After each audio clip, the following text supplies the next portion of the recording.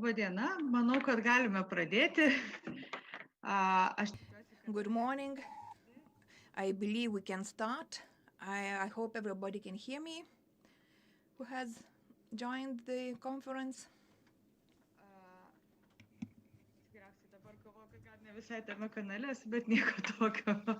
I'm just trying to check if I am on the right channel, but I hope everything will work okay.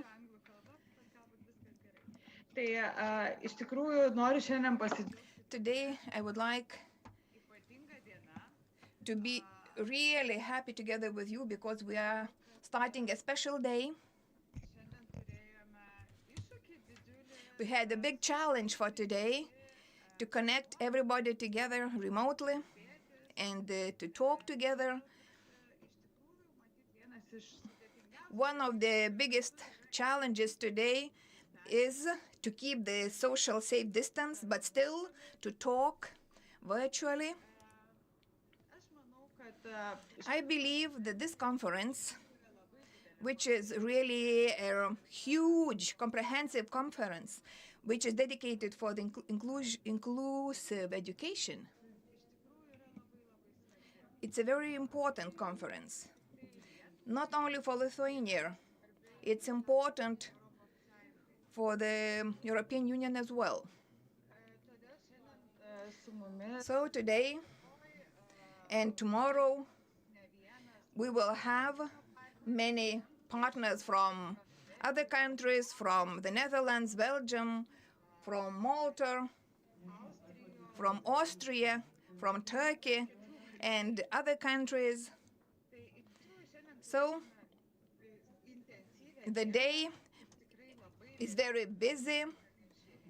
Presentations will be of a high value. And the target of our conference is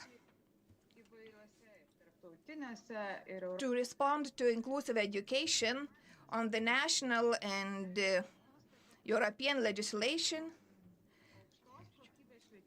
to provide high quality education.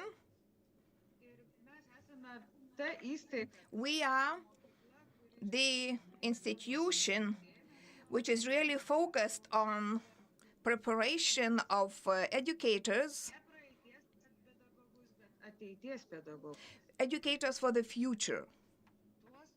Those who know actually and understand and are aware who is a child and how to help each child.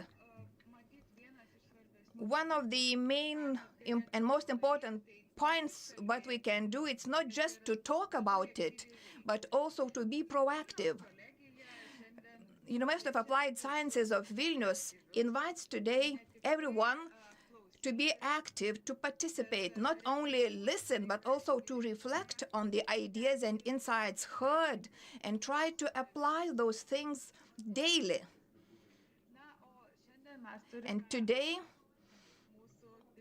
we have our rector, Dr. Žymantė Jankauskienė, and we would like to ask her to welcome the conference participants. Good morning. I'm very pleased to welcome your conference and to open it. I would like to continue the Dean's Vaivos Juškienė's speech about the topic and about the actuality of the topic, about the ability to act at such a challenging moment for the country and for the whole world. We have more than 700 participants at the conference. And not only the Science Research Council joined, but also our partners from abroad also joined our conference, and they really agreed to accept the invitation to participate in this meeting and to share their ideas and presentations of research and also the best practices, it really shows how important and topical is this issue. And I would like to thank the staff of the pedagogy department of Vilnius Applied Science University. The department is not the biggest in our University of Applied Sciences. And they are not the main player in the reforms of the education system. But their initiatives, their leadership and contributions, their teamwork indicate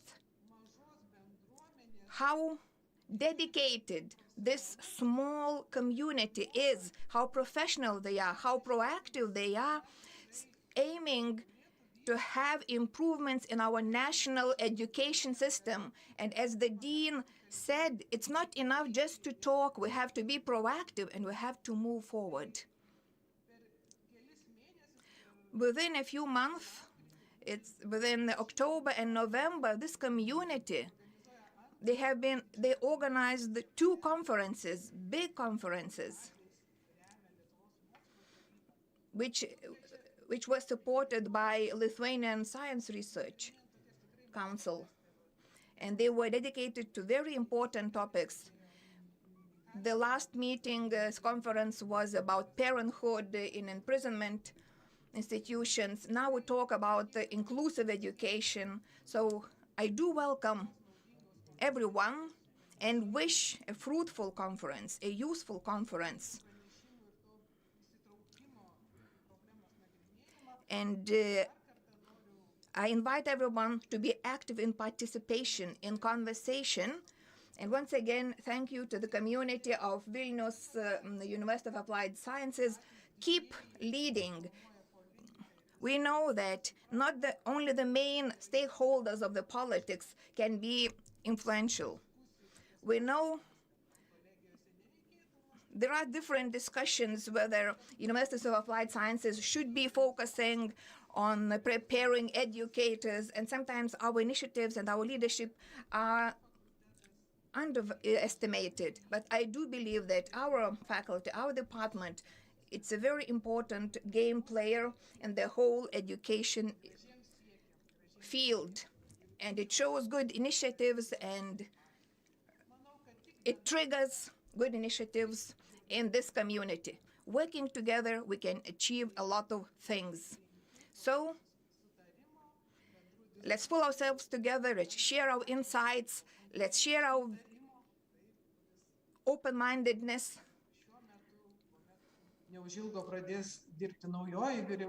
Now a new government will start their term. We'll have new initiatives from the president. So I believe that certain decisions and conclusions from this conference will contribute to our country's welfare, to Europe's welfare as far as development of education systems is concerned. So have a nice conference. Once again, thank you for your nice initiatives and your efforts to pull together the educational community. Good luck. I will participate and enjoy the time together with you. Thank you very much to the director. You noted very correctly that it's not only about large bodies and participants making change. Sometimes smaller ones can be the drivers of change.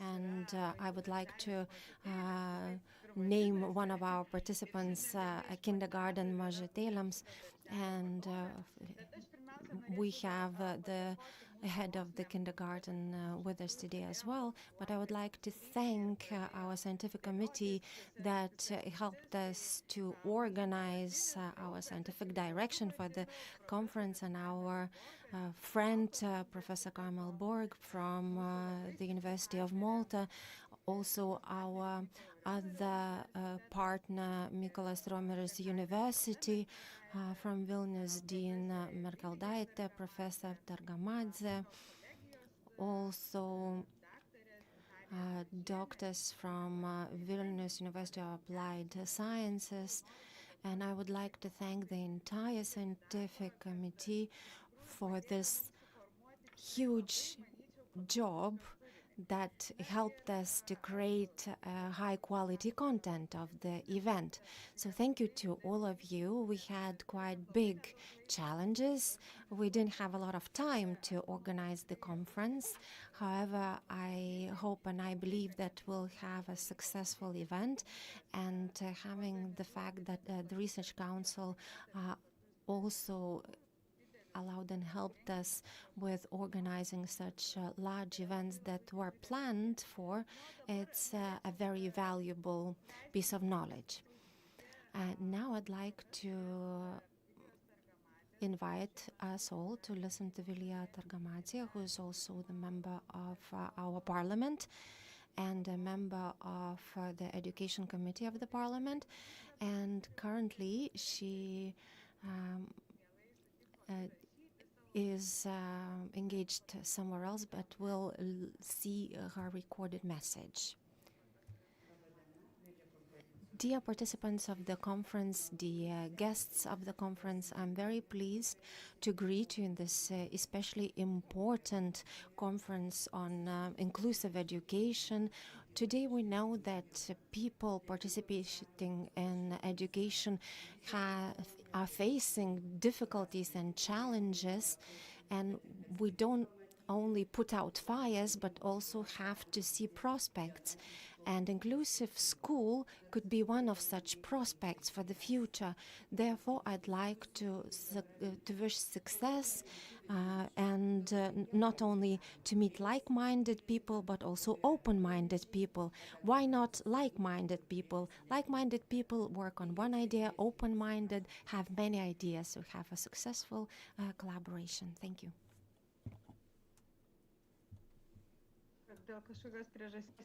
Due to some reason I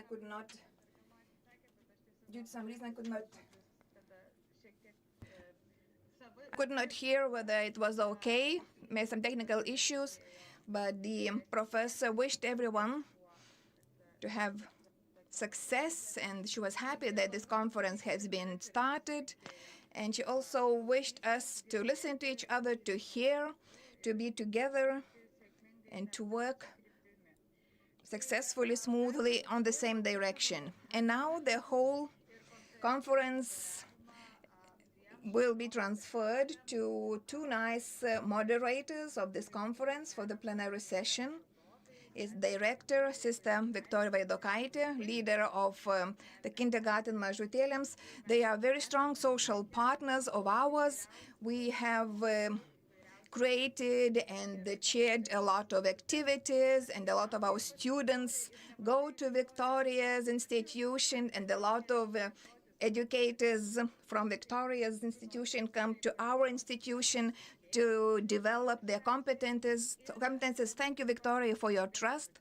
And together with Victoria, one of the moderators will be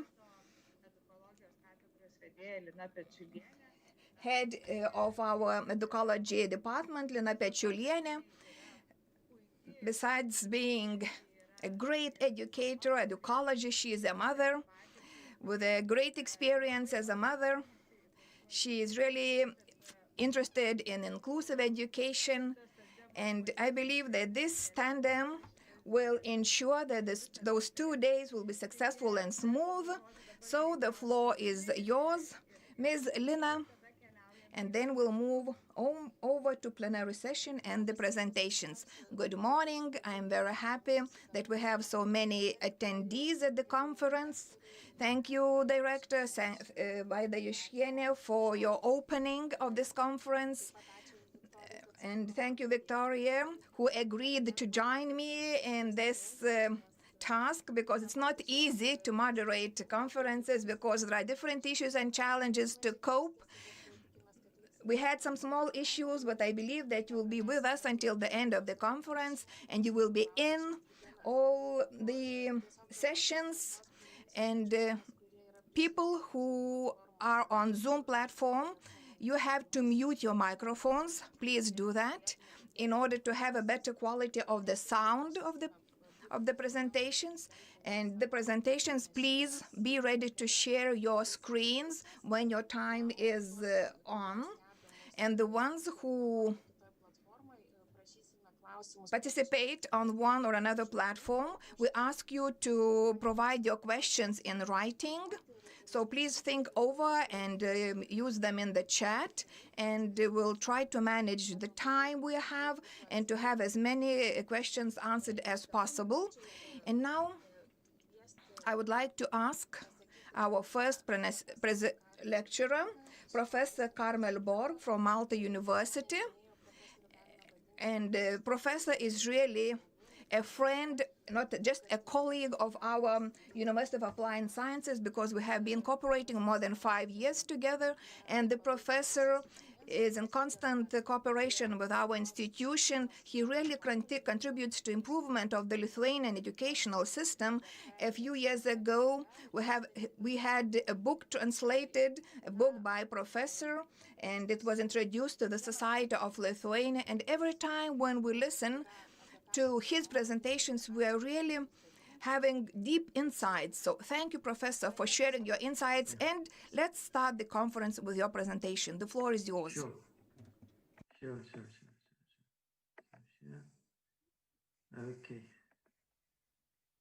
Okay, can you see the screen? Can you see the presentation?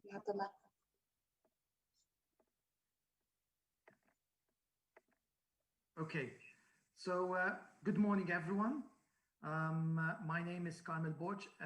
As introduced, I am a professor at the Faculty of Education, University of Malta. Today, I will play a double role. I will wear the hat of an academic at university with 30 years of experience, but I'm also presenting myself as an educator myself with 33 years of experience, not only teaching in schools, but also going in and out of schools, locally in Malta and internationally. So I want you to see myself as someone who's not in the ivory tower called university in an office, but as a person who is grounded, whose experience is a lived experience of inclusive education. So let's have a look at the presentation today. And if you have a look at the first words, no ifs or buts, you immediately realize where I'm located and where I stand in my position as far as inclusive education. I see inclusive education as the only way forward, as the only viable way forward, because I connect inclusive education to what could be happening outside schools.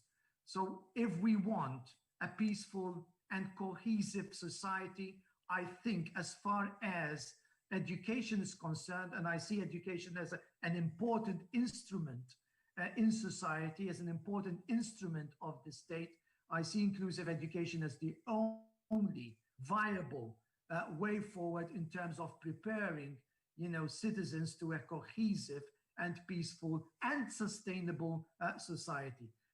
So I see a strong connection between commitment to inclusive education in schools, commitment to inclusive education within education societies, and our vision for a peaceful, cohesive, just, and sustainable society.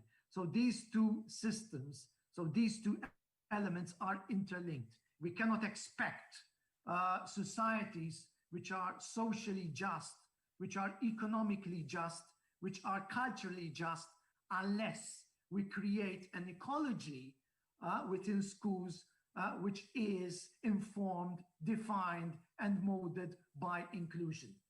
And therefore, this explains why I come out from the word go, from the title of my presentation, strong and determined, okay, in my words, that inclusion is the only viable alternative for a human rights-based approach. So when we speak of genuine inclusive education, we are speaking in terms of a human rights-based approach.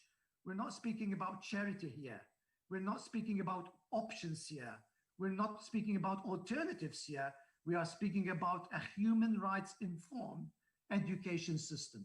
And when you start from human rights, the only viable way would be an inclusive education approach. When I enter schools as a critical friend of schools, as a facilitator, whenever I'm called by schools to reflect with them on inclusive education, this is where I start. I say to the schools that inclusive education does not follow the all or nothing law. We are all somewhere on the inclusive education continuum. So it's not a question of starting from ground zero with any school. It's reflecting on where we are in terms of inclusion, in terms of inclusive education. And this is a very positive way to start with schools, to start in your engagement with schools, whether you're a leader, whether you're a critical friend, whether you're a community, of educators. You start here by reflecting on where we are. And in this reflection, you suddenly realize that the school is somewhere on this continuum. So this is the metaphor that I start with, the metaphor of the journey. We are all on this journey, but obviously we are on different places in this continuum, in this journey. So this is how I start my professional development, situations in schools, my continuous professional development courses in schools, by reflecting with schools on where they are on the continuum, rather than assuming that any school is on ground zero as far as inclusive education is concerned. So inclusive education is a process, it is a journey, it is a constant state of becoming. We are never there with inclusive education. And this I say not to dishearten people, but to show people, show educators, show educational leaders that inclusive education is a process of becoming. It's a process of unfinishedness. We're never there with inclusive education. So inclusive education is not a static state of mind. It's fluid, it's ongoing, it's dynamic, it's a journey which is never ending.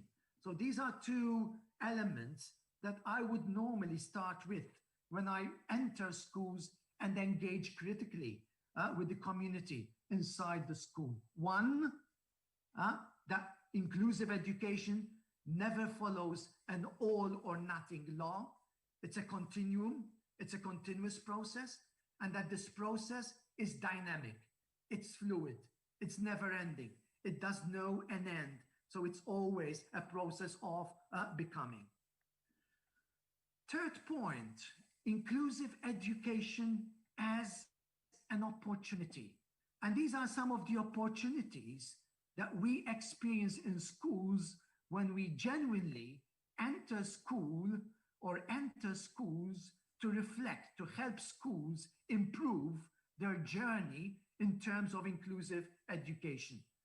And the first point that we start with is an interrogation. It's a hard word, okay? Interrogating our value systems. We cannot square the circle in inclusive education. If you're a racist, if you're homophobic, if you are classist, okay, you cannot engage in inclusive education. So the first thing that we do in terms of engaging with the school community is to question where we are in terms of our own individual value system first, and where we are in terms of our, in the plural, value system as far as the school community. So we always start with a critical reflection of where the school is individually and collectively as far as our personal values are concerned. Because inclusive education, and as somebody said, is not just an abstract idea. It is a lived experience. It is a concrete experience. It's the actualization of our collective value system. So I spent a lot of time with the school community critically reflecting on what are the value systems that inform, the school community. Unfortunately, because we have less education and more training in our society, we tend to overlook this aspect of growth, the intellectual aspect, the reflective, dimension of the growth of the educational community. It seems that we have very little time for critical engagement with the world, critical engagement with the community, critical engagement with ourselves. And we tend to move swiftly to the hands-on experience. We cannot aspire to an inclusive education system. We cannot think of an inclusive education school unless we go through this process. Who we are vis-a-vis inclusive principles. What do we believe in?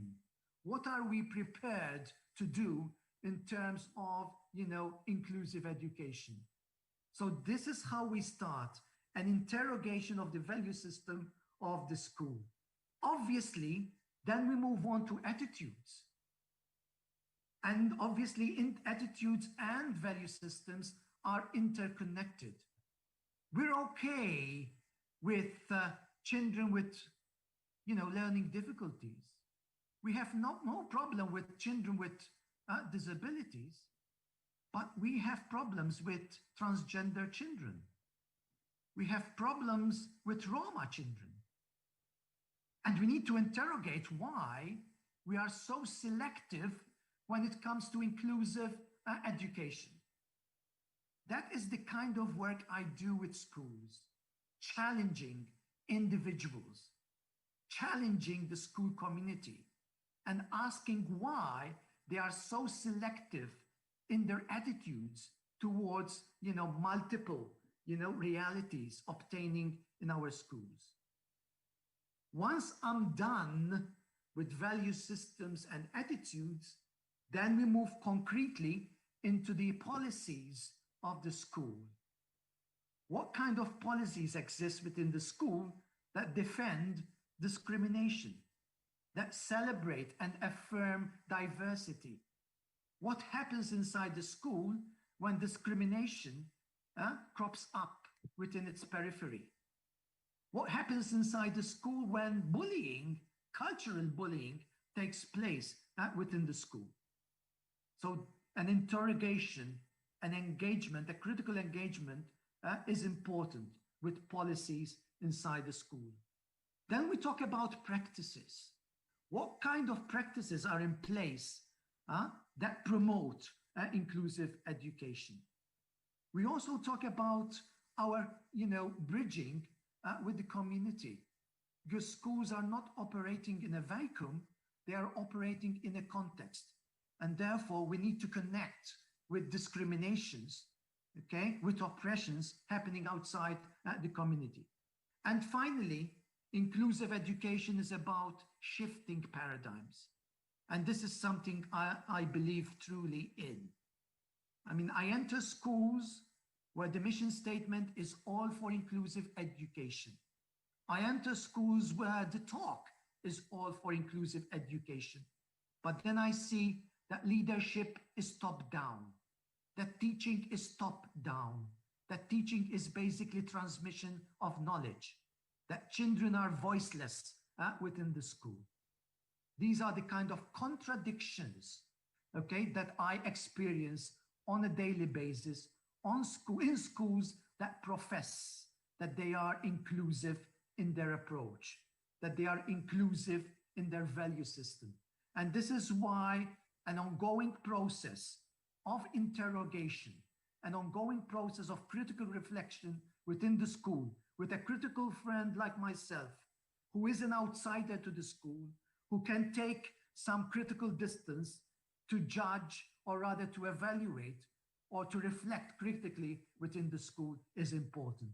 So we cannot run away from the fact that ongoing critical reflection on value systems, on attitudes, on policies, on practices, on discriminatory attitudes, on paradigms are of the essence if the school wants to move forward anywhere in terms of inclusive education.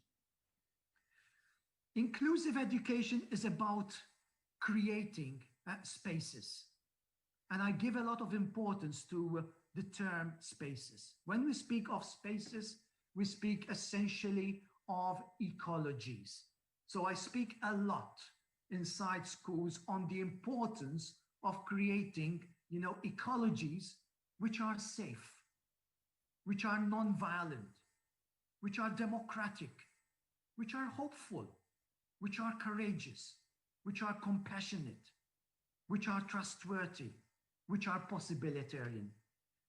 We cannot aspire to an inclusive school if the school is intimidating, if staff and children are feeling insecure, if staff and children are feeling unsafe, if there is no compassion, if there's no love, if there is no democracy inside the school.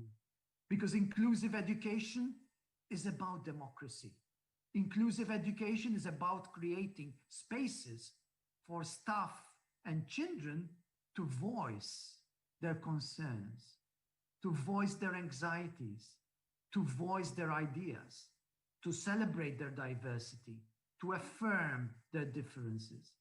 And if you do not create a safe space for all this, you are excluding. You're being discriminatory. So there is a very concrete condition for inclusive education to grow, to develop, to flourish. And the starting point is creating a safe space within the confines of the school. Inclusive education will not flourish where fear predominates, where voicelessness is the norm, where teachers feel that they are not appreciated, where teachers feel that their voice is not heard, where children are to be seen but not heard, where pedagogy is predominantly transmissive in nature, where basically children are passive objects of our education system, where teachers feel that they are simply numbers and objects within school and within the education system. So creating a safe space, creating a hopeful space, creating a possibilitarian space is of the essence. And this is not abstract talk that I'm sharing with you right now. This is 33 years of experience. Schools pretending that they are inclusive, but when you go in and do some action research within the school, when you do some participatory research within the school, you see that the school in reality, on the ground, is anything but inclusive in nature.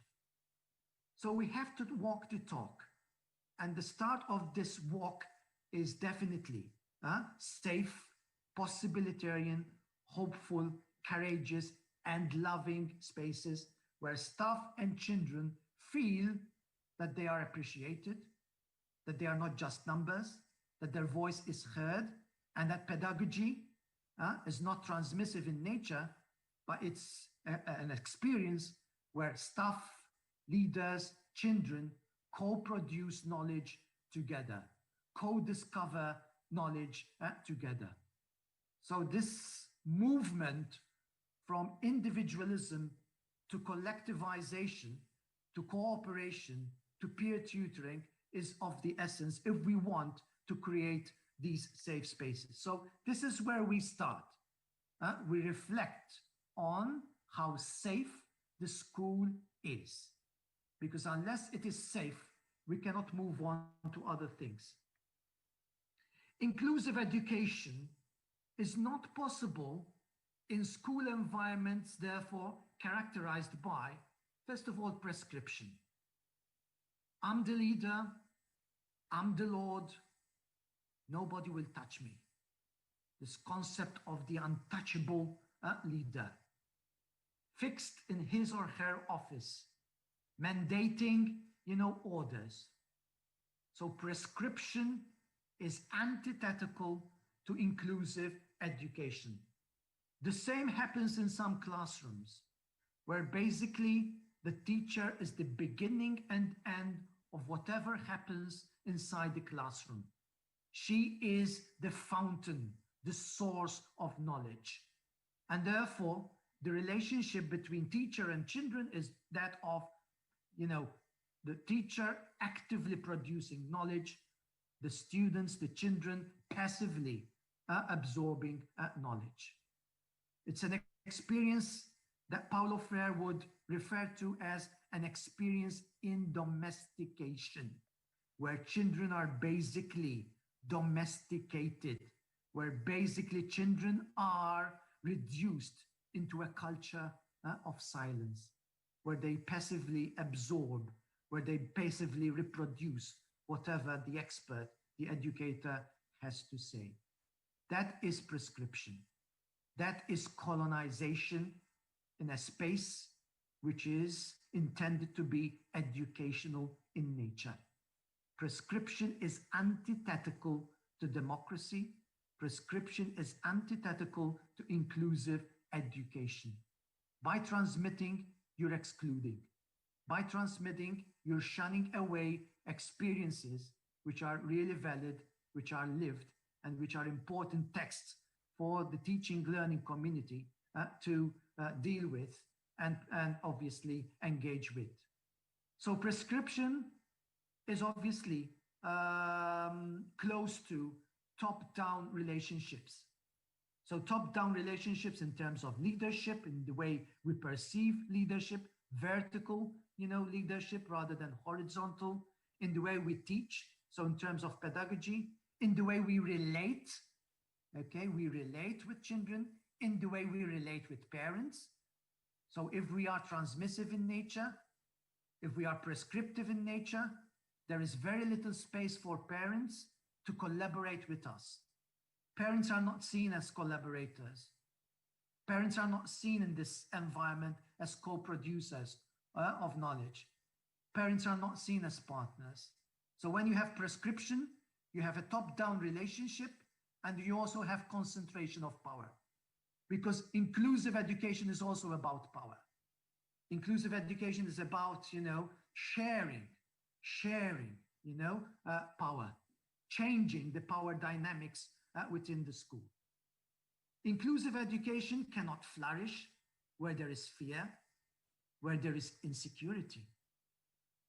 Inclusive education cannot, flourish when there is fatalism. Fatalism is the biggest enemy of inclusive education, because fatalism is based on helplessness. Fatalism is based on the mentality that there is nothing we can do. We have inherited prescription, we have inherited top-down, relationships, we have inherited, distance.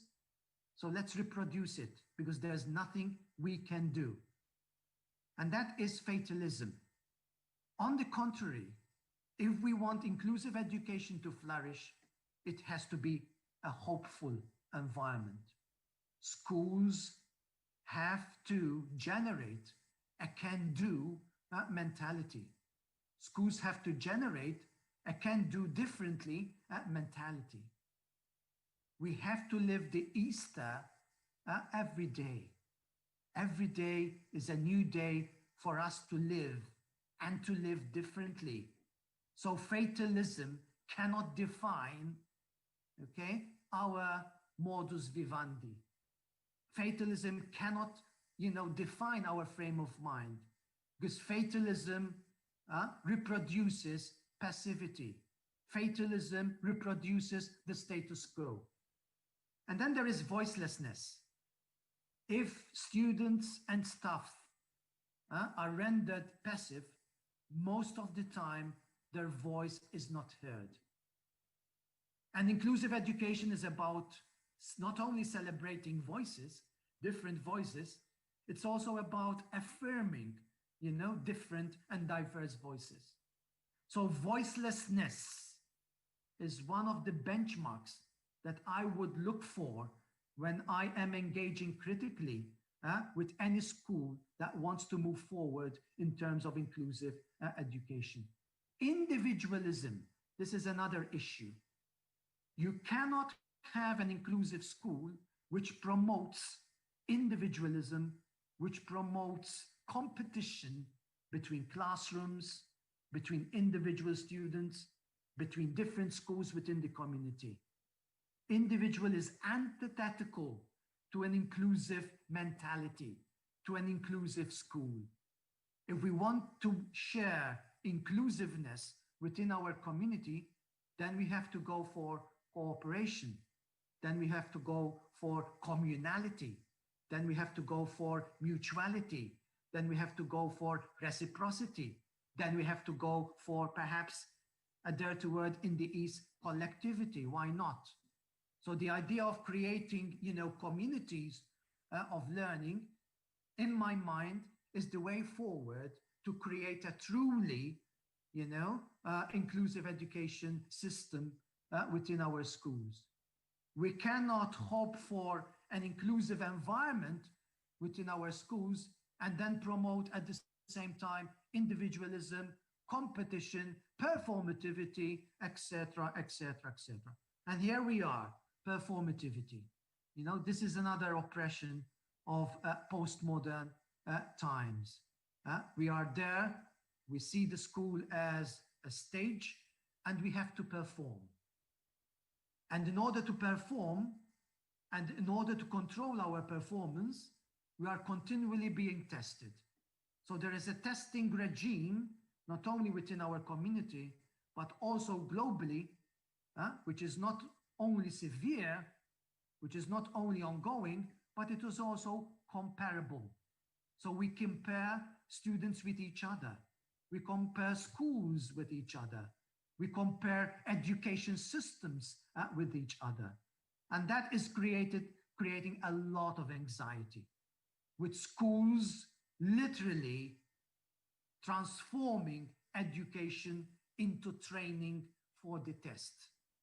And that kind of atmosphere is anything but inclusive in nature.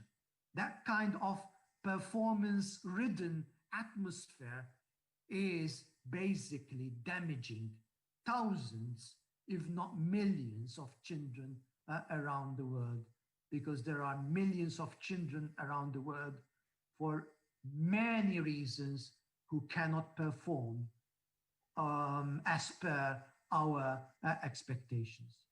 So if performance creeps into our school and becomes center stage in our schools, then we better forget, inclusive education, because performativity, training to the test, the anxiety that brings about high stakes exam is antithetical to inclusive education, because there are, as I said, thousands and millions of children who require our attention outside performativity. So if our school is obsessed with performance, then we might as well think otherwise and think how we can address this issue, because performativity runs contrary, to the idea of a truly inclusive school. Obsession with content. This is my constant experience with my own country. There is this obsession with content, accumulation of content, coverage of content, and therefore nothing will stand in between content, and any hope for inclusion.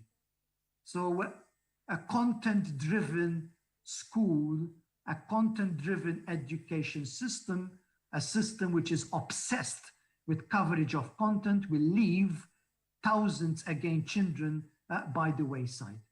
We have to put children first. We have to put children in the center of our operation. We have to put children's needs, interests at the center. And this is not a slogan. This is the way forward if we want to achieve any success in terms of inclusive education in our school. So for many schools which I have entered, I made it very clear that after critical engagement, we realize that we are squaring the circle.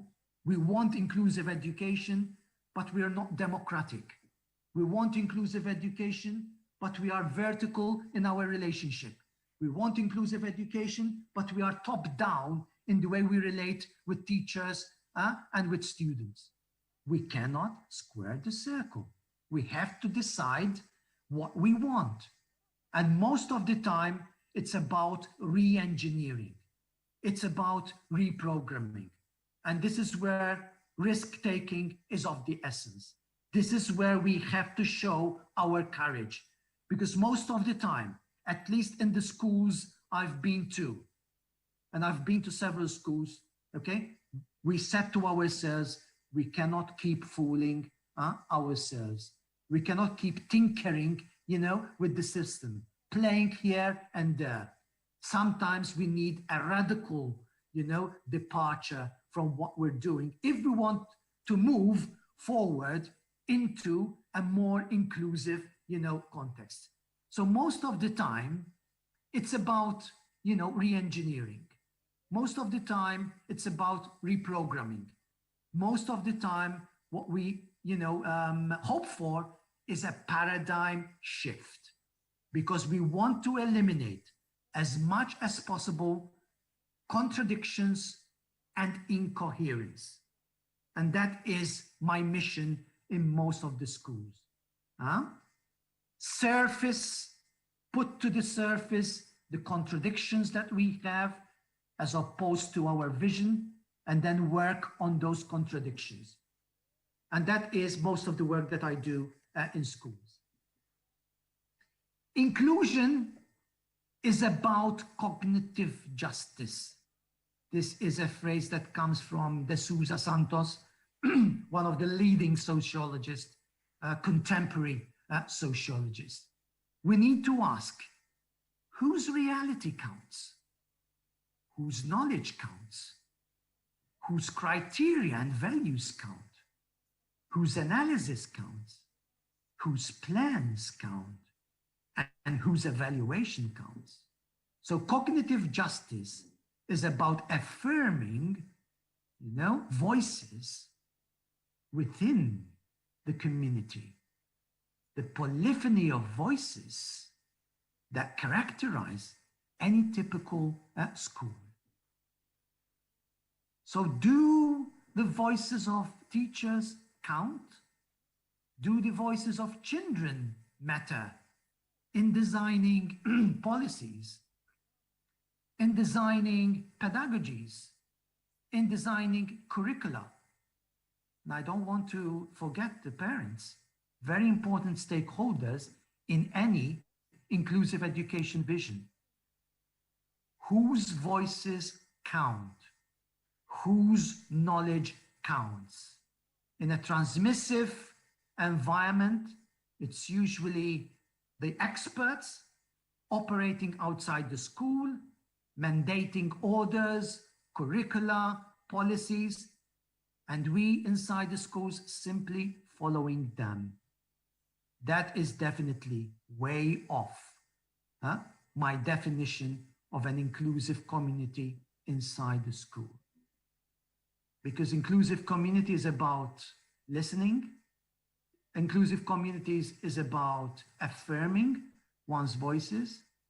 Inclusive communities are about, using voices to eventually concretize them into policies curricula, pedagogies, etc. So this is one thing that I spend a lot of time with schools when I am engaging with them critically about inclusive environments. Do multiple voices count? Does the polyphony of voices inside the classroom or inside, the school matter? Are voices truly heard? Are voices truly and genuinely listened to? Do people see and match what is happening inside the school with their voice? Or is it just, pseudo listening that happens inside the classroom? So who is producing knowledge and for what purposes is of the essence when it comes to engaging critically with schools in terms of inclusive education? I've already mentioned the term coherence.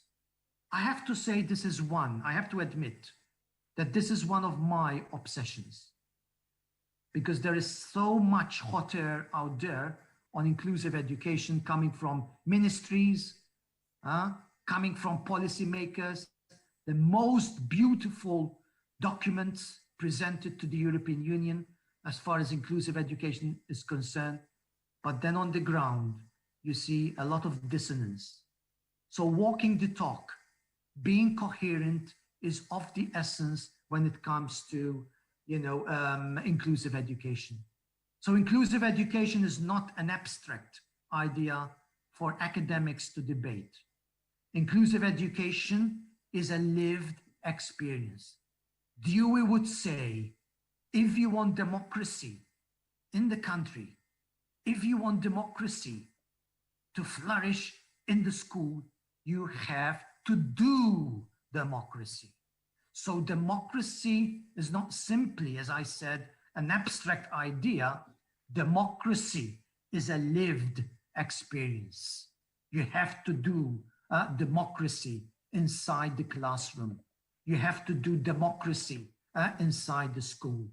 And this would be my mission when I walk into a school as a critical friend, to see how we can do democracy, how we can do inclusion, how can we walk our talk inside the classroom. Inclusive education is about transformation. As we go through the process of actualizing, inclusive education inside our schools, we are also embarking on a journey of transformation. And it's not just the children who are transformed from objects of learning into subjects of learning, but it's also the teachers, the leaders inside the school, the parents contributing to the community. So the ultimate goal of an inclusive educational experience is the transformation of all inside the teaching, learning, school community. And transformation is a very painful experience. It's much easier to reproduce the status quo. The status quo is predictable, and therefore it is by and large safe.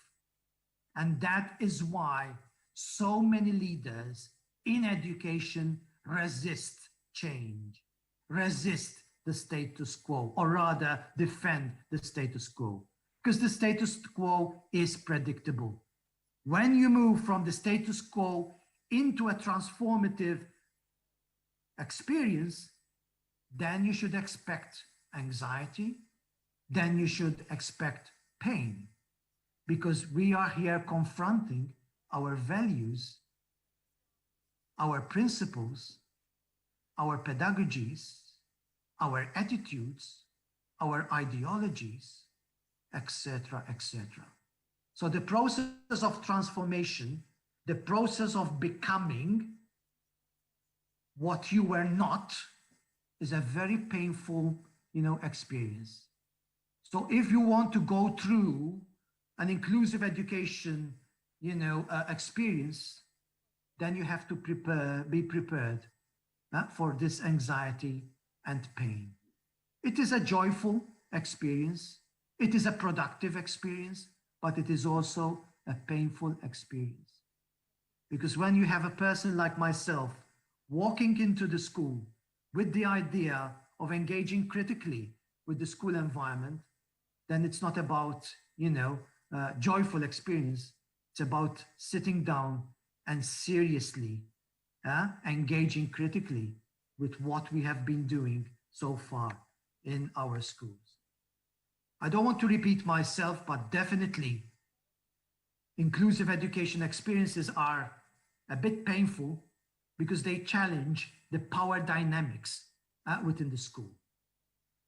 If stakeholders within the school are not prepared to give in to the kind of power that they have exchanged with the other stakeholders in the school, then it's difficult to make the paradigm shift, because inclusive education processes are about changing concretely the power dynamics within the school.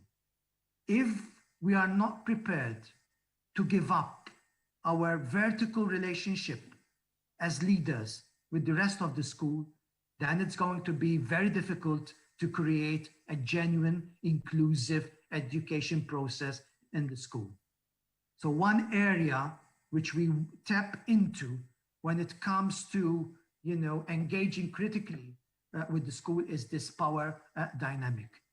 Because our relationship as leaders with teachers, with children, our relationship as teachers with children, our relationship as academic staff with the school community outside the school, parents in particular, is about power.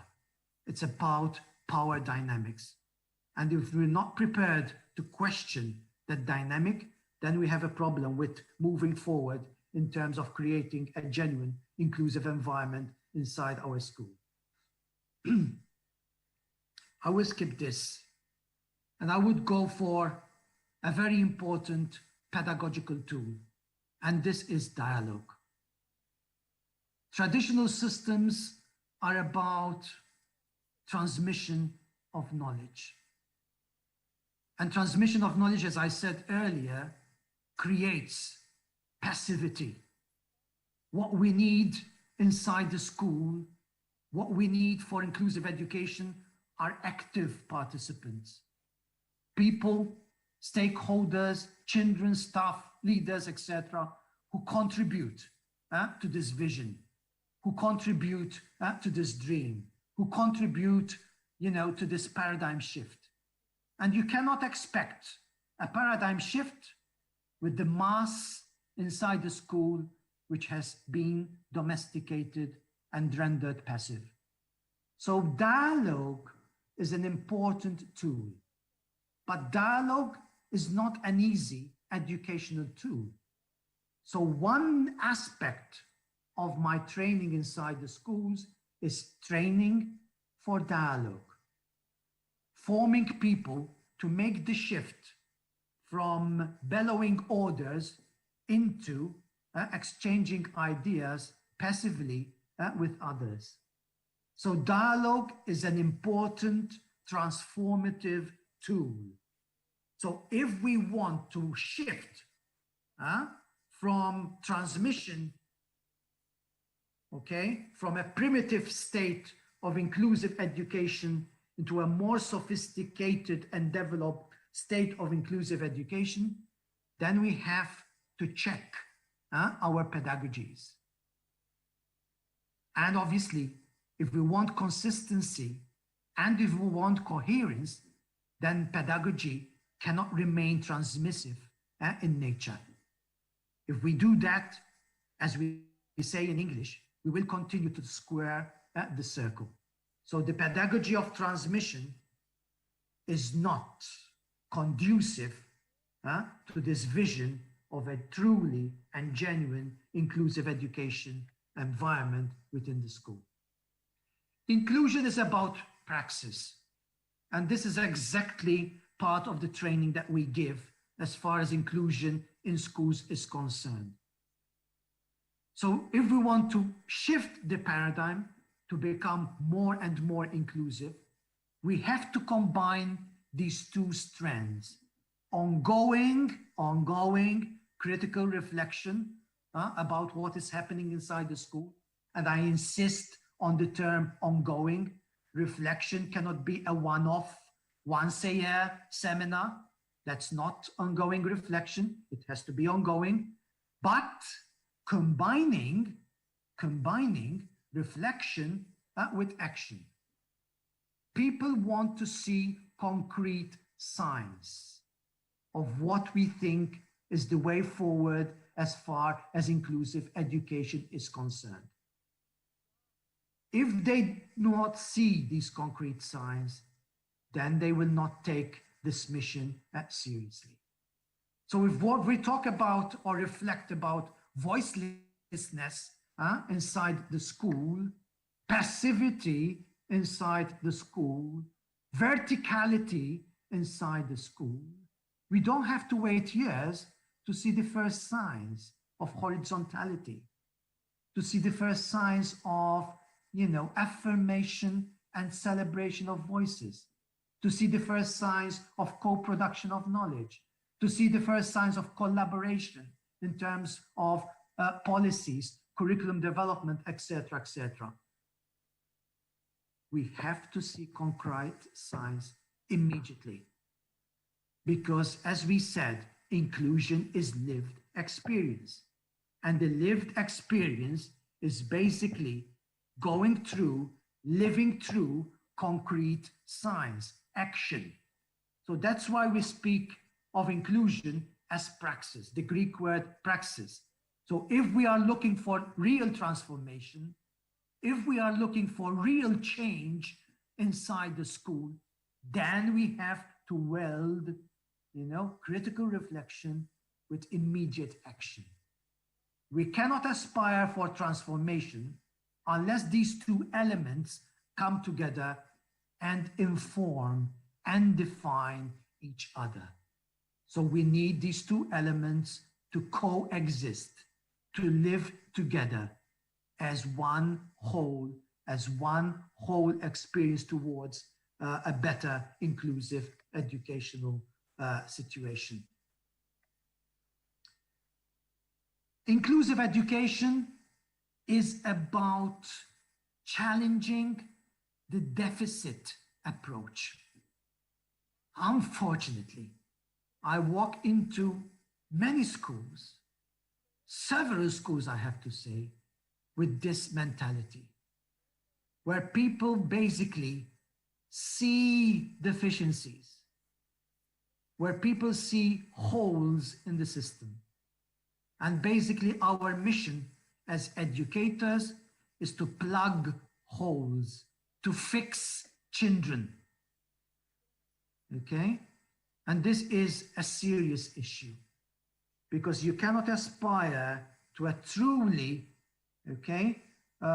inclusive education environment within the school if you see the other as deficient. The deficient child who needs to be civilized. The deficient child who needs to be assimilated in our vision of what constitutes a sophisticated culture. A deficient child with learning difficulties who needs to be fixed. A deficient child with behavioral difficulties who needs to be fixed. This deficit approach is anything but debilitating. It's a kind of fatalism. It's another feature of the fatalism I spoke about earlier in my presentation.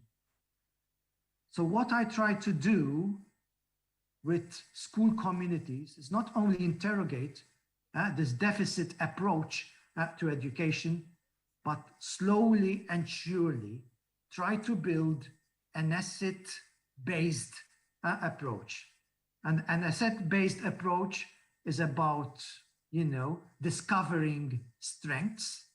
It's about discovering assets within the classroom, within the school, within the community. So it's a positive approach to building a truly inclusive education atmosphere and environment within the school. So as you can see, okay, as you can see, it's mostly about attitudes.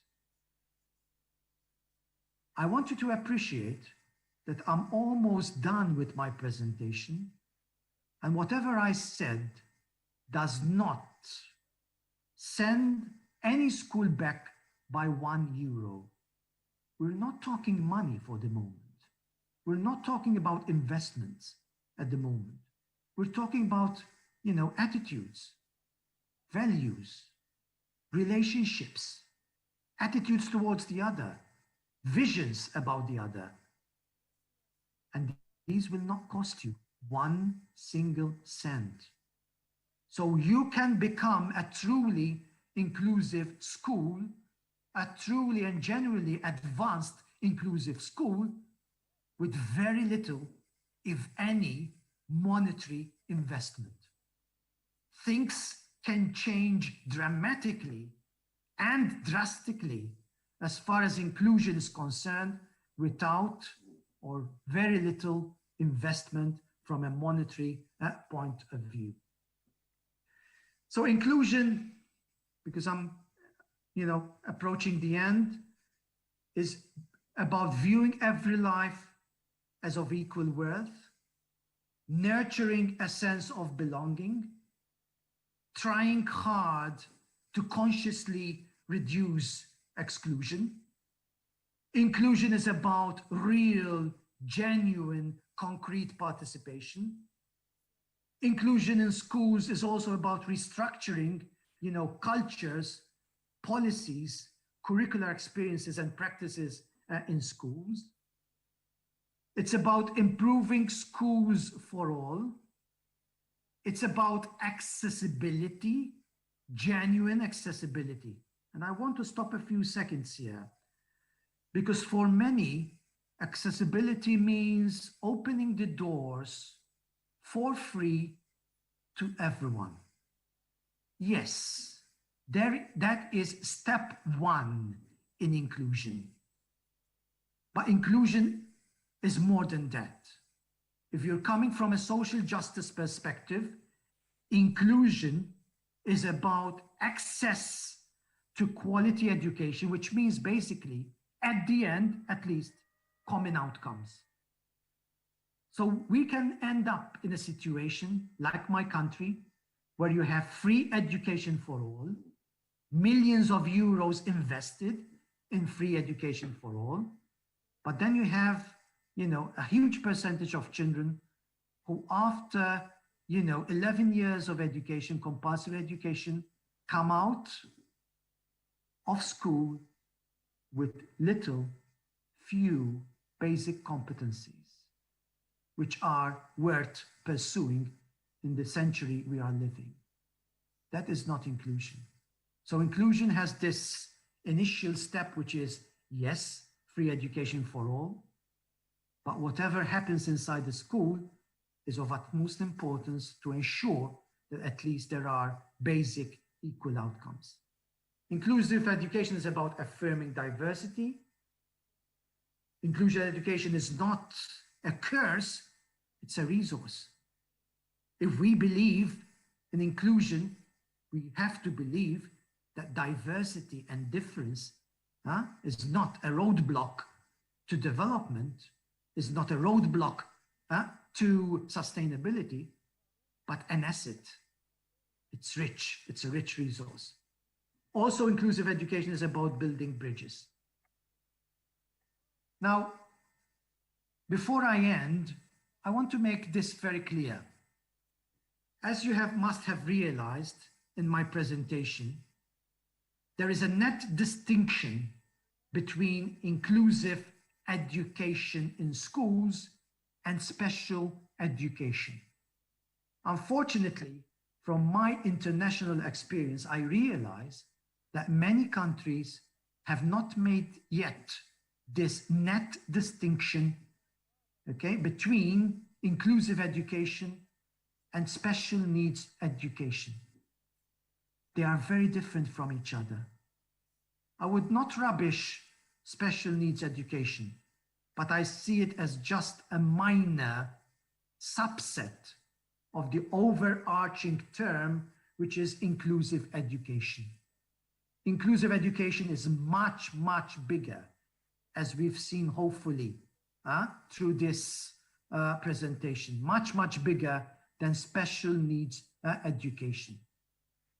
Inclusive education, we're talking about, a context which serves all and not simply children perceived or labeled as special needs children. So let's not confuse terms. Let's not confuse concepts. Let's not use the concepts interchangeably as if they mean the same, because they are not the same. What I'm talking about today is inclusive education. It's about the context that we need to develop for special needs education to contribute to inclusive education. Because unless we see special needs education as a contributor to inclusive education, then we stop at labeling, at lower expectations. We also deflect attention from those difficulties that experienced others. So if we do not see special needs education as a subset of inclusive education, if we do not see special needs education as informed by a much bigger value system called inclusive education, then we are not only failing children, but we are condemning children through labeling, through low expectations, and also through my experience, I know that when special needs education is understood or used interchangeably as inclusive education, then we will see educators thinking that special needs is not food for them, that they are not responsible for their children.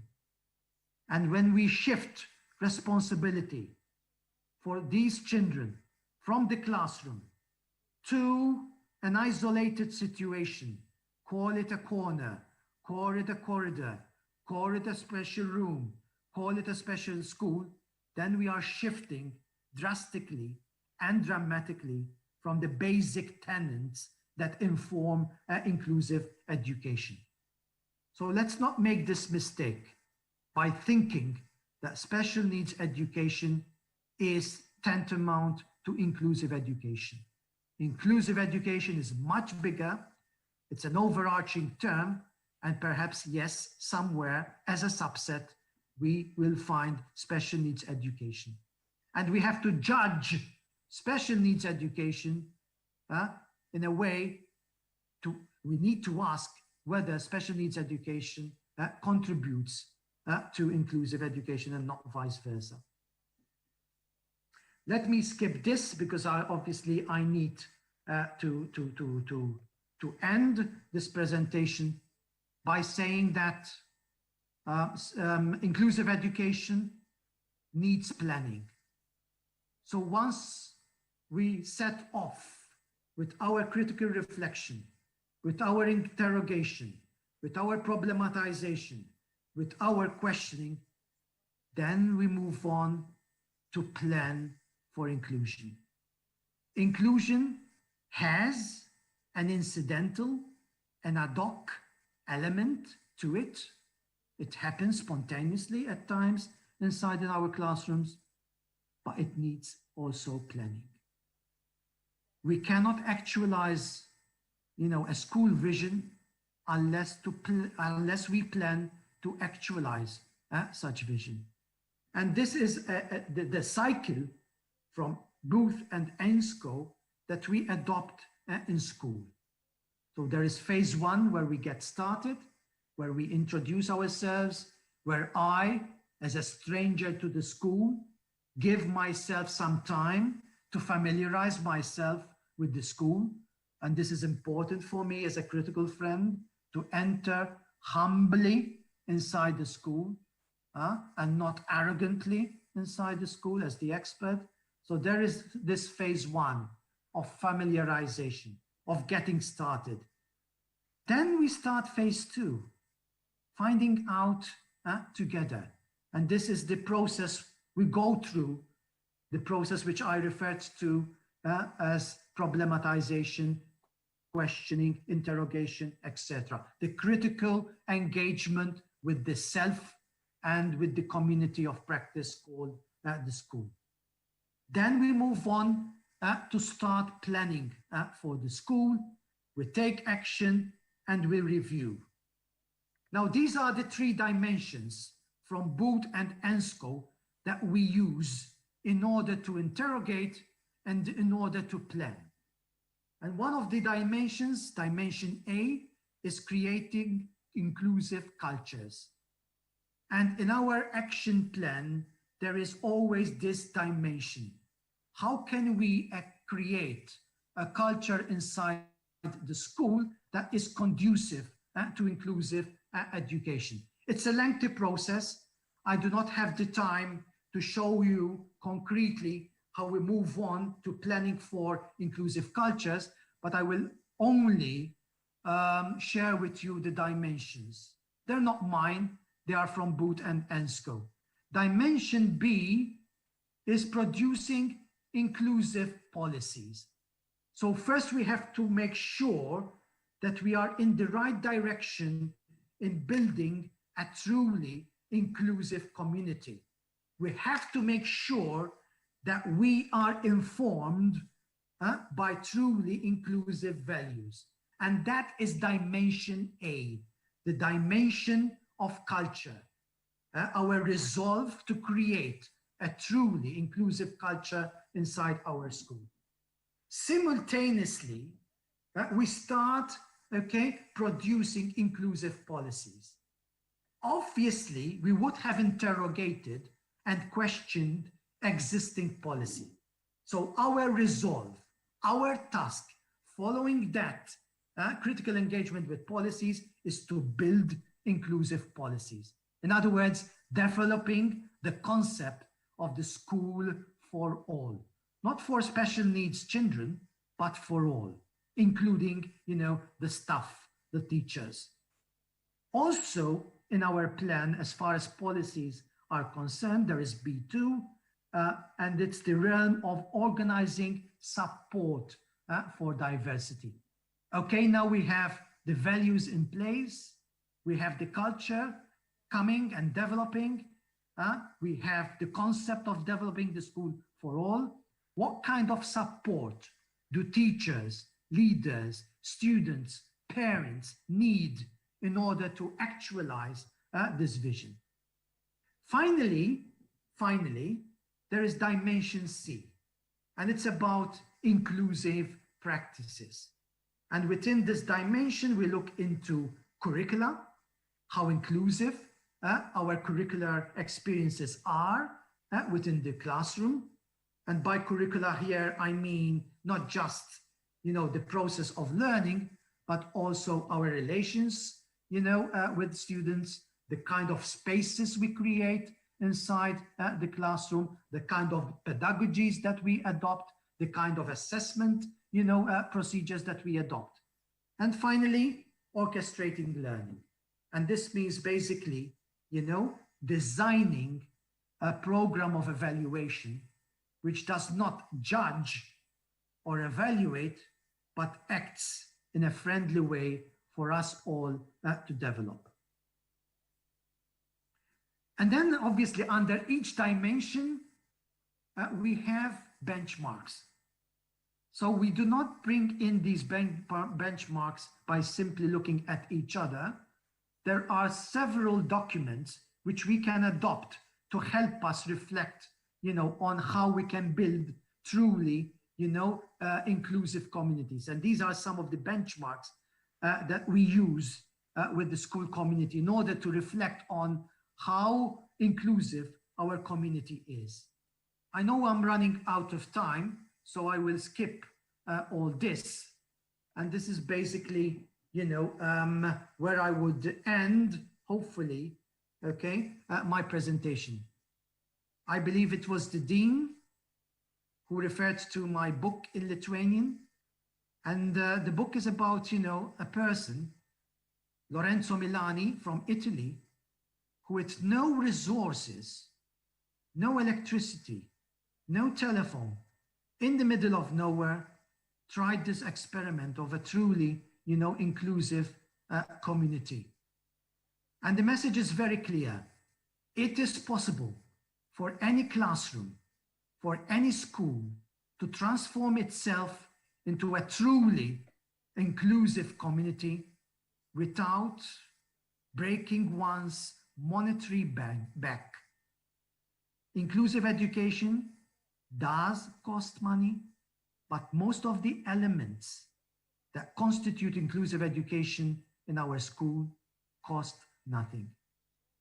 Thank you very much for your attention.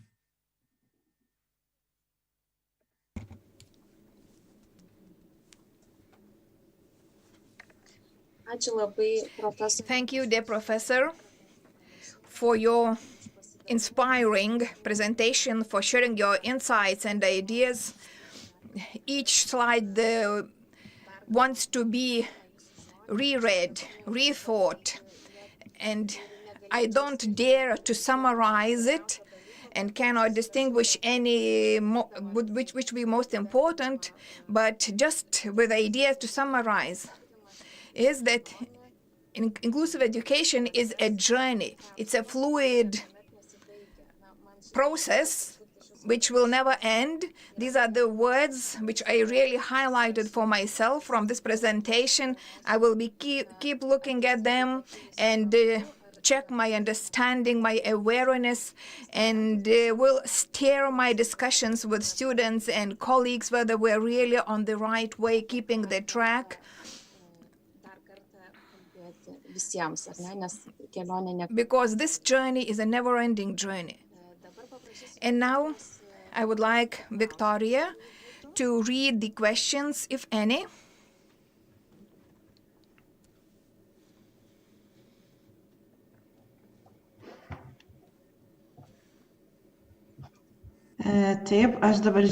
Yes, the questions are more of organizational matter because they asked whether there'll be a recording of this presentation, because we wanted to stop at certain points and rethink and restructure some ideas and thinking about constant and gradual transition to the inclusive education. So the question would be from me, not from the audience. I am still very keen on learning new things, and I would like to ask two questions. The first one would be about preparation of educators. When we talk about this horizontal relationship without hierarchy, in Lithuania, I believe the weight to oppose this top-down hierarchy and the educational systems which bases itself on control, not on agreement and support. So the whole weight lays on educators' shoulders, and they are actually responsible for this shift paradigm, for new culture, and they have to bear this pressure, and they don't have the proper preparation to implement this ideal inclusive education. So I would like to ask about your experience. What should be the best way in preparation of the educators who work in mainstreaming schools, which would take the transition to inclusive schools? Yes. Okay. This is a very important question. And I am based in a faculty of education, a faculty which is missioned to prepare prospective teachers and to provide also in-service training to, teachers in service. I've always kept one principle in mind. And if you recall well, in my presentation, I emphasized the term, coherence, consistency, okay? Now, unfortunately, even at university, okay, and I do empathize with what you've said, because although we have moved forward in our system, we are still, by and large, transmitting in our schools what students, prospective teachers are looking for inside a faculty of education is coherence on our part. Let me share a very small experience that happened yesterday. So it's a fresh experience.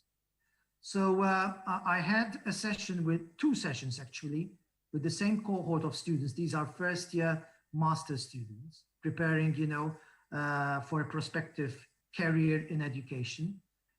And what happened with COVID? We moved online, and online we have, synchronous sessions like this one, but we also have asynchronous session. And I realized that according to our program, I was meant to give an asynchronous, session, which means basically that I would record, 2 hours of lecturing, and then students would listen to them anytime. I rebelled. I said, I will not play this game. I believe in interaction.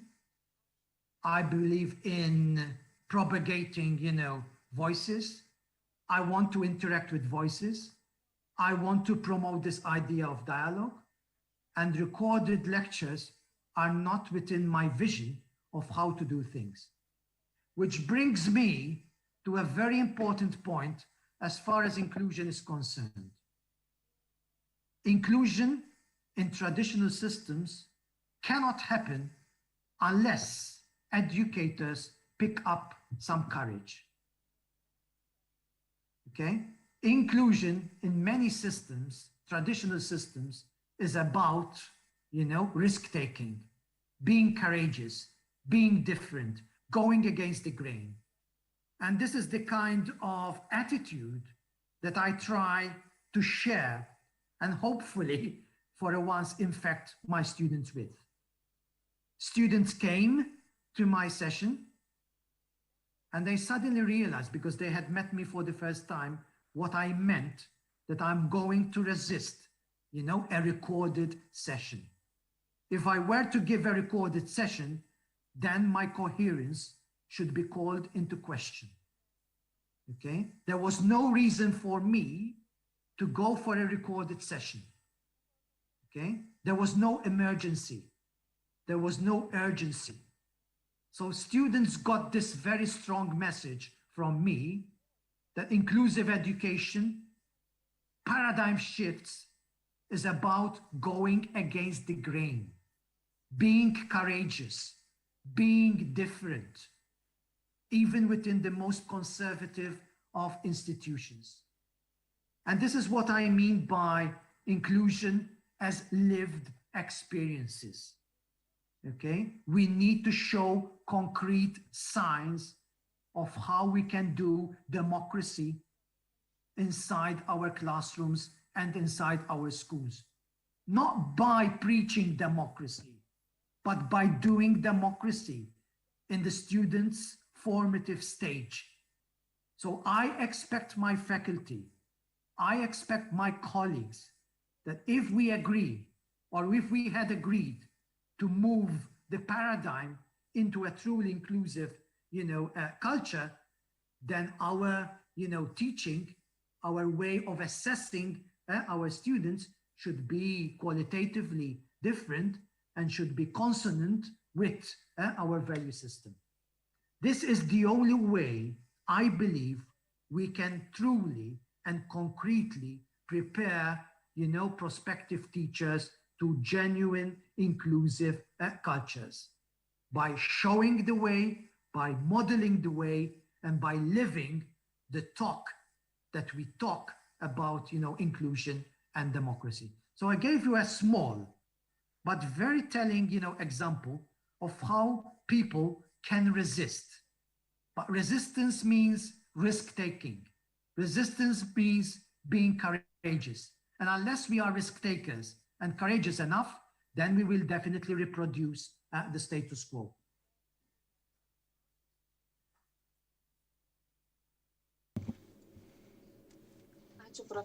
Thank you, Professor, for your reply. You once again confirmed that each of us can really rethink our values and select our daily choices, like presentation of the lecture recorded or in interaction. As you mentioned, it's very important to have a proper politics, and we're very happy to have among us today a representative from the Science and Education Ministry, Ms. Gražina Šeibokienė. She's head of the Department on Educational Issues Support, and this presentation is very important. And I believe it will be interesting also for our foreign partners, because Lithuania is really in the center of all the shifts and transitions in the educational field. Of course, it will be important to Lithuanians who are attending our conference, because there are different issues to rethink before we get ready to a different way of working at school daily. So, dear Gražina, please share your screen, your slides, and we're looking forward to your presentation.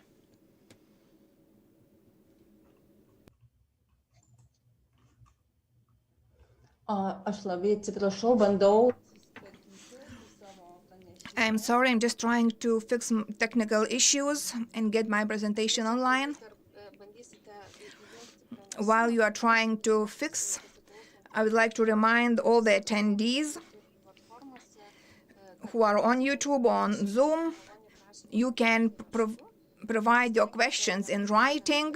Try to be in time, so it will increase the likelihood that we'll manage to find your question in the chats and read them out for the lecturers. Thank you for understanding.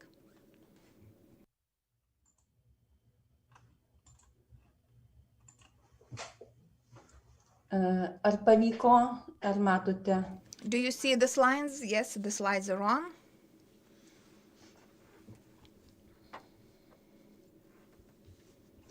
Tai aš tikrai noriu pirmiausia.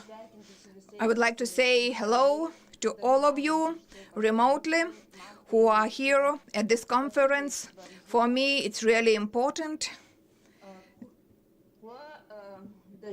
to have a very often and close dialogue and cooperation, not only talking about inclusion, but also thinking about actions leading to this target, which was mentioned by our professor. I'm always impressed by his insights, inspiring ideas, the way he supports the idea, and he supports our choice that we chose the proper road. Maybe this road is not very easy, but this journey, democratic journey, is very important, even though it's challenging. We have to think which steps should we take, how to improve this process. Because I'm representative the Ministry on Education and Science, I would like to talk about the things which can be done, which is being done by creating legal assumptions for inclusion, because we are a country and we have our legislation, so we have to have our laws and legislations embodying the inclusive education, and it would have guidelines for practical implementation, which would become our daily initiatives in a country. It's important to quote about the legislation and safety of all the works and actions taken. The professor really mentioned coherence and consistency, and I believe those phenomena are important, that the coherence and consistency is felt in the ideas which we want to implement, and they would also be coherent with our legislation. So today I will talk about the amendments of the law on education, which was accepted in our parliament on the 30th of June, and there are certain articles which were amended. We call this law, like amendment, on the law on education regarding inclusion, and the main winning for us is the legislation, proper legal assumptions in our main law to have this inclusion embodied, which includes not only a certain part of the education system, it really is like a core of the whole education system, and this law includes each participant of the education system. Why did we need this amendment of this law on education? Why do we think that our legislation needs certain improvements? Why do we find some roadblocks for implementing this inclusion aspect? Education system doesn't provide proper opportunities for all the children, and especially for the children with disability, to have participation and the choice to have a school closest to his home. Mr. Karmel Borg, professor, he told that inclusion, it doesn't mean only the children with disability and their participation in the education system. That this inclusion idea is a much wider aspect. The children with disabilities in Lithuania, they do feel quite a lot of discrimination. A lot of provisions are really discriminating, which are really incomparable with a democracy. So one of the things to be embodied in this law on education, it is prioritizing education of those children. Because at the moment we still have 45 special schools. We have children who are really educated only at home. We have a lot of special classes, special departments, and special units. And we think that this is illegal, and this problem needs to be solved. That's why we needed those amendments to the law on education. We do have diversity of pupils or school children at school. Each child needs to be provided with proper opportunities in the educational system. Children whose home language is different, they also need to be provided proper opportunities. Children shouldn't be socially excluded. Here you see a group of 12% indicating children with special educational needs, and the biggest group, which is called typical or mainstream school students without any special needs. But we do understand that each child within this blue area also is a person with some kind of specific education needs, and he also needs some individualized, personalized education. And in case of necessity, they need certain support. That's why when we talk about inclusion, we have to think about the fact that this law on education should involve and be targeted towards each member of education system. And it really pulls us together, unifies us in thinking about a lot of systematic things which need to be changed, replaced, and rethought. The main causes of the issues. Why do we need this amendment of this law on education? And the main ones are the attitudes, which were talked widely by Mr. Karmel. It was really inspiring. It touched my heart that our attitudes are really very important. We take certain groups of people, certain individuals as people with deficiencies, that we need to fix them, that they are some kind of obstacle in the process we care about. So we need to change this attitude, to look at them as a valuable resource. So this attitude is actually needs to be changed, even within within the group of our politics. If voting for changes in this law on education, it was unanimous, but in the discussions prior to passing this law, we heard a lot of different attitudes, opinions, even opposing opinions regarding the interpretation of certain groups of children, which measures and tools should be applied for those separate groups and their education. Another reason is lack of competences among our pedagogical staff to work with children with disabilities, with special educational needs. This concept as personalized, individualized education for somebody is really a new idea. They think it's differentiated. They think it's special education needs a system. So we do have a lot of things to be rethought in preparation of educators about the competence development among our educators staff. We have educational specialists who also have a certain role in the education system, and this role needs to be rethought. The number of them also has to be restructured, rearranged. Their load, their way of work, their wages also is a challenging issue. Why couldn't we provide proper and adequate conditions for each person? We can adapt physical and information environment in each school. It's really doable.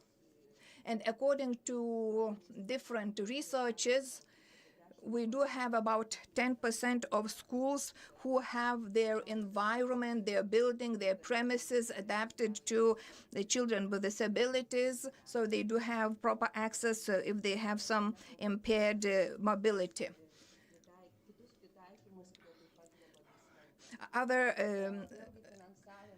access adaptations also are very important. Other people really encourage having special schools, because special schools do have some donations from the state budget, and they are attributed to they belong to the municipalities, and those institutions, they are financed for the materials and for different other things by the state.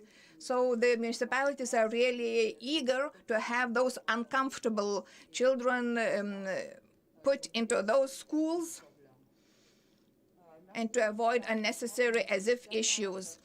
We do have a system supporting students and pupils on the national level, on the municipal level. There are certain institutions who take care of different issues. For example, National Education Agency, Education Department. We have different centers for blind and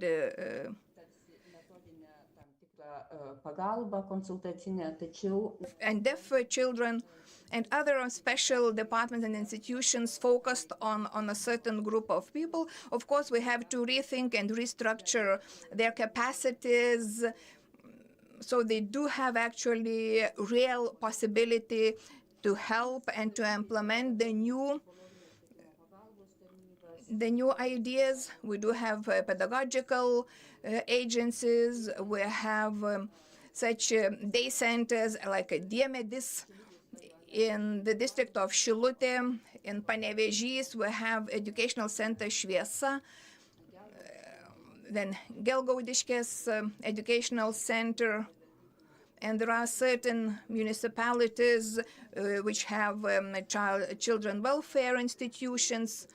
So all this as if support each child, each pupil to strengthen and empower him and her as a person. At schools, we have child's welfare committees, qualified and competent educators, teachers,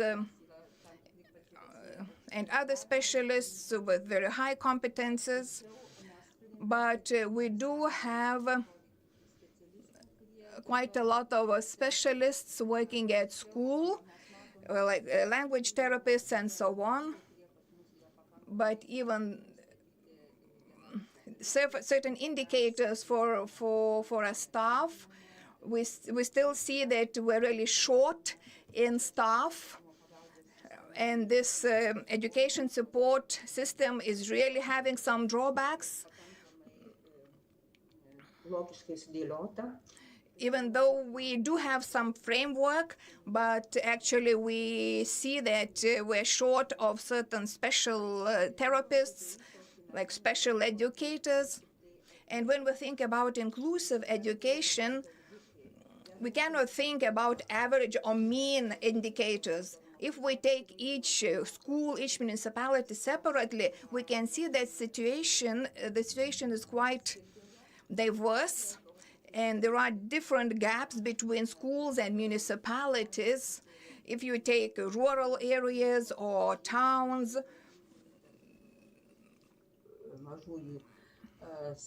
if you take small municipalities or bigger municipalities,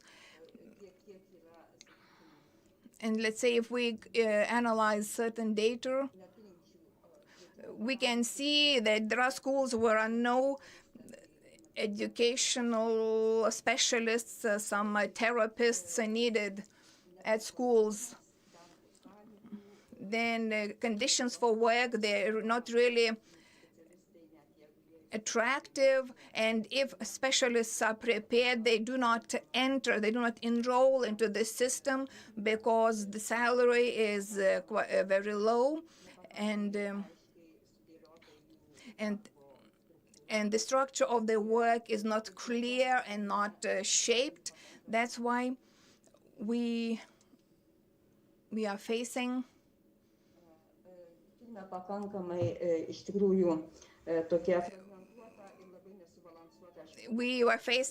a very unbalanced educational support system, which leads to the fact that we cannot ensure support to each child. Having in mind all those reasons, as I mentioned, on the 30th of June, there was an amendment of the law on education passed, and it embodied several amendments on different articles, and the first one is Article 5, Part 5. It embodies the principle of inclusive education.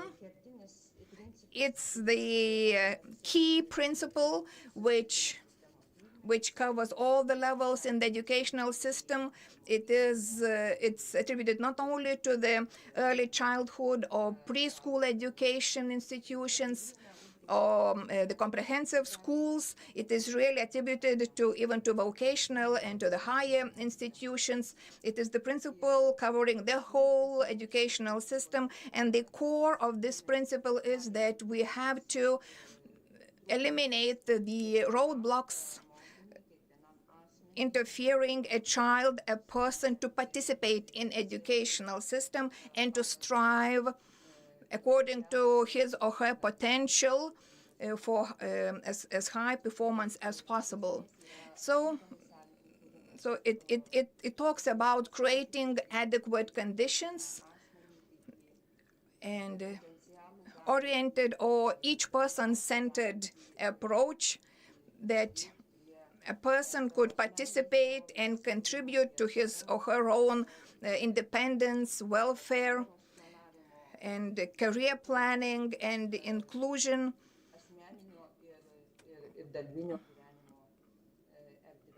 in personal and labor fields in his life. Another important thing is when we talk about inclusion and we talk about the diversity in our schools, we talk about the fact that in our classes, which are quite heterogenic, we have quite a lot of diverse children in one classroom.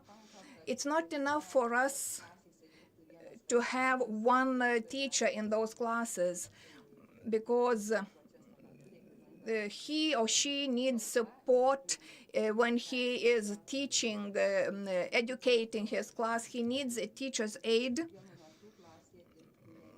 so that during a lesson we have several educators working, and if we have children with special education needs, we have educational support specialists to be present. It could be, we can call that person a child's assistant, a child's aide. So to summarize, we need several educators assisting, let's say, a child to compensate certain skills he lacks or she lacks. And the main breaking point, which really asked for long discussions, it's Article 29, Part 10.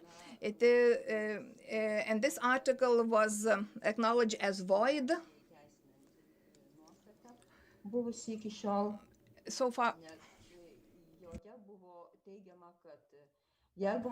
and it said if a school has no appropriate conditions, for example, they don't have special education specialists, or it did not adapt the environments, it can suggest a student to choose another school.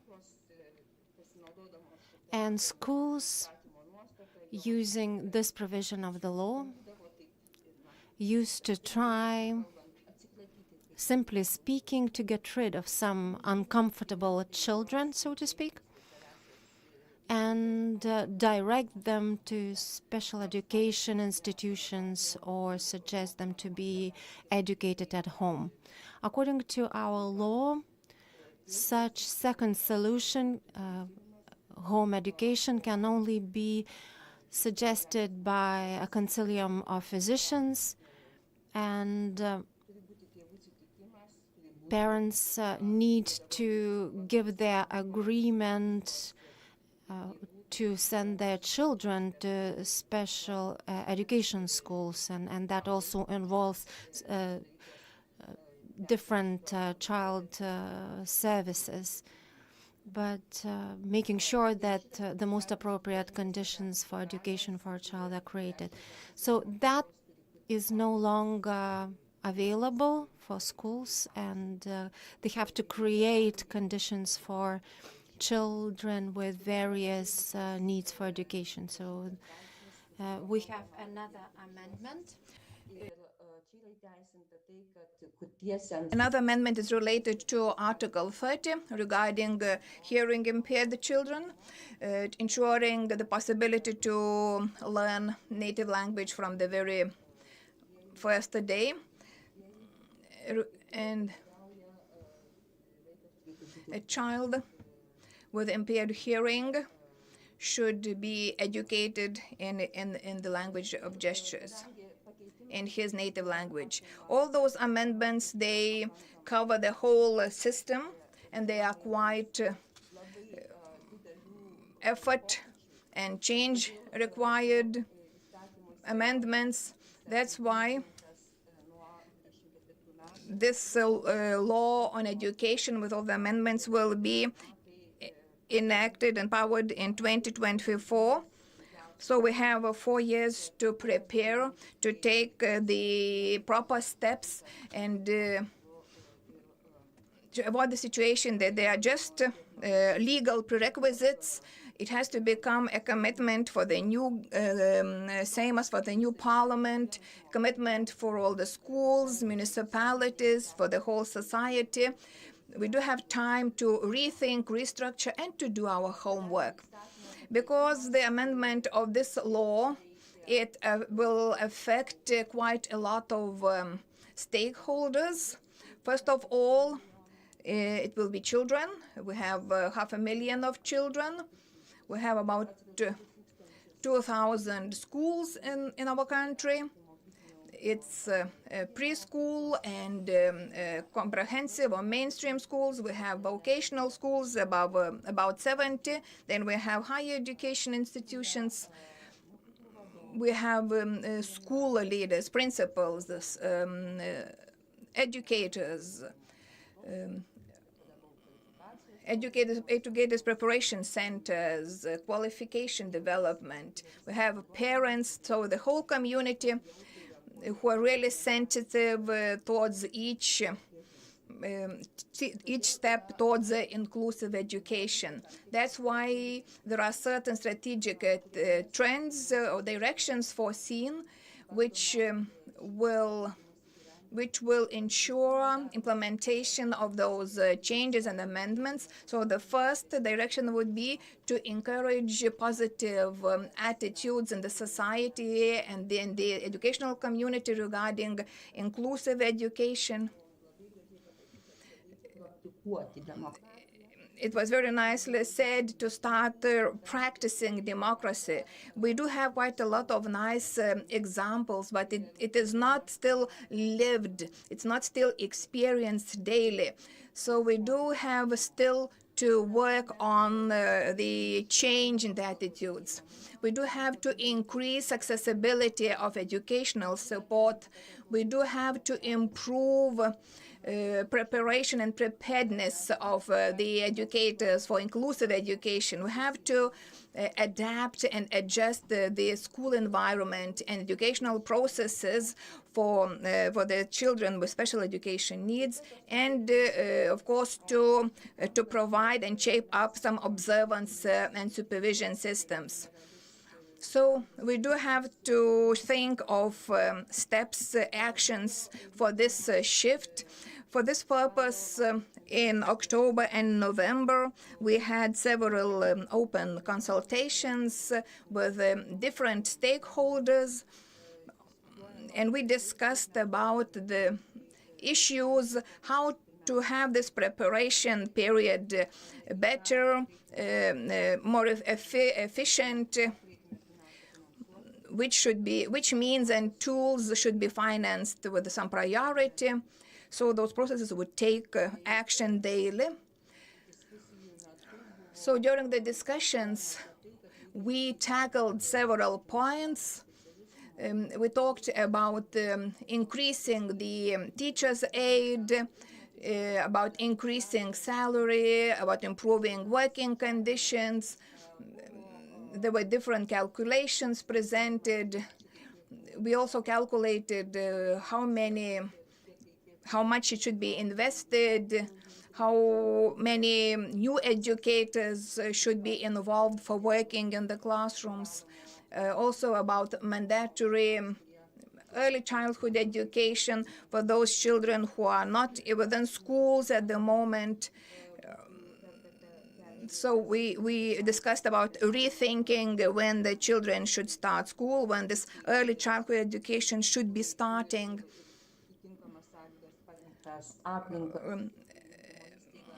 And how to prepare the institutions for this early childhood education. We also discussed quite sincerely about inclusive classrooms, about sending children from special education institutions to mainstream schools, and we do have two groups. Even parents have different understanding. Some parents think that it's a way out, that most probably children could join mainstream schools, but part of the time could be in some other, let's say, special classes for sensory impairment children. And this way, this could make us closer to inclusion and address the issue over some time and resolve it. Quite frequently, when we talked about autism spectrum disorder with complex disabilities and intellectual impairment, and classrooms that could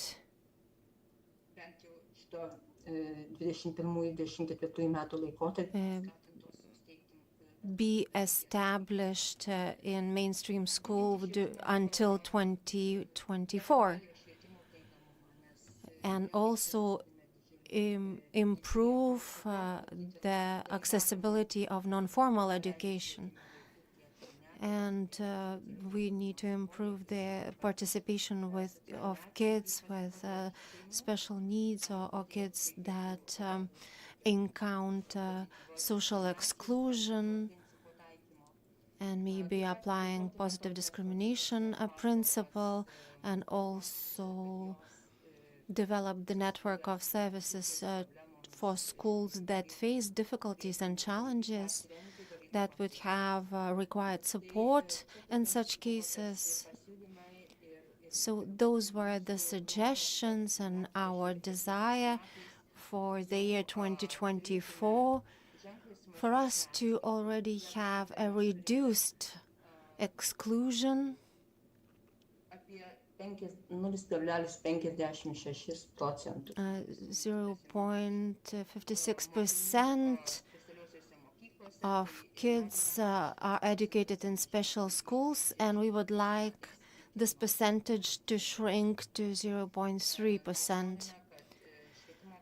And we would also like to see that educational support would correspond to 85% of the needs of people with such needs, and that 80% of schools would at least be accessible to people with mobility issues, disabilities, and we would like to see a change that would happen due to the change in attitudes and the change in environments, methods. It should improve achievements of all kids in general, especially those facing social exclusion. And as the professor said, that inclusion could cost nothing, we are planning, we are budgeting the changes which were aimed to, when you want to encourage, to strengthen the changes, you do need some financial resources. That's why we plan for some state budget means. We also try to apply for the economics encouragement plan. It's called DNA plan.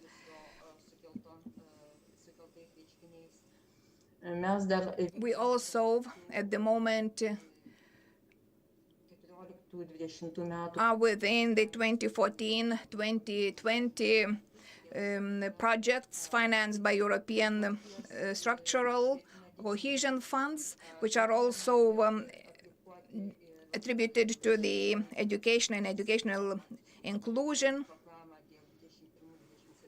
Also work on the action plan 2021-2027 of the European structural funds, and this educational support, which is very important, but at the moment it is under the municipalities. And of course, the municipalities will have to contribute to strengthening of those processes. And the last one, the so-called the plan of economic revival, and we believe that we will be able to get those financial means. Here I am trying to show what is ongoing at the moment. At the moment, we had a tender. The municipalities had to apply for the teachers' aid staff members, and within this week we should have the results of this selection. Also, special materials, educational materials are being purchased by schools, and the means each school has for a child are used for those purchases. Yeah, certain materials are really specialized, and they have to be ordered, and they will be distributed to the schools. Then, of course, publicizing of this inclusive idea. There is one campaign started, and we believe that within the coming year we'll be able to implement all the projects planned. Also, we are planning to encourage the municipalities kurios skatintų ankstyvojo ugdymo. To encourage municipalities to start different initiatives in the field of early childhood education. So we encourage the municipalities to apply for different projects, for different support tools and models, and they would be able to receive this support from this DNA fund.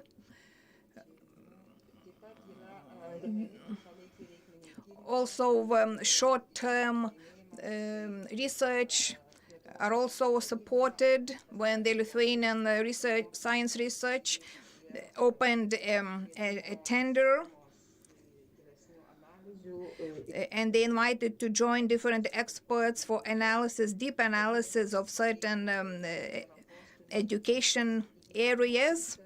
And even within this COVID-19, we managed to start certain research, and we had 23 applications, and we believe that it will really contribute to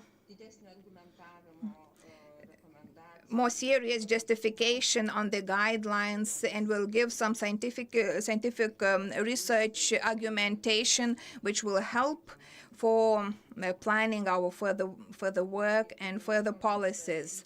And we have negotiation regarding the Recovery and Resilience Facility, RRF fund, and we believe to have some funding from this facility for our action plan, which is right now under preparation after the consultations, and all those actions will be, we hope, will be funded from this means.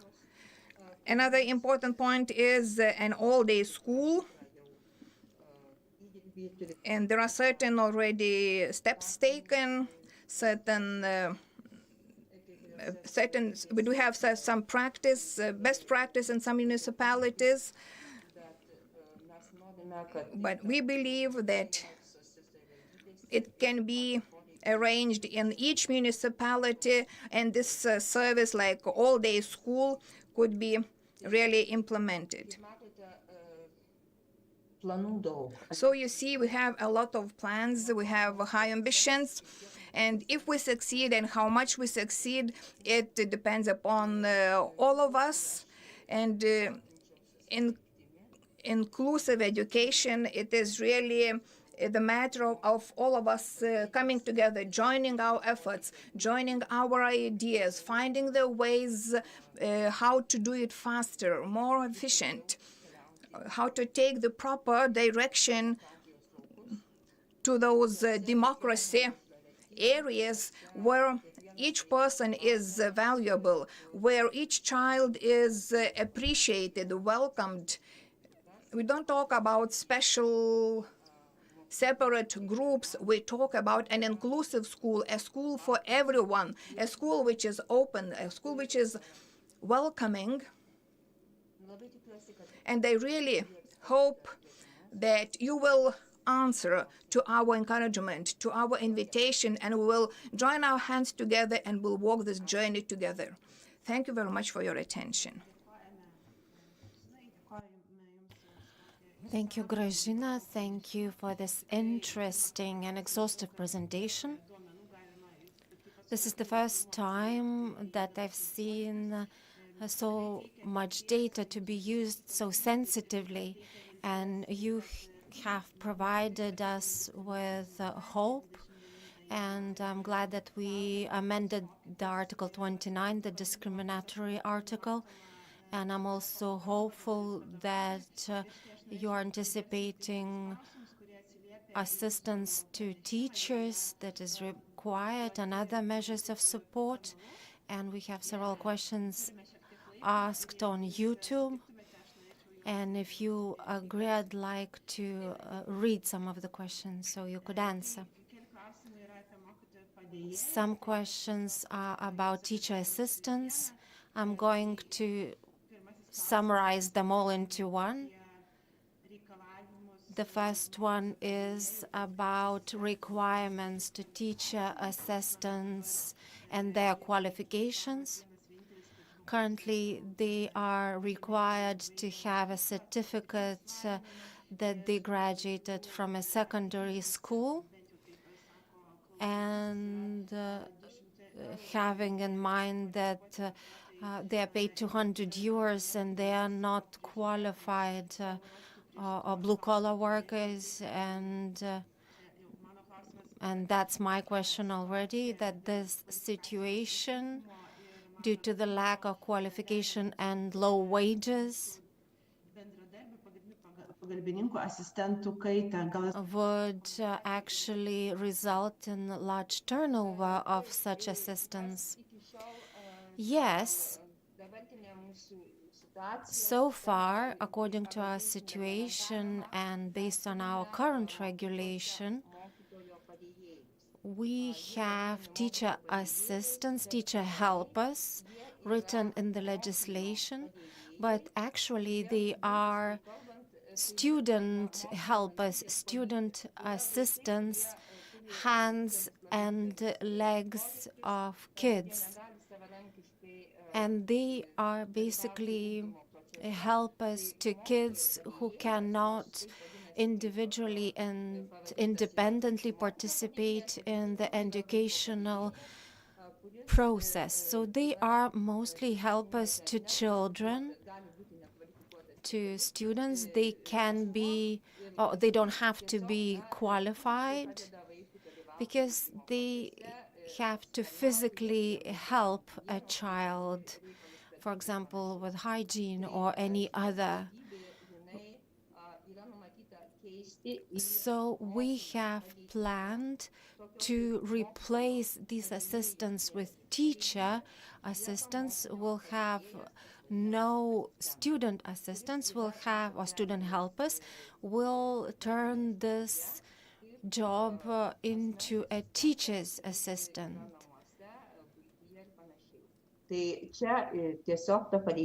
And this job will be retitled, and you've raised a very correct question about the competencies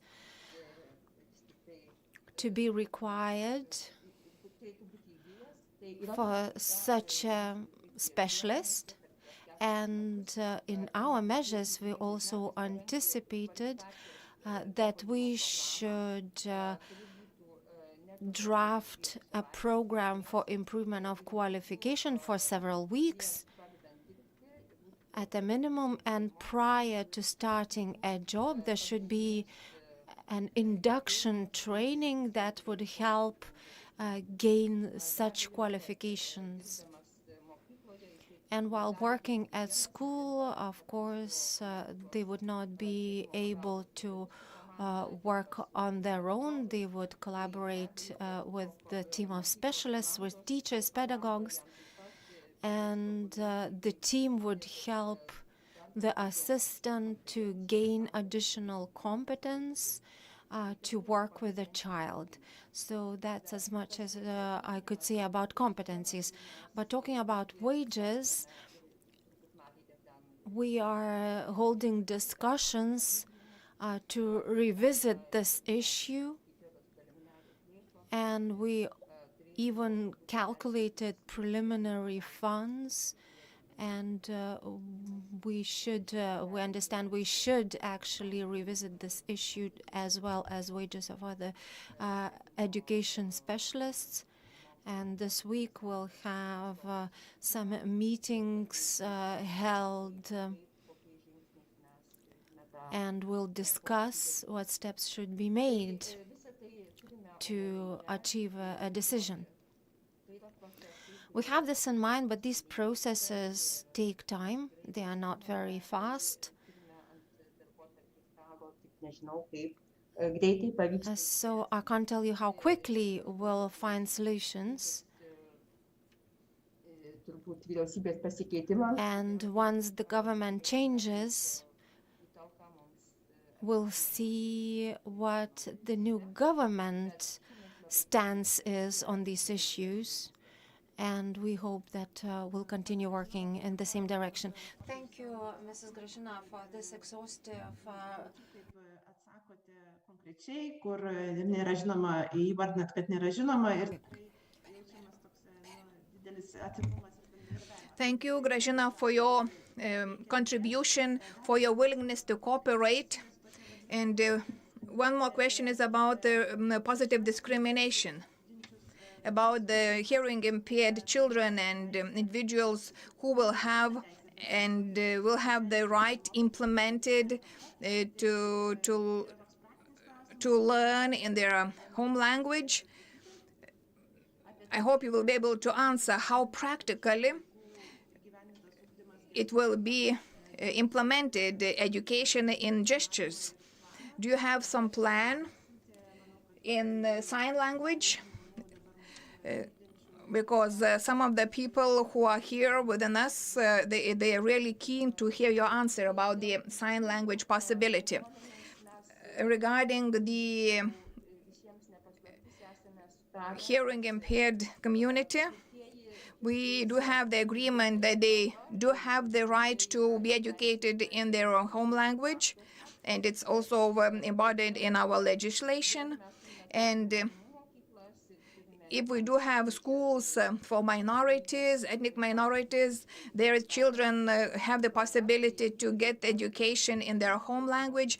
The same is within their impaired hearing schools. But the decision has to be done by the parents themselves. If they want their children to be educated within the mainstream schools, we do have to prepare the proper conditions for them. But the impaired hearing communities,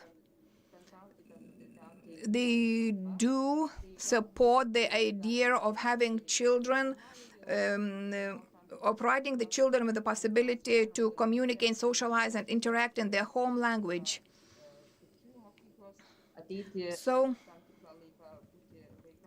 probably one of the practical solutions is that to have a partial time in the schools with impaired hearing children, where they use sign language, and part of the time come to the mainstream schools. And the children who use special devices for strengthening their hearing, their parents also can decide which school they want to choose for their child. We actually follow some open policy here, and we think that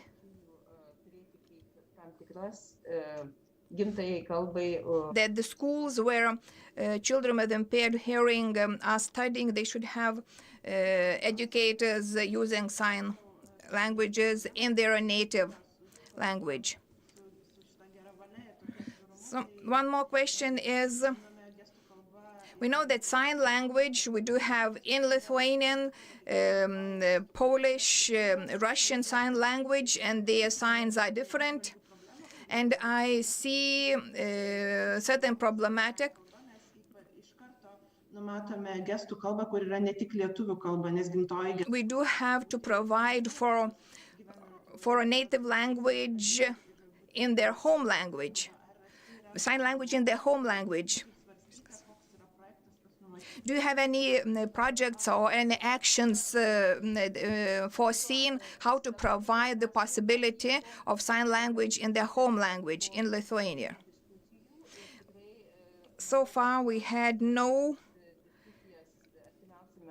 big discussions on this issue, but I believe that in the future, we will have discussions opened how to provide the possibility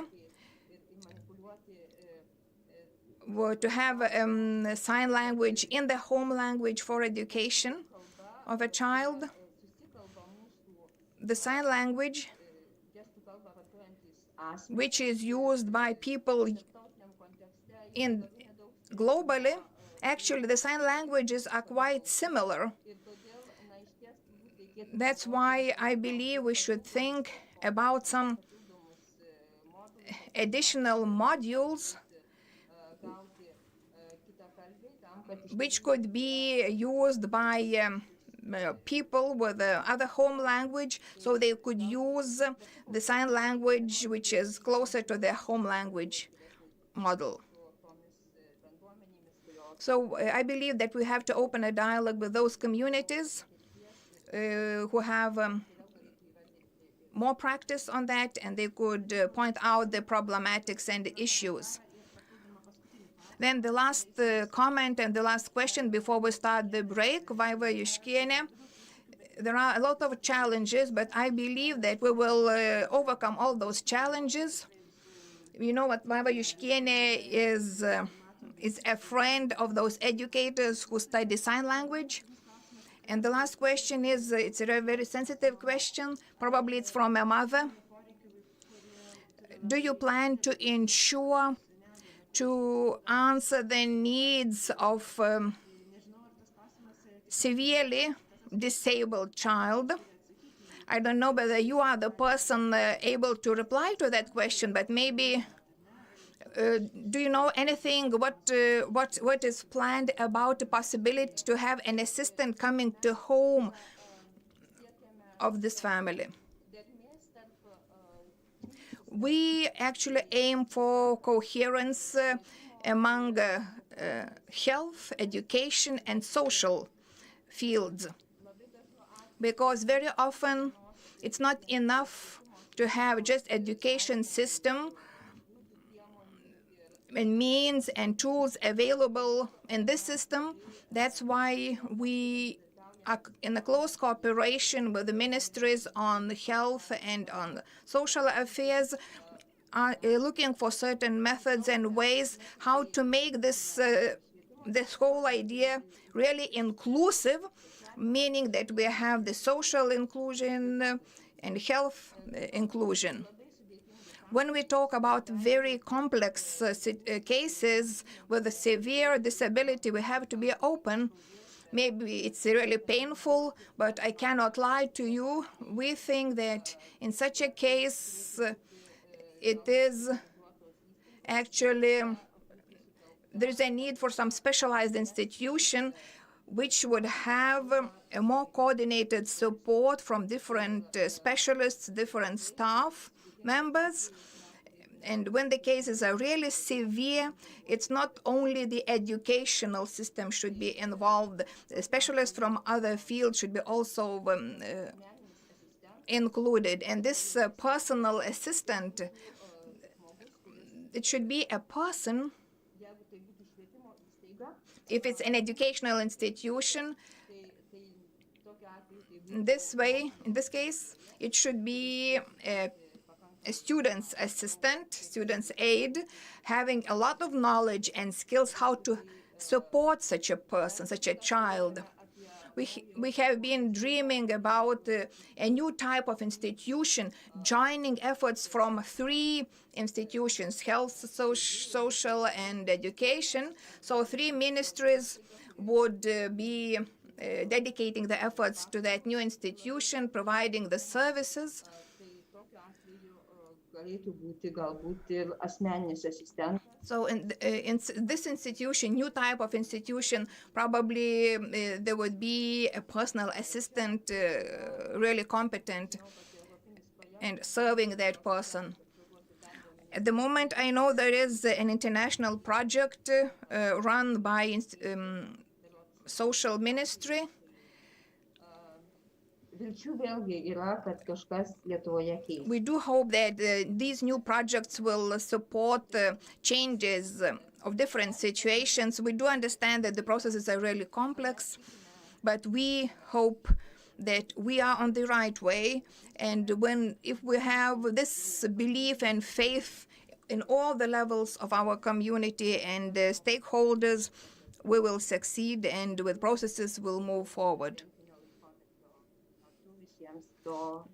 And by the end, and we right now have started the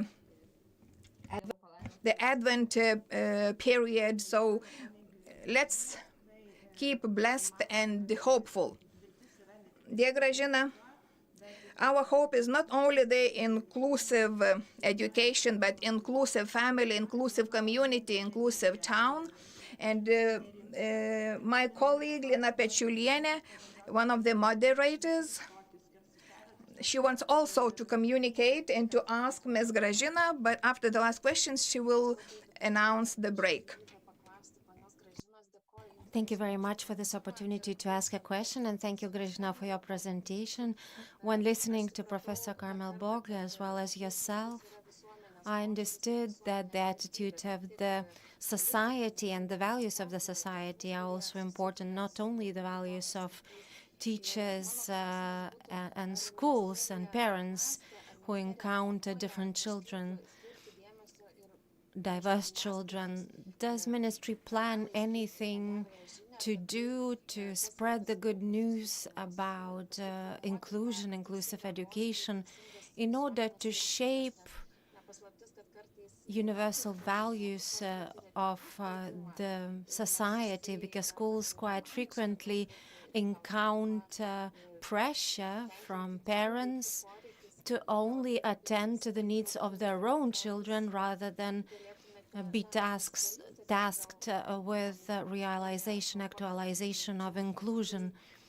So did you have any ideas about changing the attitudes of the society? Yes, we have different activities that we have planned. We have a discussion forum, which is continuous. Of course, we understand that it's impossible to be achieved without some steps made. It's not enough just to put everything in the law. Unless it becomes a norm and unless it becomes an everyday rule, and while we're talking about lacking resources, etc., then we'll achieve nothing. So for that, we've planned different movements, fora, different other measures, including media, also including associations that represent people with disabilities, that have a lot of experience. As Professor said, it's very important to practice democracy, and we should become witnesses of these good examples.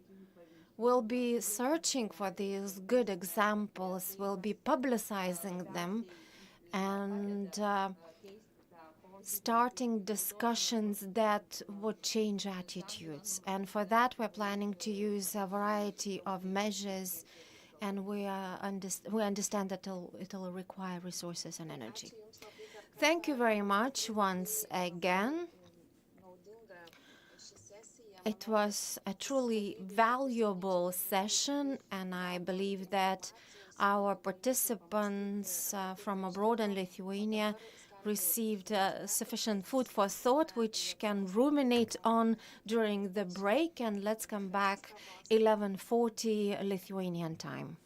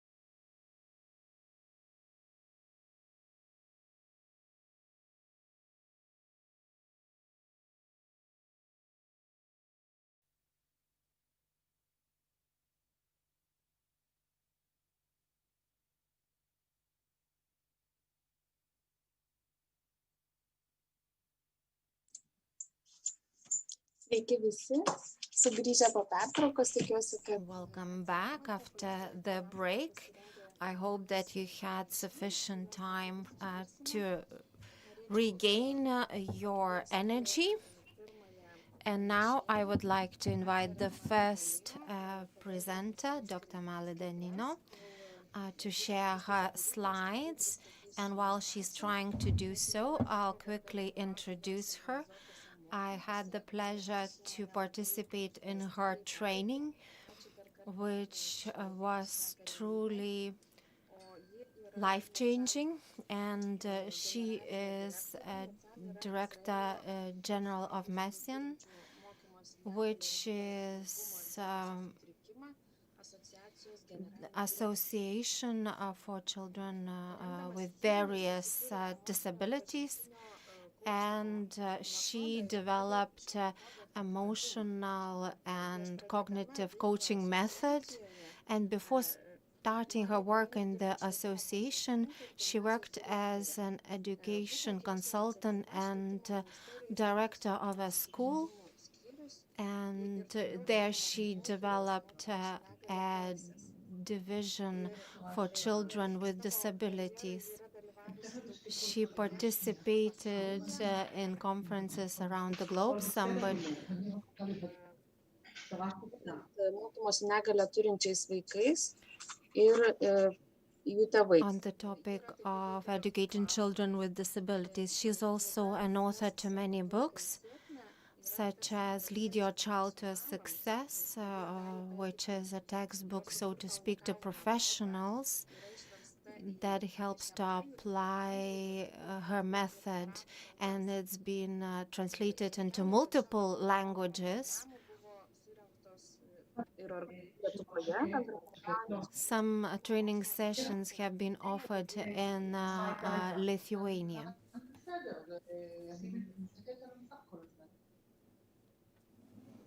Mali, ar jūs mane girdite? Can you hear me, Mali? Mali, can you hear me? Do we have you online?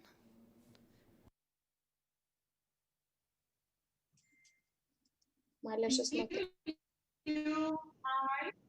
Hi. But I can't see you. Is it you? Taip, aš jūs puikiai matau. Ar galėtume pabandyti pabendrinti skaidres? I can see you very well. Could you try to share your screen? Could you try and share your screen, please?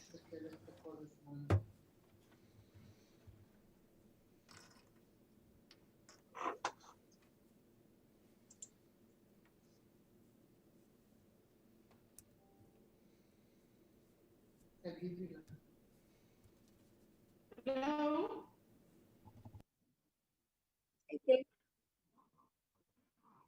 Yes, please, we can hear you.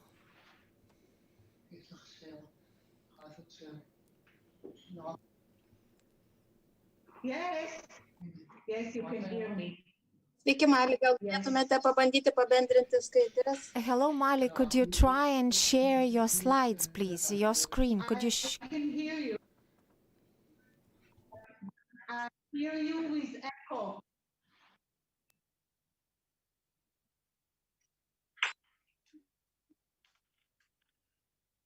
Jeigu yra prisijungę techniniai darbuotojai, I can share, yes.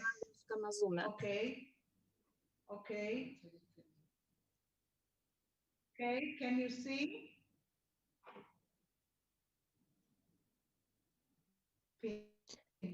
Yes, we can see. Taip matome. Okay. Yes, we can see your slides now. Okay, you can see now. Yes, we can see your slides on the screen. Taip matome. And now, and I have also a video clip, so let's see whether I can share this with you.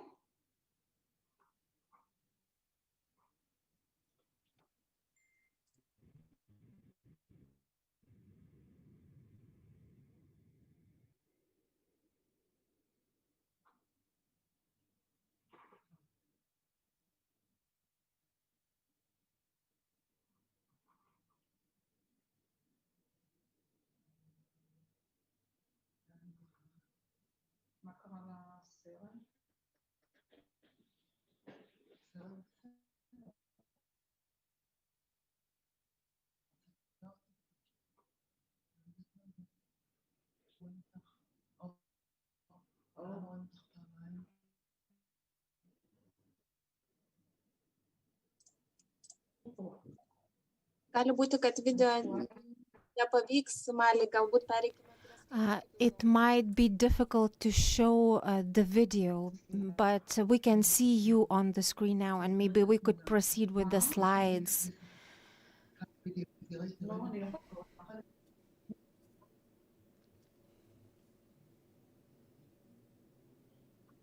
I don't know why I see my picture twice. One, I can see me twice. Viskas gerai, čia tiesiog dėl to, kad vyksta per dvi platformas ir It's okay because we have two platforms. Try and look at one of your pictures, and we are ready for your presentation. If you could present your slides, maybe.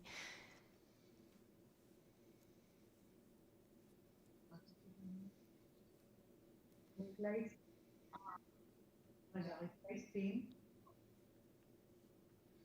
But I don't know why I see this now instead of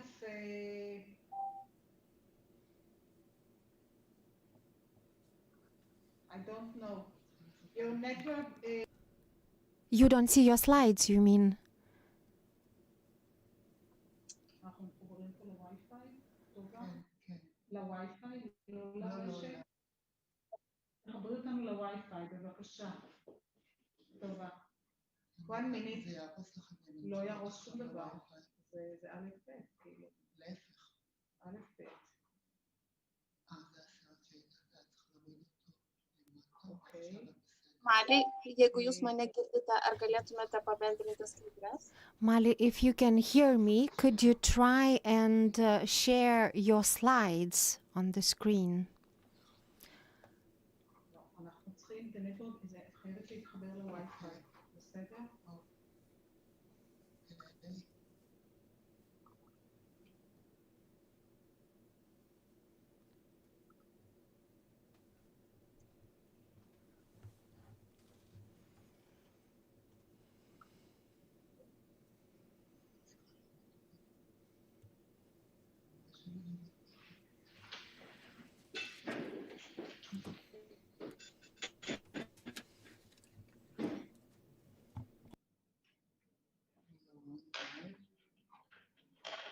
לא, לא ווי-פיי, טוב,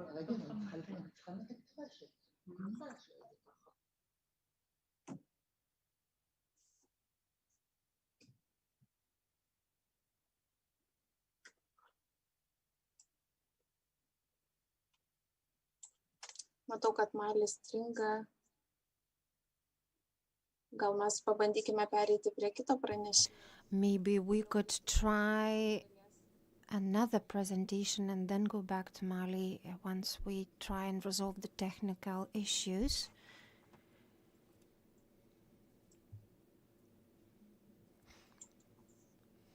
Nesu tikra, ar Eva. I'm not sure if we have Eva Face from Belgium with us. Are you connected to the conference? Can you hear us? Are you with us, Eva?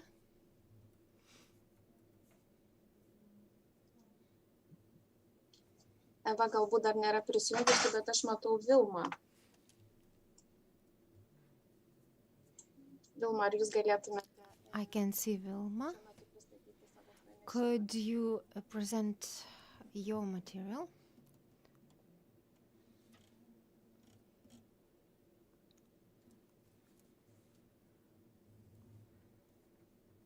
Hi, Lina. Good morning. Labą dieną. That's a bit unexpected to do my presentation now. But I think you have some technical difficulties.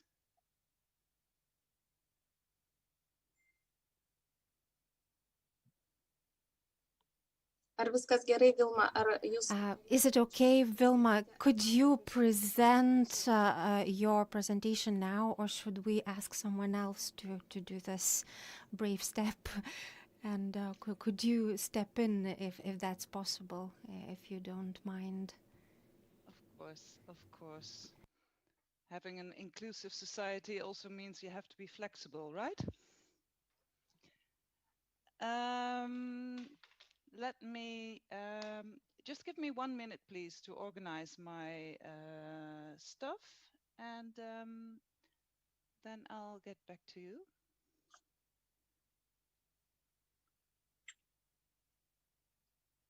Ačiū, Vilmai, mes vis dar tikimės, kad... Thank you very much, Wilma. We're hoping for Mali to connect sometime later after the technical issues are resolved, because she does have a very interesting presentation for practitioners and researchers. Very recently, I had a chance to participate in her training, and what we've heard during the first part of the conference is actually reflected in what we've been trained during a Zoom session. But I don't want to disclose all the secrets, and hopefully Mali will be able to join us later. And I'm here. Neplanuotai. Štai. Galbūt. But maybe Mali is already with. Yeah, I'm already with you. Okay, then I'll wait and see you later. Okay. Success. Okay. Thank you very much, Vilma. Mali, we are sorry about these technical issues, and hopefully you can share your slides. Yes, of course. It might be impossible to show the video, but maybe the slides will be okay. Yeah, okay. Okay. I hope. Is it okay now? Yes, we can see your slides. You can see my slide. Okay, okay.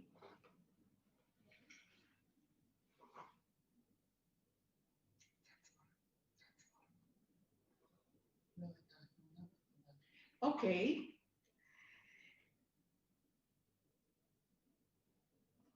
Okay. I'm pleased to be here today to talk with you about integrating students with learning disabilities in the regular classroom, creating a caring learning community, and viewing diversity as a challenge.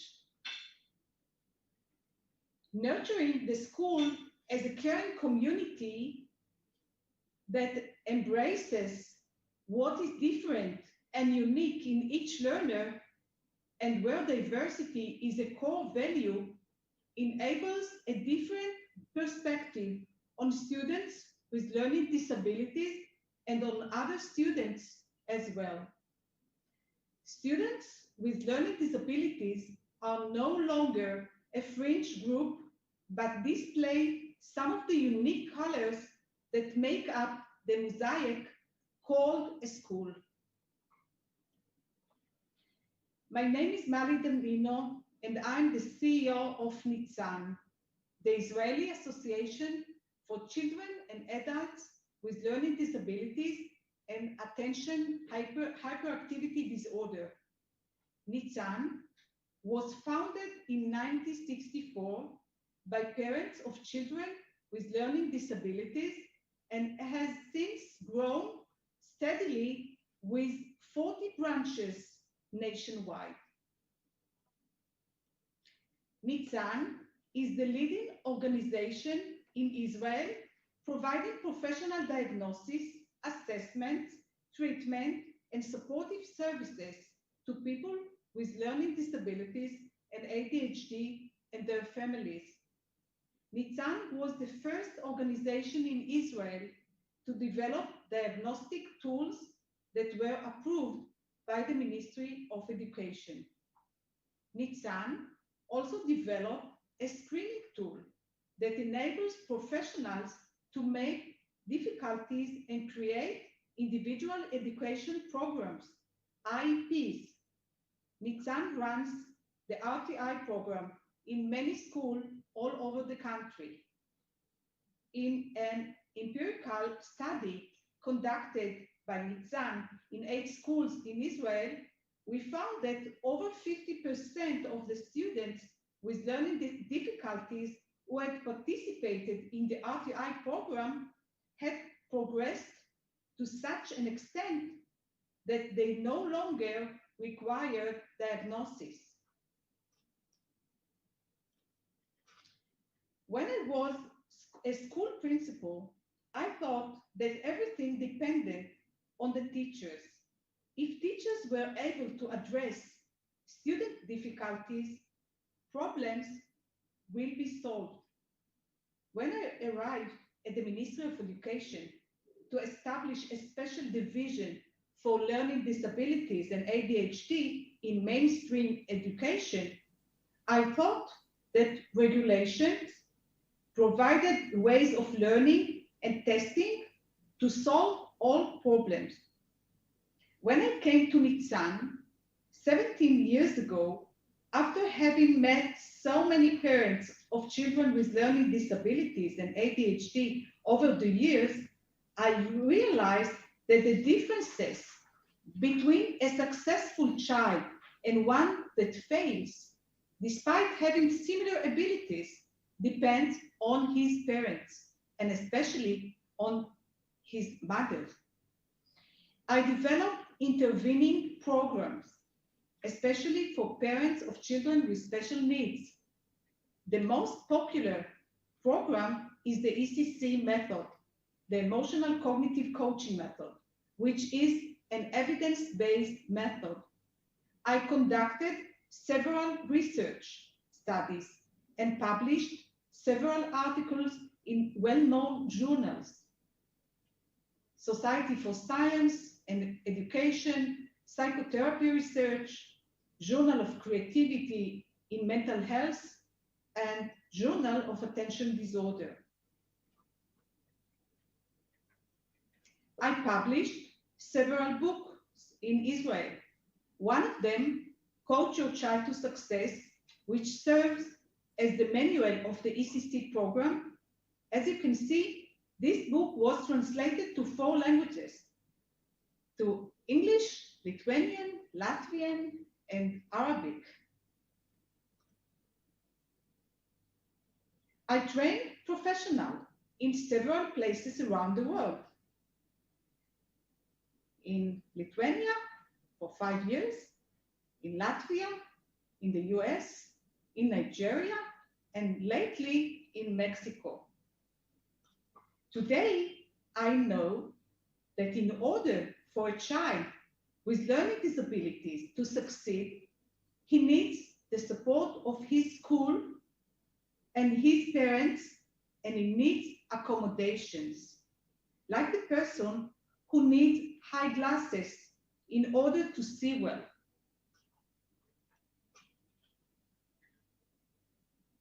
I'm going to speak now about the invisible disability, the learning disability.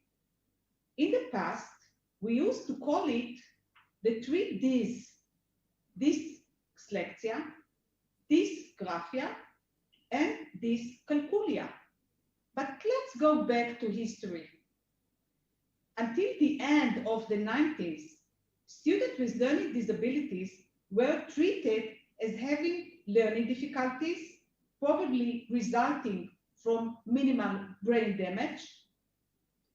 Under the special education program, they were considered incapable, retarded, etc.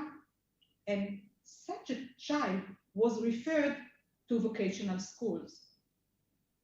In Israel, parents took the initiative and realizing that the education system was not treating their children properly, parents took action. They applied pressure and influence on the politician and the key stakeholders to advance students with learning disabilities. In 1997, the Public Committee for Students with Learning Disabilities in the regular school system was initiated jointly by Israel's Minister of Education and Minister of Science.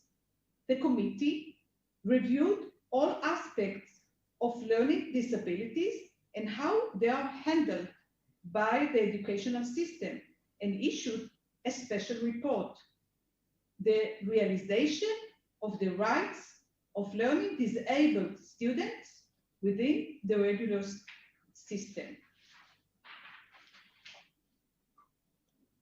The direct result of the committee's recommendations was establishment of the Division for Learning Disabilities to regulate the management of learning disabilities within the regular school system.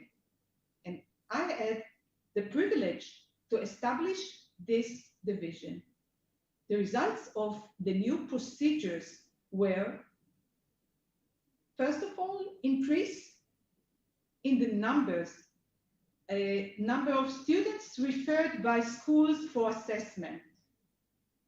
Assessments were not budgeted by the government, and the high cost that parents had to pay caused inequality between rich and poor communities. School had hardship in planning and implementing adjustment and accommodations for students diagnosed with learning disabilities. So what we have learned and would like to share. Cooperation and coordination between all professionals that handle the learning disabled population to ensure continuous treatment. There is a need for a joint effort between teachers, psychologists, social workers, and therapists to understand the roots of the problem in order to decide the best way to intervene.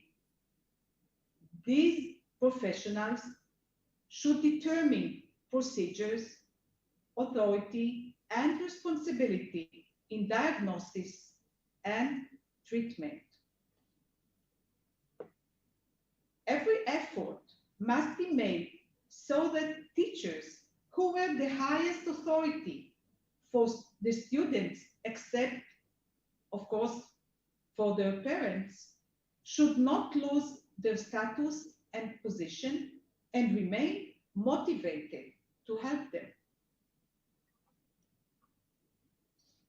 Parents have a crucial role in the successful advancement of their children.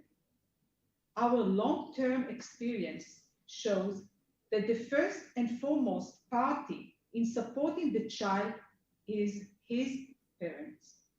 Parents are the best advocates for their children.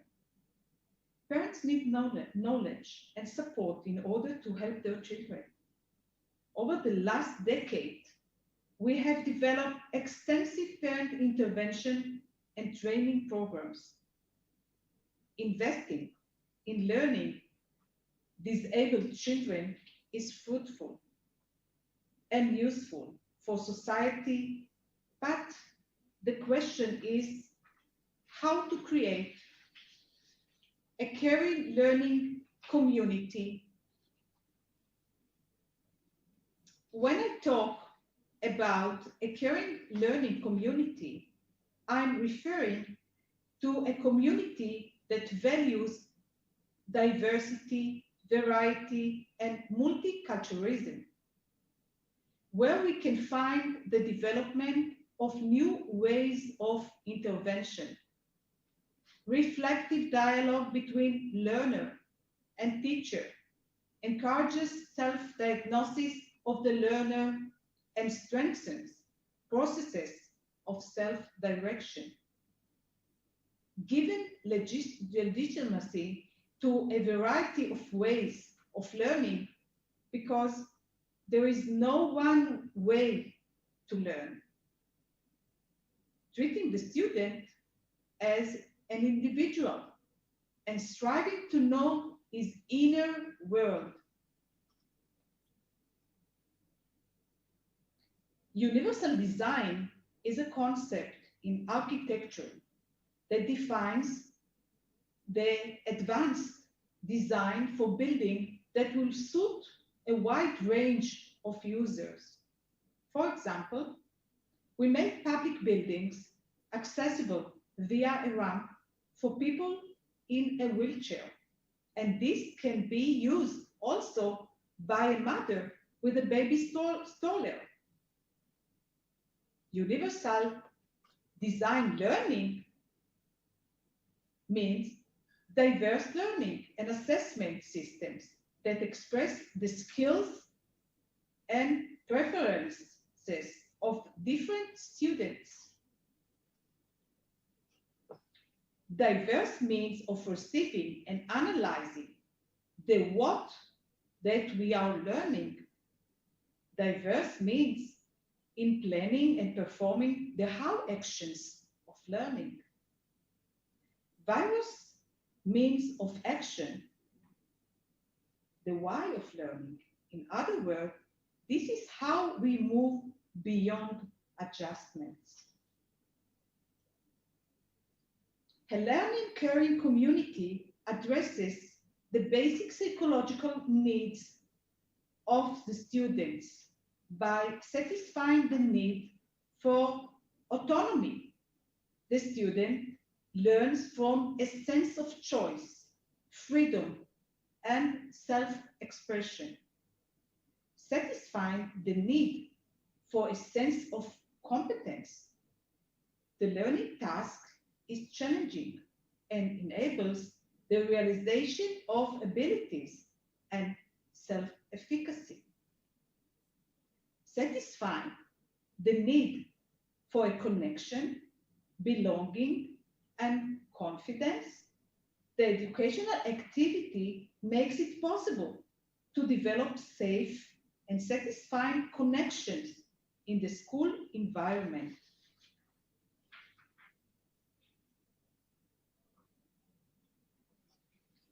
Experience show that it's both important and fruitful to invest in these students who will ultimately give their share in increasing the gross national product.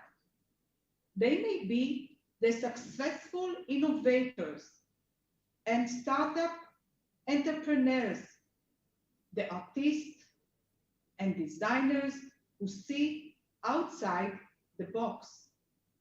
They bring a wonderful diversity to the world. So maybe in your class sits someone like Walt Disney, Thomas Edison, or even Albert Einstein. Let's get to know those who as children experienced difficulties in school, or even those who did not attend school.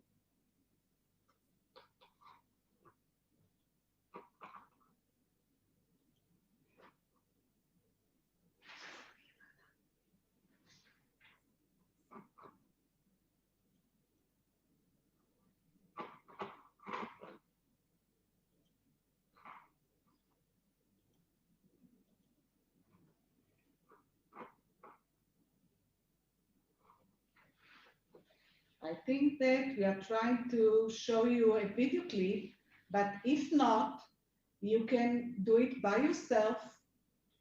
Find the power of dyslexia, where you can find Thomas Edison and Einstein and others, famous people who succeeded, although they didn't attend school or they had difficulties when they were students at school. Thank you for the time. Thank you, Viva, for inviting me to this conference. Thank you.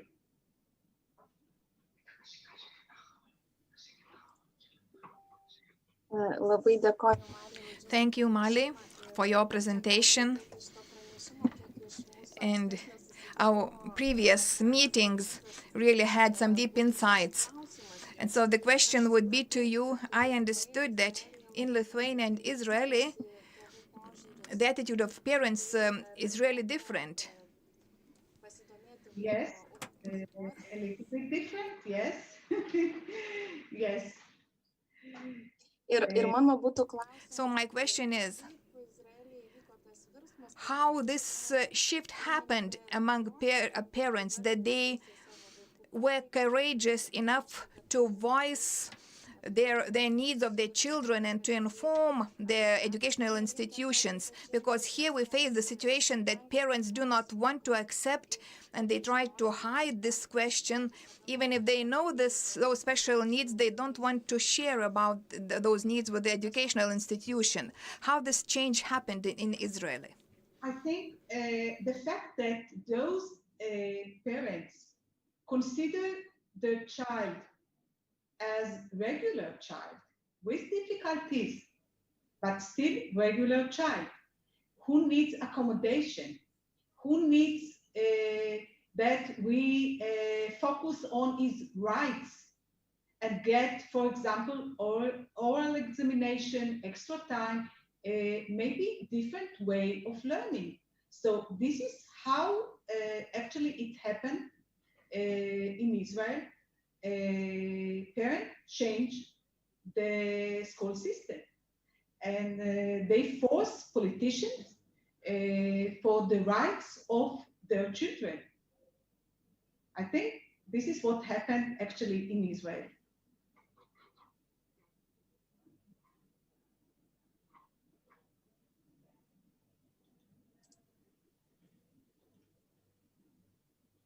Jeigu gerai supratau, tai čia buvo pačių tėvų iniciatyva.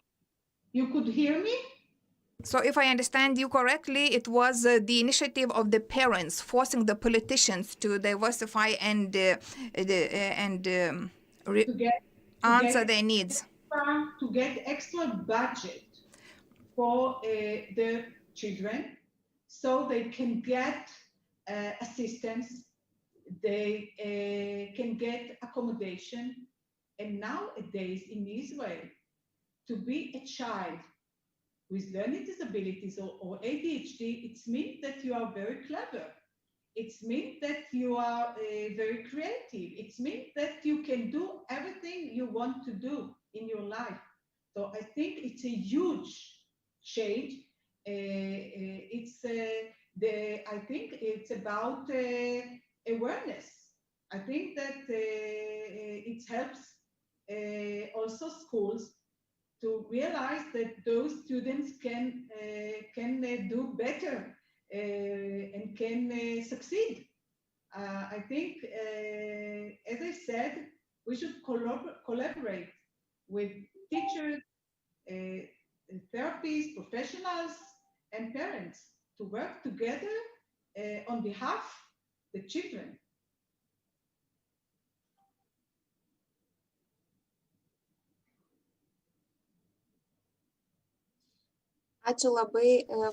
Thank you, Mali, for your presentation and your insights. I believe it will lead to certain thinking, awareness. We have people from all over the world connected to our conference. And right now I would like another lecturer from Belgium, Ms. Eva, to present her insights. She is from Antwerpen, from App University of Applied Sciences. She talks about multilingualism. She has experience in didactics, about diversity, about interventions globally. And I think you are already online, and I believe you'll be able to share your slides, and we look forward to your presentation. Thank you, Lina. Thank you for introducing me. I am a bit nervous to do a presentation here for you in Lithuania. But I hope I can inspire a little bit from Belgium. Do you hear me? Is everything okay? Yes, we can hear you. We see your slides. Everything should be okay. Please proceed. Thank Okay. you. Hello, everybody. Thank you, Lina, for inviting me here in the first place. I would like, before I introduce myself, with a poem, and it's a poem in Dutch. So listen carefully. It's called Een kruimeltje verdriet. Het is niet echt heel erg, maar leuk is het niet. Het is meer zoiets als pech gehad. Een kruimeltje verdriet. Als je papa koffie wil en je mama thee en je bent in een café en ze vragen, wat wil jij? Dan wil je het liefste appelsap, maar daar krijg je geen koekje bij. Het is niet echt heel erg, maar leuk is het niet. Het is meer zoiets als pech gehad, een kruimeltje verdriet. Actually, I wanted to ask you if you understood something or if you just enjoyed the sounds of Dutch. Maybe you can put it in the chat if you understood a word or a sentence or a feeling. That would be an active question. Can I have a look at the chat? I'm figuring it out here. Yes, here's the chat. Va, aš jau matau reakcijas, žmonės sako, kas čia vyksta. I do see the reactions, what is happening, because the conference is in English.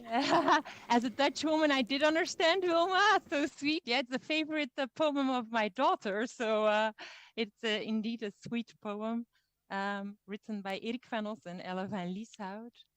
More reactions, happiness, okay. It is a happy poem. A bit about me. I am Eva. I'm a teacher trainer in Belgium, and as you can see, I've been a teacher for a lot of age groups. I've been a teacher in secondary education, in adult education, and I'm the teacher trainer in primary education. So my focus has always been on languages, language learning, diversity, and everything that comes with it. So I did that for a long time. And then 5 years ago, I started at the App University of Applied Science in Antwerp, in Belgium. And look, these are some of my students. Lina knows a few of them. The picture was taken near Kaunas in your beautiful country. And we were there for a project for the primary teachers in education. In Antwerp, a beautiful city. I hope you've been there. It's a big city. It's the second biggest city of Belgium after Brussels. And it's a very multicultural city. We have 4,703 inhabitants, 166 nationalities, 170 languages, and 6 main different religions, more or less. So with these figures, you can conclude that we have a lot of ethnic differences in Antwerp. What does this mean for education? Well, yeah, for a long time, this ethnic diversity was being seen as a threat with lots of difficulties, missed chances.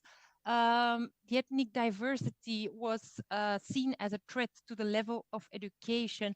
And actually, yesterday, our Minister of Education did a speech on the radio, and it still feels like a threat to the level of education when he speaks.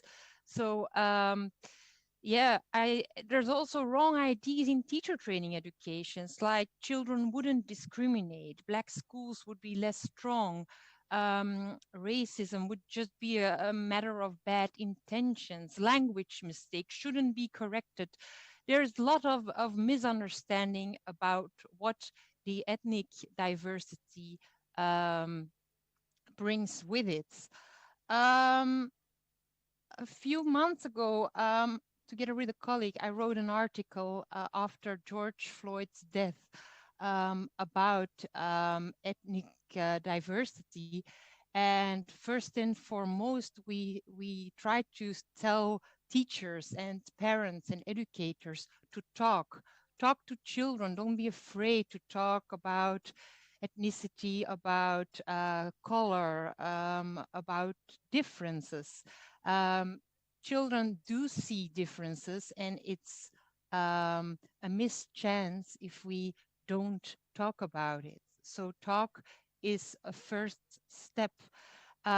Very important as a teacher, be aware of your own prejudices towards color, towards differences, towards, for you, weirdness, or everybody has prejudices. We don't have to pretend that we don't, but the most important thing in the first place is to be aware of what you feel, of your own education, of your history. Now, luckily, more recent research proves that the ethnic diversity is a big trigger to creativity and innovation. So the more diversity, the better. It will make a country richer, cultural, diverse, or more diverse.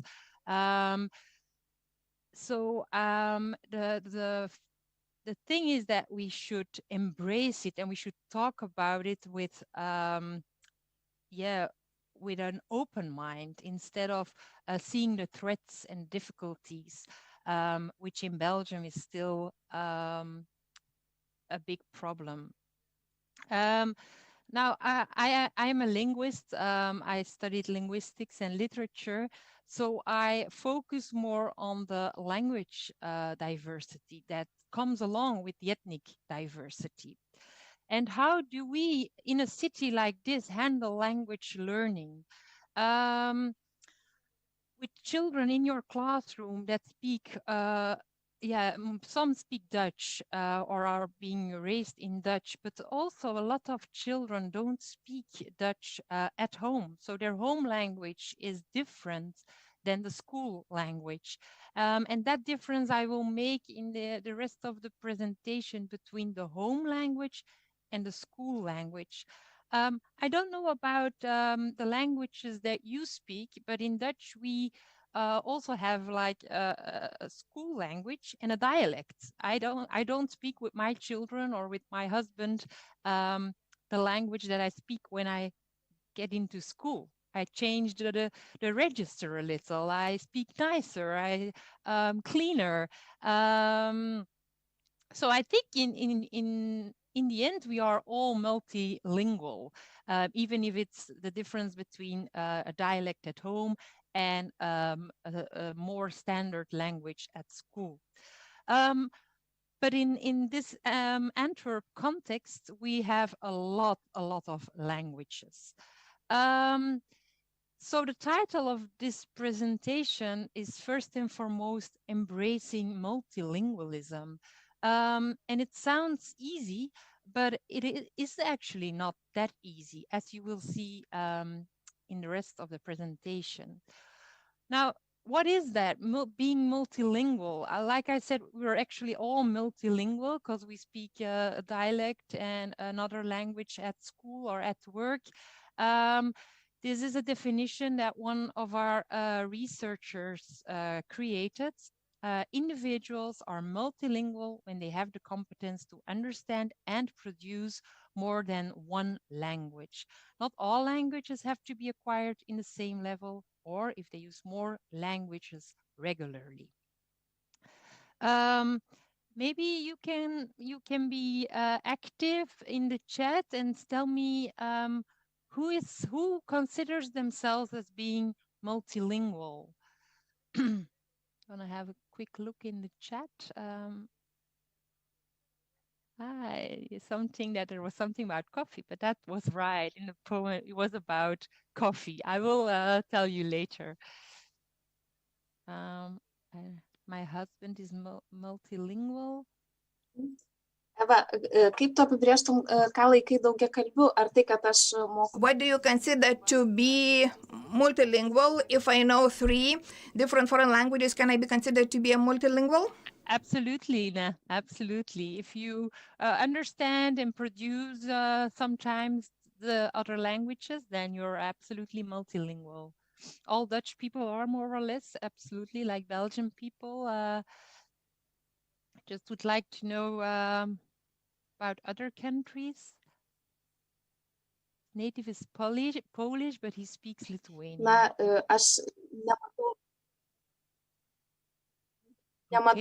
daug komentuojančių šiuo metu YouTube. I don't see many people on YouTube commenting. Maybe they are still writing. But in Lithuania, we do have some ethnic diversity and people use their home language.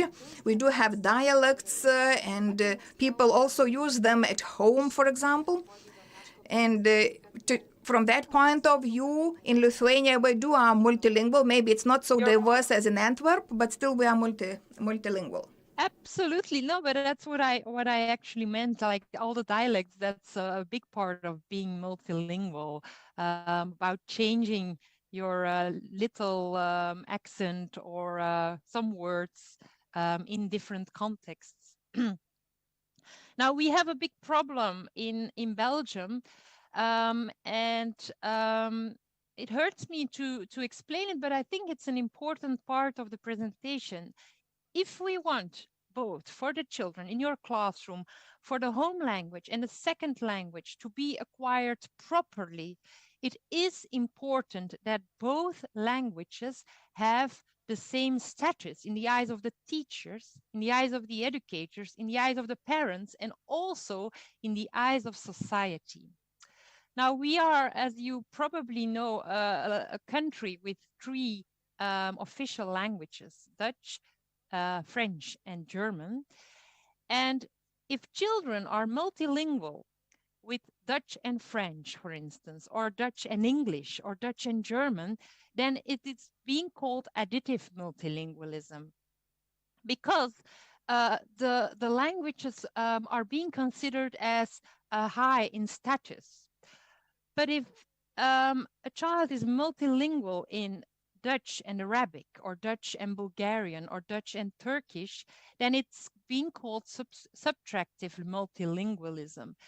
And then the both languages don't have the same status. So we can only embrace it when we consider it a valuable aspect of the child or the adult to speak 2 or more languages. And this is a sad research, but it is very important to be aware of it as a Belgian teacher in our context. But I think it's also for other countries that there's a difference in perception about status.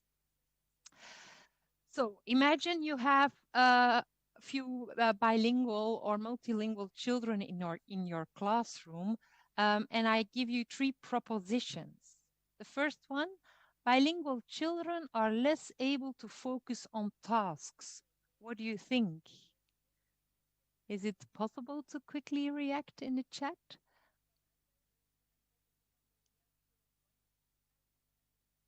You wouldn't understand, Paula. Okay, I can see I'm Italian, can speak several languages. Wow. Any dialects? Okay. You don't think so?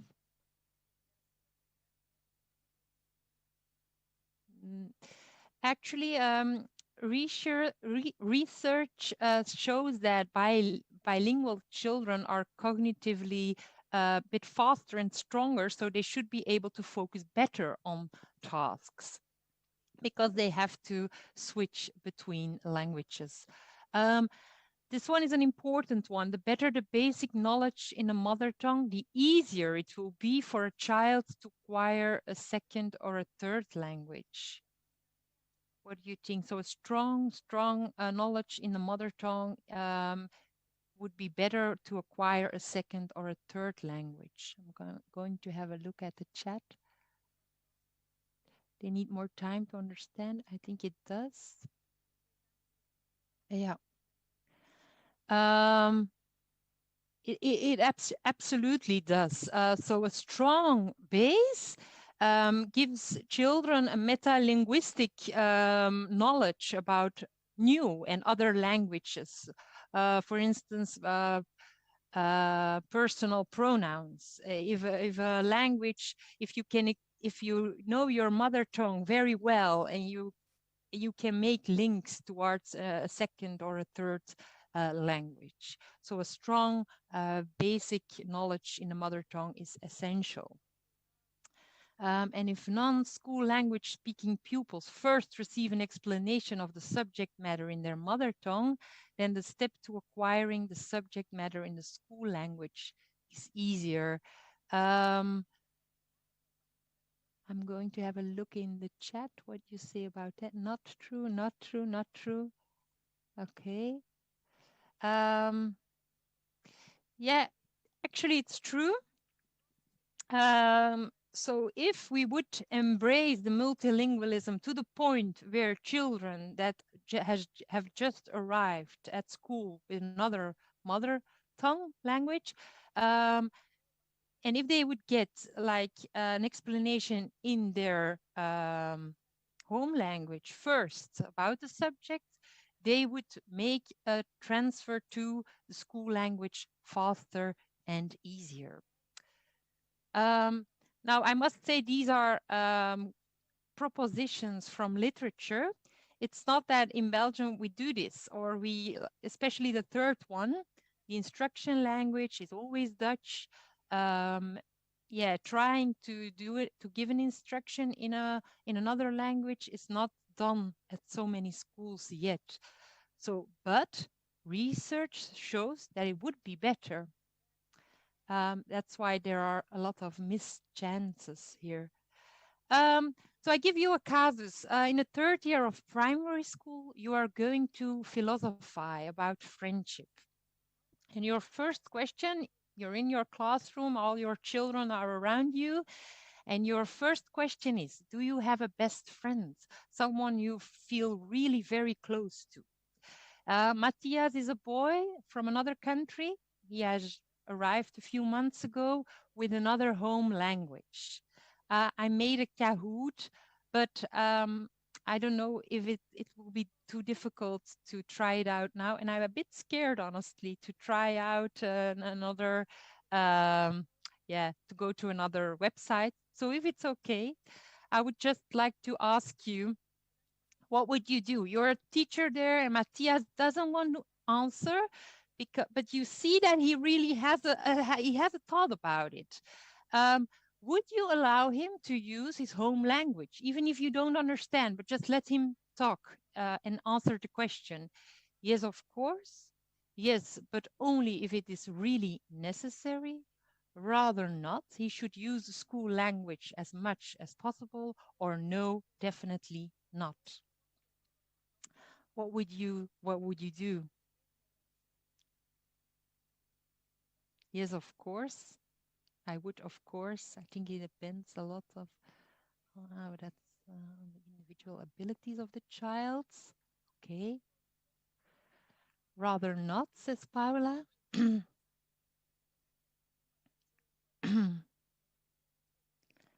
I think your answers here, and I'm happy to see that, are a bit different than the answers of Belgian teachers. We go towards the second and the third answer, and here I see more the first answer, which is a good thing.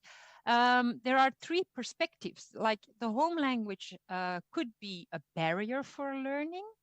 The home language is a sporadic resource for well-being and for learning, or the home language is a fundamental resource for well-being and learning. And in Belgium, we are around number 2. Like we could use the home language sporadically for well-being and learning, but not too much. They have to learn Dutch as fast and as soon as possible, and the home language is in the way, is a barrier. So we are around number 2. I noticed in the chat that the audience here is more towards number 3 already, that the home language is a fundamental resource for well-being and learning. We have to really try to go that way in the first place, to embrace the home languages. But remember the trap. For Belgian teachers, I don't have enough knowledge about a Lithuanian context, but the languages have to have the same status in the eyes of the teacher.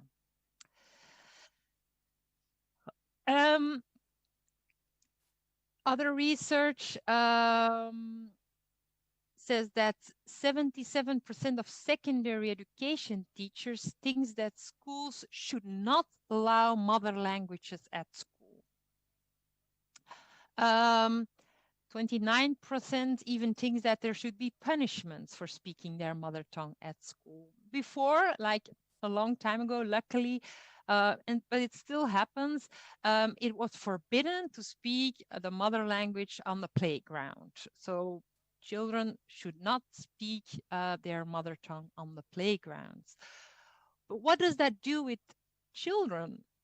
41% of multilingual children in Belgium are ashamed for speaking another language than Dutch. This shame will just be in the way of learning, of growing. What do we try to achieve then? Because it's all easy to say like, okay, we have to embrace these mother languages, but still we can see that there's a bigger chance on further education if you speak the school language properly.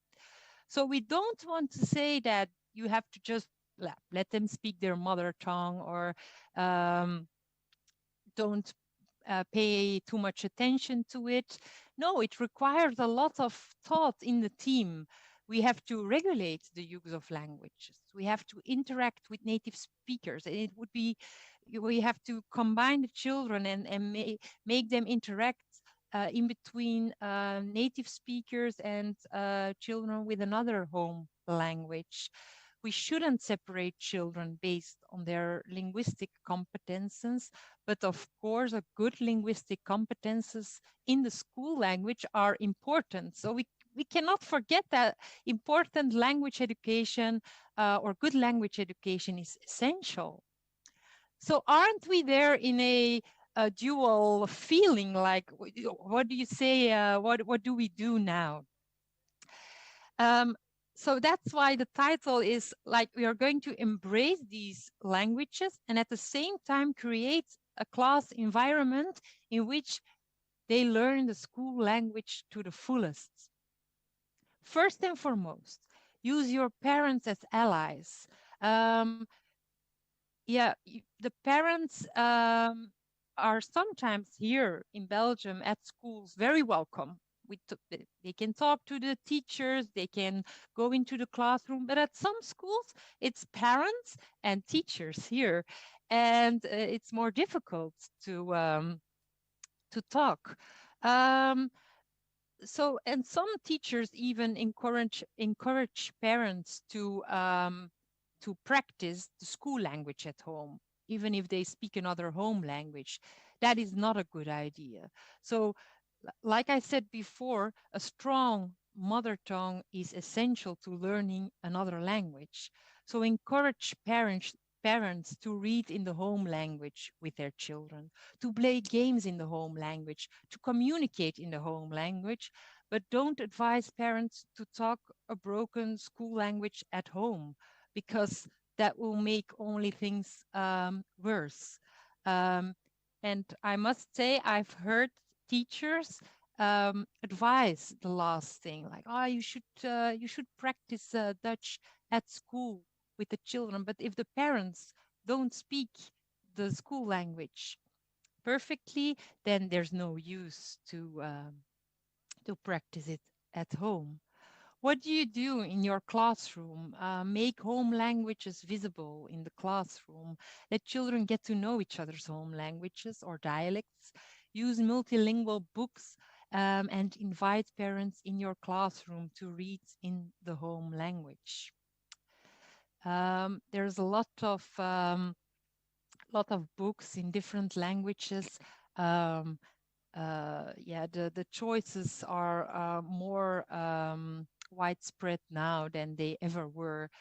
You create not only language awareness, but also awareness for cultural diversity.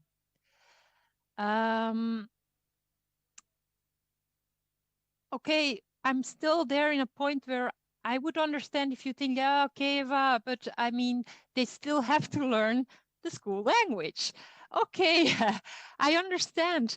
And now I want to tell you, like, okay, what do we do to try to boost that educational language? Because that has to still be a very important aspect of your teaching. The University of Leuven here in Belgium has made this image of a powerful language learning environment. So you need 3 important ingredients. First, a positive and safe class environment. 2, you create meaningful language tasks. And 3, you need rich interaction. A lesson where children don't talk is not a good language lesson. So I always tell my students, I say, like, if I come to visit you in a lesson and children don't have to talk, then yeah, I don't think it's a rich interaction or interactive language lesson. A positive and safe class environment. I think I always wonder for my students, how does the learner feel?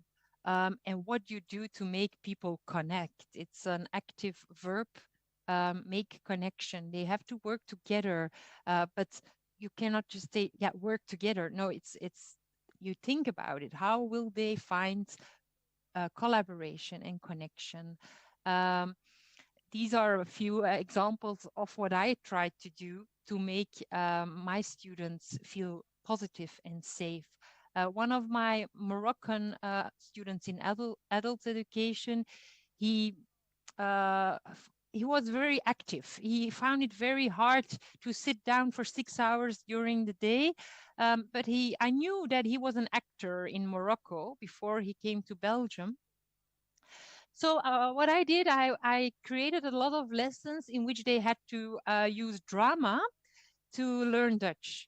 So he, for instance, he could express himself in his favorite way, like in drama, to learn Dutch. This boy here, he was very young, came as a refugee from Syria to Belgium, and he loved to talk about his experiences during his flee to Belgium. He had to still talk about it to, how do you say that in English? Verwerken. Yeah, to process the fact that he fled from the war in Syria to Belgium. So I brought him to the university and I said, okay, you tell your story to our students so that they know what you've been through. And the fact that he could tell everybody made him feel so it gave him so much self-confidence that his Dutch went better and better. I went for walks with my students. We went to see things in the city. We did we played games. We tried to connect to create that positive and safe class environment. When I started as a language teacher, there was still a lot of focus on grammar and spelling and all the little aspects of language learning. But in the course of the years, we went to see that language learning happens within meaningful language tasks. So you go to the supermarket. How are you going to buy stuff in the supermarket. You're going to create a birthday party for a friend. How are you going to do that? You have to write an invitation. You have to call them. Really, meaningful language tasks with a clear goal. Language learning and citizenship are combined. The learner tries to understand and produce language. Learners help each other. They are being supported by the teacher in the meanwhile. And the third part is a rich interaction. Collaborative learning, process-minded learning, make sure that learners interact during your language lesson. I've had a last example of an elderly house. Like during the pandemic, our schools closed for a while. I think it was in a lot of countries like that. And we created a language task where the teacher and the children had to think about the elderly that were locked up actually in the elderly houses because they weren't allowed to get any visitors. So they got very lonely, the elderly people. And in the class, we talked about, so what are we going to do to help these people not feel so lonely anymore? And the children came up with a lot of ideas. We can make a radio program. We can make videos so that they can watch a video of us. We can go and make drawings or write letters to the elderly. So a lot of meaningful tasks came up while they were interacting, collaborating, and also while they were coming up with tasks that were full of using practical language. Maybe the next slide I will keep part. Maybe the question will come. I think I want to try to round up here. I think a very important last part is do this all collective with your team. Yeah, the new #1 of John Hattie is collective teacher efficacy. If together teachers can achieve more, if they believe that they can do so. So if you as a team think like we can do this, we can embrace multilingualism and we can create powerful language environments, then it will just be a success. I think that was it. Thank you.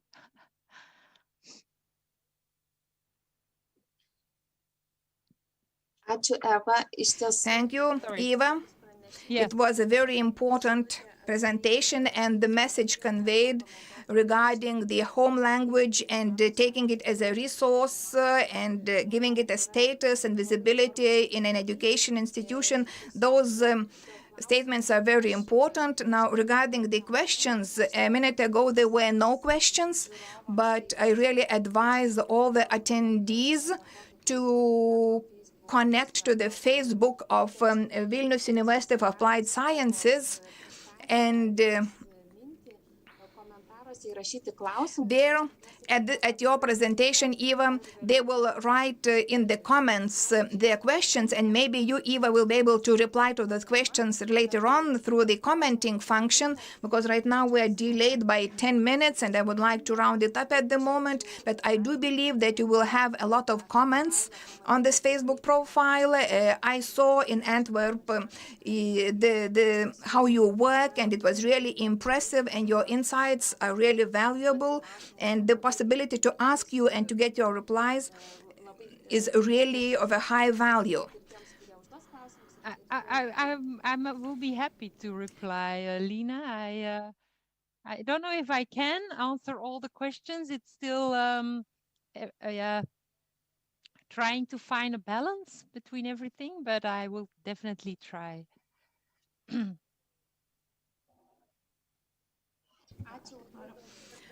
Thank you once again, Eva. palikti YouTube kanale, nes Facebooko paskyroje nėra palikta. I would like to clarify that the questions still have to be written on the YouTube account in 2 languages. And YouTube has 2 languages, English and Lithuanian. So please, but still, Lina thinks that there are certain quotes by Ivor, and those quotes can be commented. So please use both options, because we in advance put certain insights, certain statements by the lecturers. And right now, the last lecturer of this session, Hatis Sofu, and I had the possibility to get to know that lady on a very big educational project. Hatis is a professor at the university, author to a lot of research and literature, scientific literature. So Hatis, happy to see you online. Now the floor is yours. Can you hear me? Taip, girdime ir matome. Can you hear me, Lina? Yes, we can see you and hear you. Here, okay, good. That's very great. Can I start? Yes, please. Okay. Thank you very much for inviting me to this conference. Of course, we have had many Zoom meetings because of the pandemic informally, but this is the first formal speech I'm going to make. That's why I'm a little bit nervous, but thank you for the nice introduction as well. So I have had the chance of following the speech before me, I mean, almost all of them, and I found them very informing and, illuminating. So thank you again. And it was a nice coincidence that I'm also a linguist, and I used to teach, because I'm retired at the moment, teach at the teacher training school in the education faculty, Çukurova University. So it was a nice coincidence that I'm speaking after Eva. But of course, my focus is a little bit different. It's not just language, but also, all aspects of inclusive education, because as teacher trainees, trainers and trainees, we have to at least have idea about, what's going to happen in classes where we're going to have some students who need, who are there because of inclusive education and who need special attention. For that reason, I believe this is an important issue that teacher trainers also, and the prospective teachers also be aware of. And also, I am personally, attracted to this subject as well. I'm going to, if I can manage my time properly, I'm going to talk about some examples from my own family as well.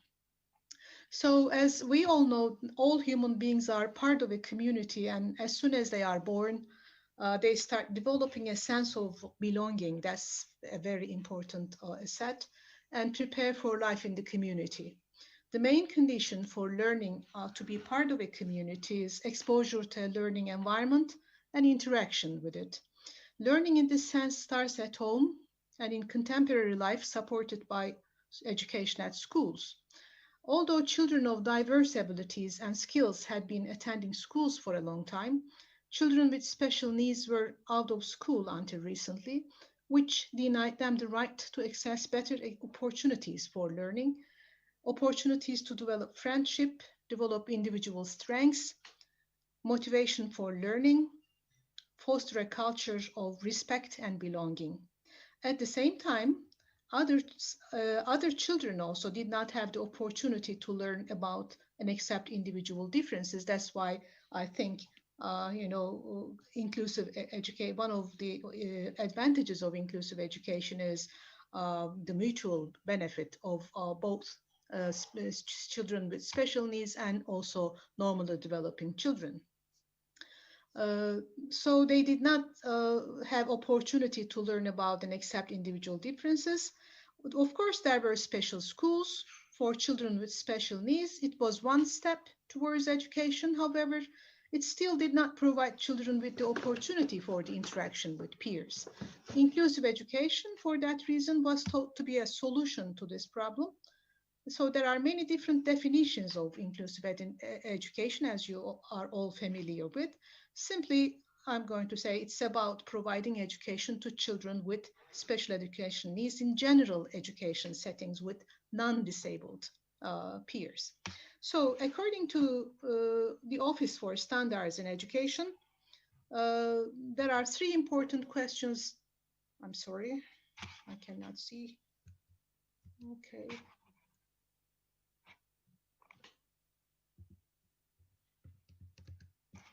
Mm-hmm.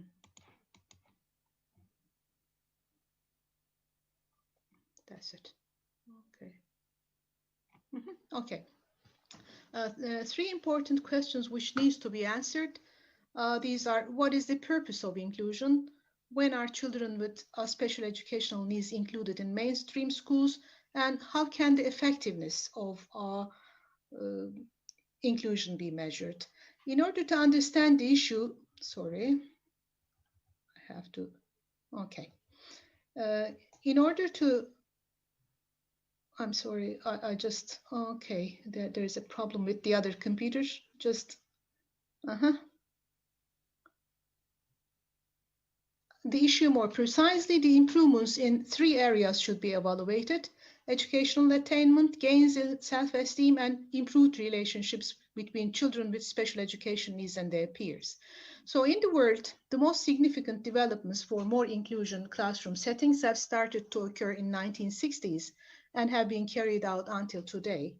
The first reason for these developments was the problems in practices in special education classes. The main purpose of special education classes is to manage to educate children with special education needs with their peers in the same school, but in separate class with children who have similar disabilities. It is likely that with this practice, partial inclusion of children with special education needs are ensured by being together with their healthy peers in break times, other outside classroom activities, and non-academic courses like painting and music. Furthermore, it's expected that special classes within general schools may be more helpful for children with special education needs because they are prepared to meet children's individual needs. In other words, a class with a special education teacher, appropriate equipments in it, and a convenient environment can be more likely to meet children's special education needs. The idea of special education classes might be assumed to be beneficial in theory, but it did not work in practice. As a consequence of increased critiques about the education for children with special education needs in special schools and classes, inclusive practices in education have taken place in many countries' constitutions by starting with 1970s. So you can see examples such as in Italy, for instance, it was in 1971, Norway 1976, England 1974, etc. So developments in special education in Turkey has also been parallel to these ones all over the world and can be divided into three categories, which are those starting in 1950s till 1950s, then those between 1950s and 1980s, and then from 1980s to today. Significant developments related to special education field began to occur in 1950. In this year, the management of special education services passed from the Ministry of Health and Social Aid to the Ministry of National Education. So this is an important time because, you know, it's crucial that the issue began to be considered as an education issue rather than a health issue or something that needs to be handled along with the health issue with this regulation.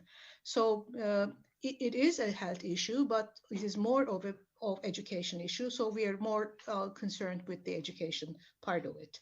At the same year, the first blind union, for example, was founded to encourage people with visual impairments to take roles in the Turkish society.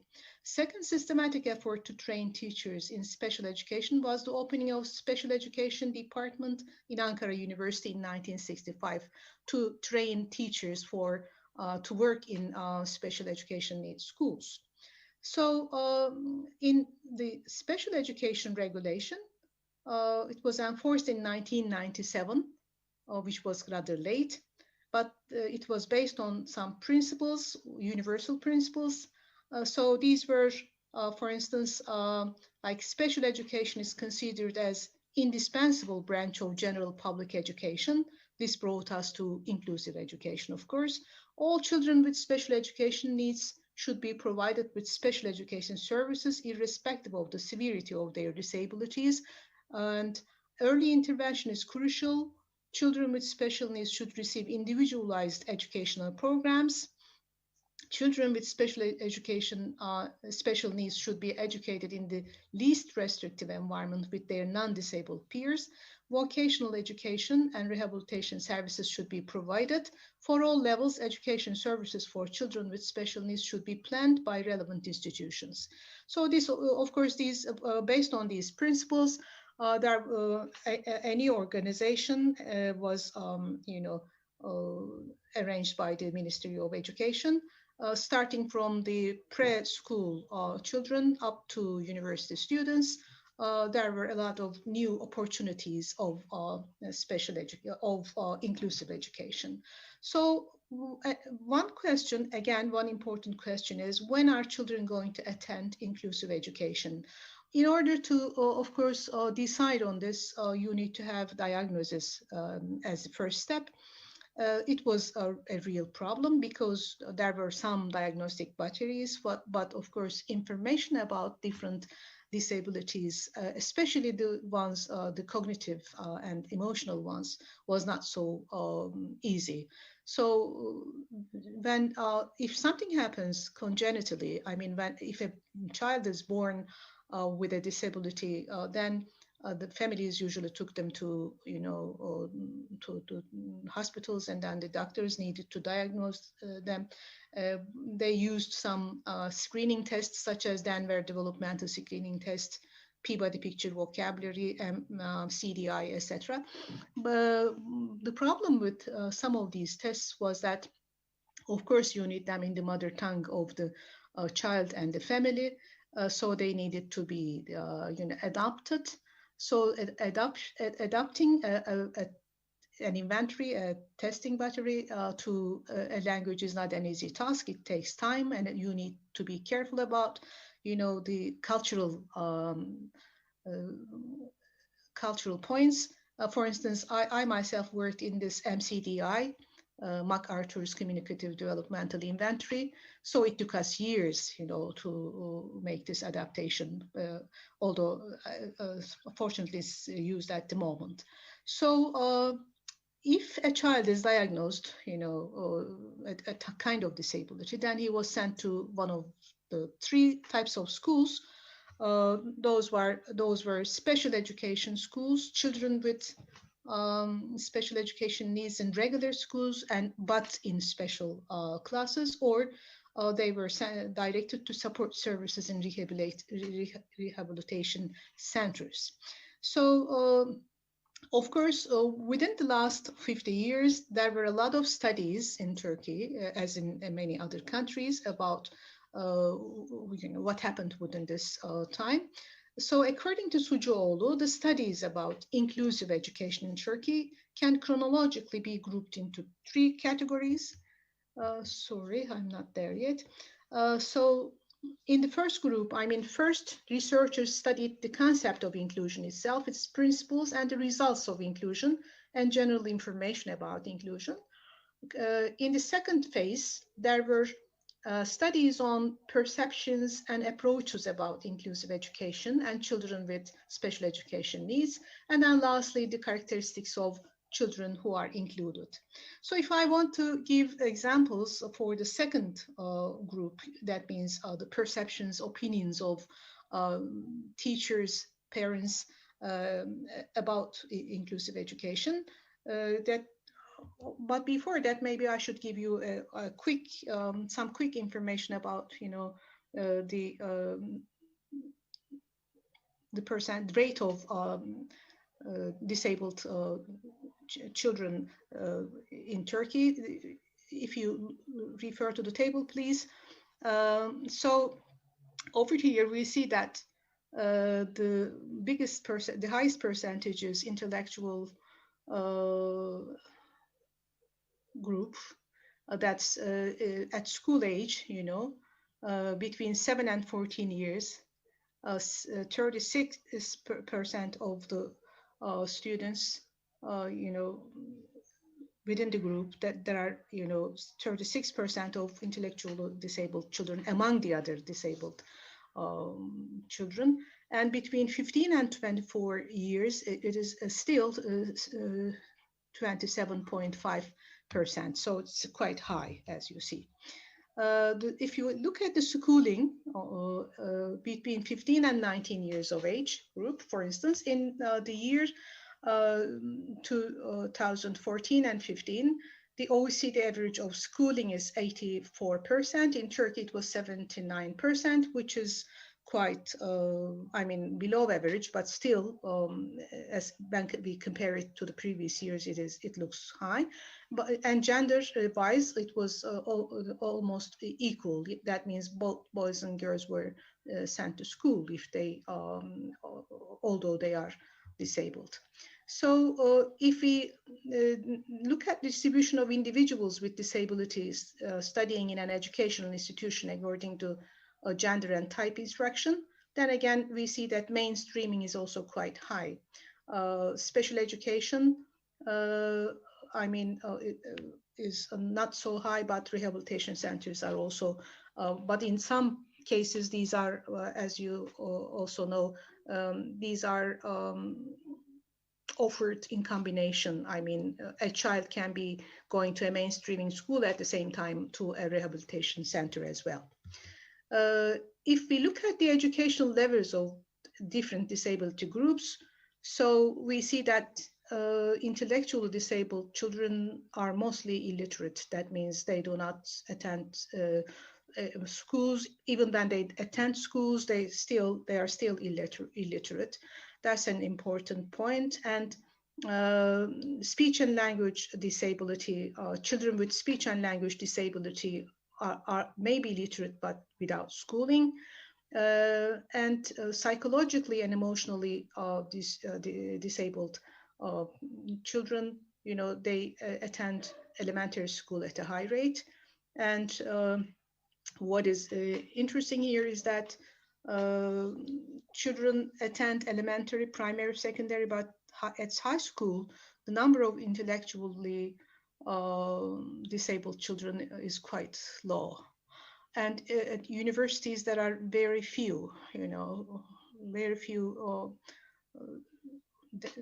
students, who are able to attend universities among the intellectually, disabled children. So it's the lowest number here on this table. Okay, of course, mainstreaming, as we have already said, mainstreaming education is quite, important, and the number within 10 years, 10, 12 years, the number increased a lot, as you see. Of course, we have to compare it with the population of the country as well, but there is a high, rise in the population of the country. But still, this means, the numbers mean that families are more aware of the, value of education, and also the education is provided free for all citizens in Turkey. That's why, they send their children to school, and families with disabled children are also supported financially as well. That's why they send their children to school. So that's a good development, but still, of course, it needs a lot of changes. Okay. Okay, so this is if I was talking about studies about the opinions of teachers, parents, etc. before. Now, if we go back to that study, we see that the teachers, for example, are asked if they support inclusive education or not. We see, unfortunately, that the number of teachers who say that he or she supports inclusive education is quite low. Among the 45 teachers, only 14 says he or she supports inclusive education. All the rest do not. So these are primary school teachers who usually have one or more disabled inclusive education children in their classes. So if the ones who state positive, opinion say that, for instance, I believe these students are children and they should not be outcasted from the classroom atmosphere. We should not think that they should learn everything presented in the classroom and learn as much as they can. They should be approached with love, she says. Okay, of course, over here, the idea that the teacher accepts that children should not learn everything presented in the classroom, so let them learn as much as they can. So this is, I believe, has to be applied to all children, of course, but for the disabled children, it's more important. Next, a teacher says that there is one student with special needs is important regarding other students learning how they should approach him, because children learn in the class about life. So this is about the mutual benefit, again. So the students, because the student is there, the other students also learn, that this is life, and sometimes you can have disability. Still, you need to, you need to be aware of this fact and then help maybe your friend. And another positive idea, I do not think that they are educated with children similar to them. I believe they are more successful when they are educated with their peers. Separating them from other children can harm them psychologically, one teacher says. And another teacher says they have to live within a society with their peers after school, thus they should live together at school as well. So that means the teachers who stated positive ideas, say that, accept that in life there are people of different abilities, so we learn from each other as well.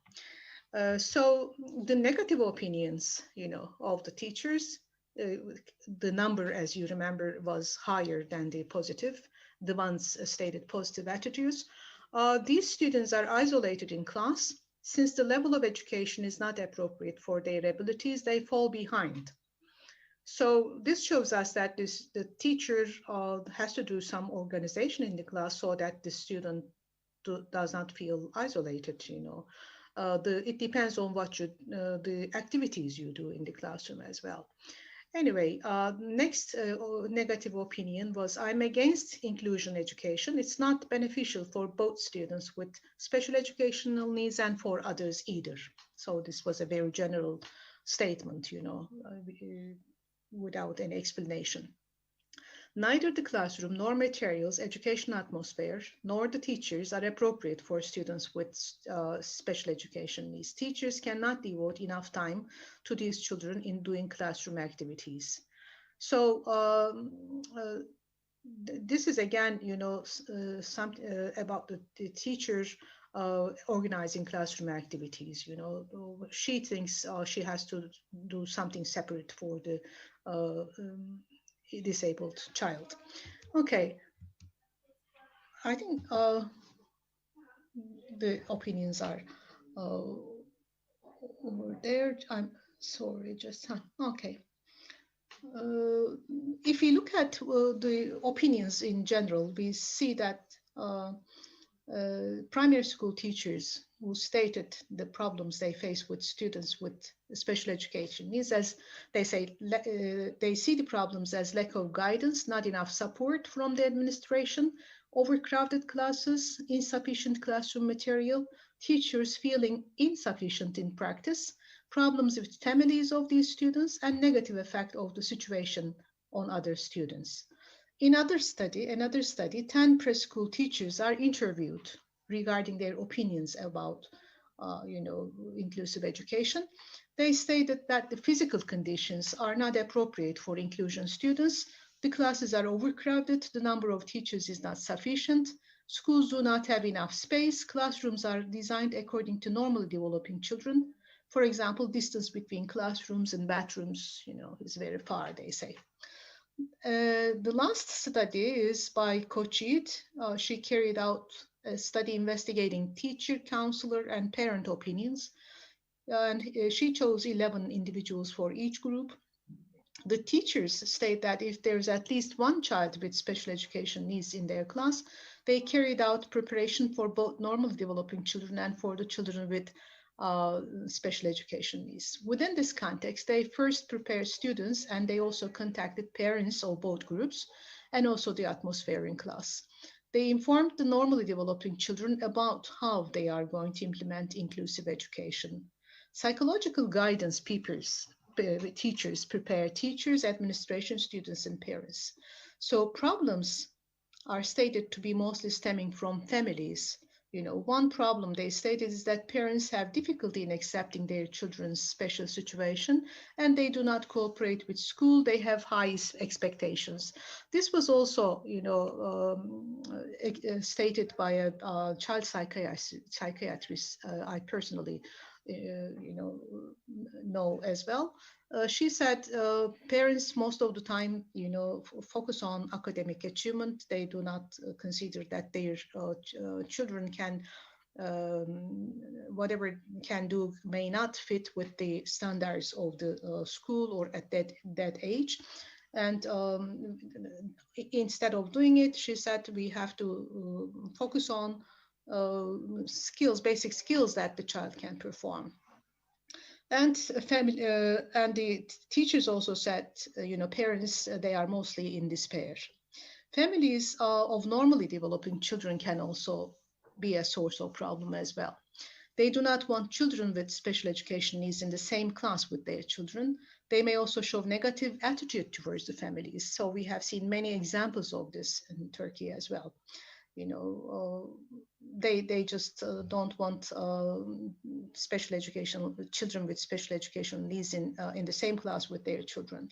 Students-based problem is mainly conformity, accommodation, and of course the teachers further said guidance teachers stated their opinion on teachers and stated that teachers may reject students with special education needs and they are inefficient in preparing individual program.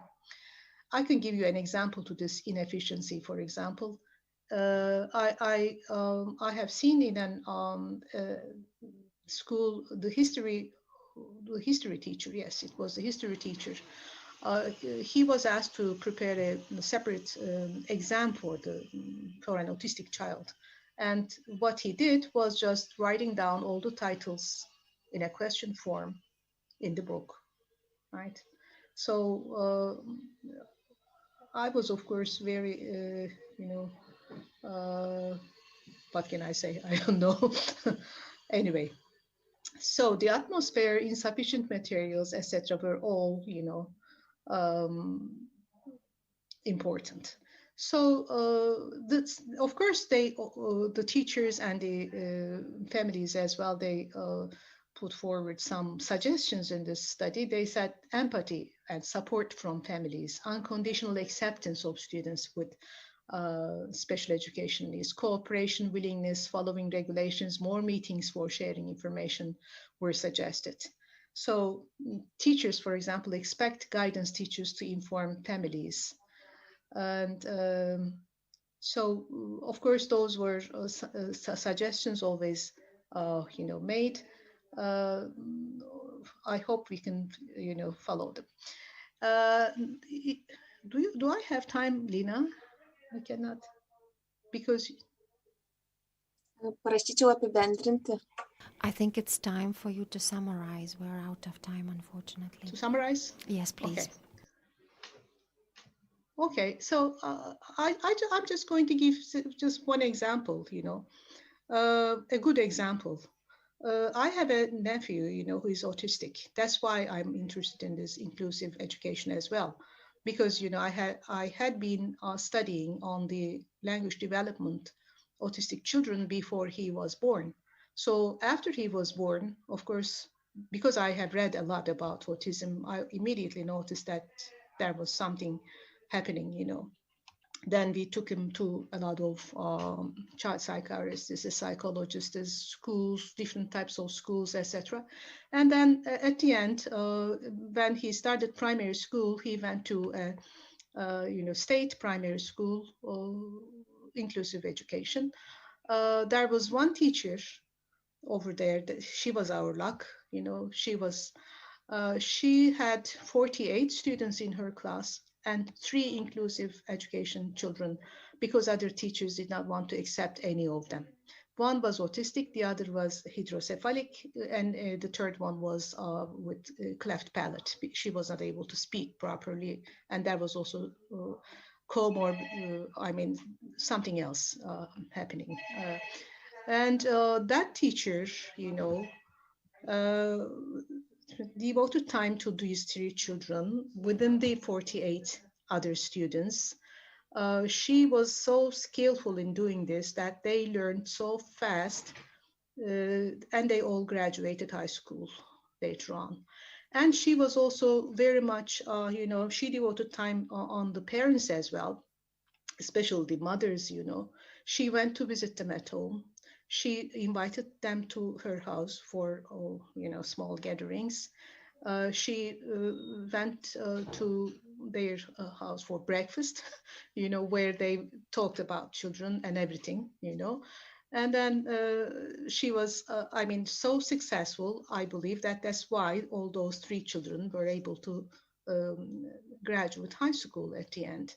So, of course, we have heard teachers complaining about a lot of things, but there are also teachers who can manage it, you know.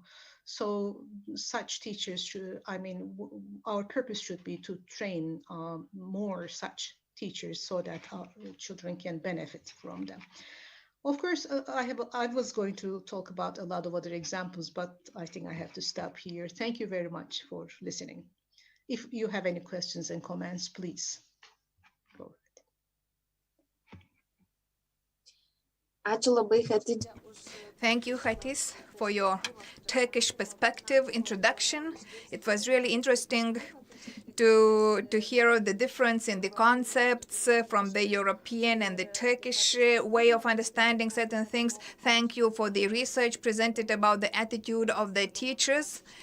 And I hope later on we will hear a presentation about Lithuanian and Latvian teachers. I believe for you it will be interesting to compare. And this success story, it was really inspiring, and I believe it. I wish it to be not an exception. I wish us to have more educators like that to lead children for success. So thank you once again, Hatis. We are really delayed, and now it's already the break time. Thank you once again, Hatis. And right now we have a break. 1:45, we are back. A number of good presentations for us. Thank you and see you soon. See you. The questions also can be written on YouTube, on Facebook profile. Yeah, you will find the post with Hatis's quotation and her insights, and I'll do my best to get those comments and transfer them to Hatis so you have replies to your comments. Thank you once again. Enjoy your break.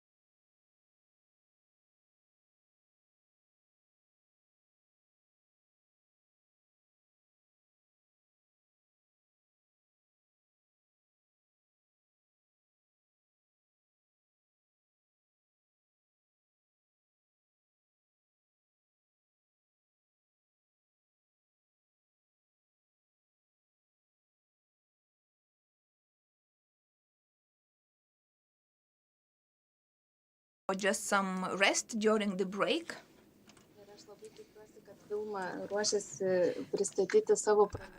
I hope that Ms. Vilma is getting ready for her presentation. And Vilma, do you remember what day is today? Of course. Oh, I know why you ask. Yes, we met a year ago. Yes. I was not sure whether it was today, but actually 1 year ago, at this moment, we got to know each other, and I really thank the possibility to know you, and I'm really proud to introduce you. I don't know how to introduce you. We called you educator, but you a writer and a pedagogue and entrepreneur. Maybe Vilma, you will continue my presentation, my introduction, tell who you are, and we look forward to your insights, to your ideas at this conference. Now the floor is yours. Well, thank you very much. Okay, I'll start sharing my presentation. That will make things easier, I hope. Okay. Share screen.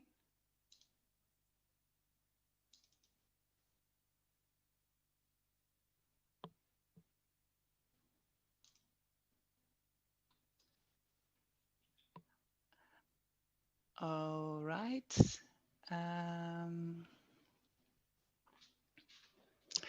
I would like to share my presentation. Big screen. Yes, there it is. Okay, so you asked me to introduce myself. Yeah, it's still a bit difficult because I do a lot of things.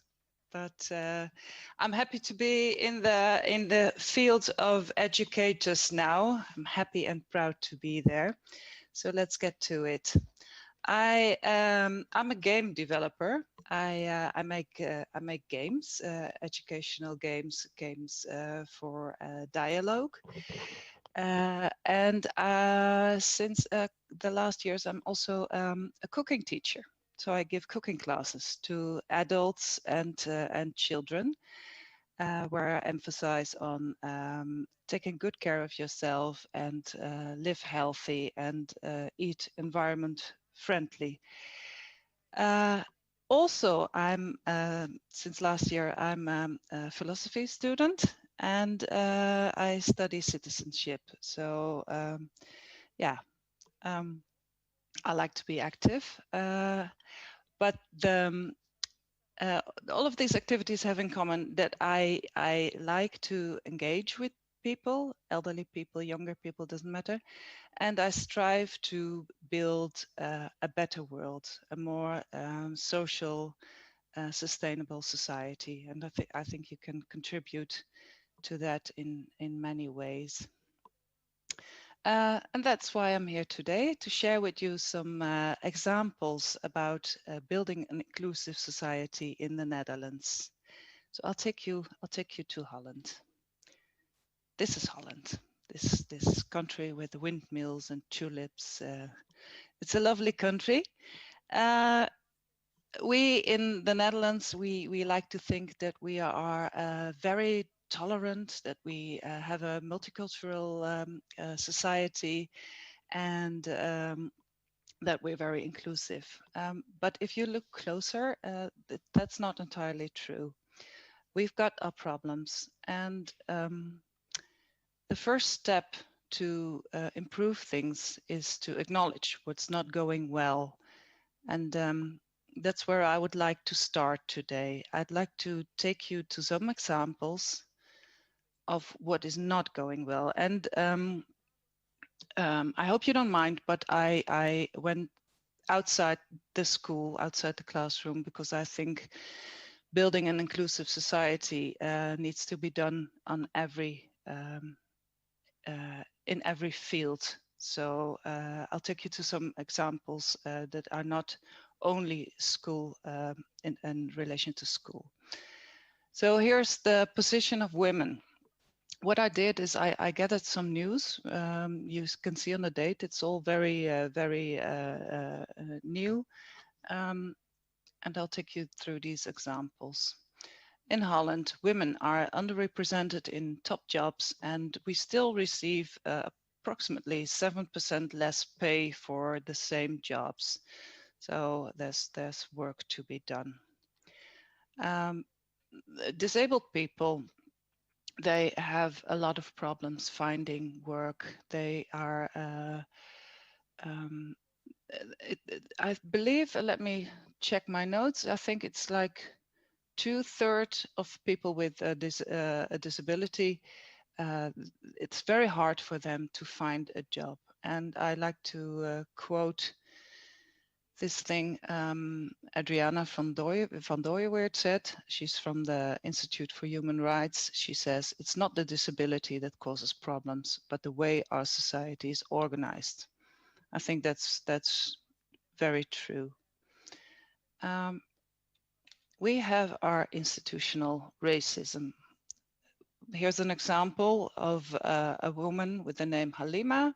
She applied for a job, and she heard no, job's taken already. She applied again with a Dutch name Tessa.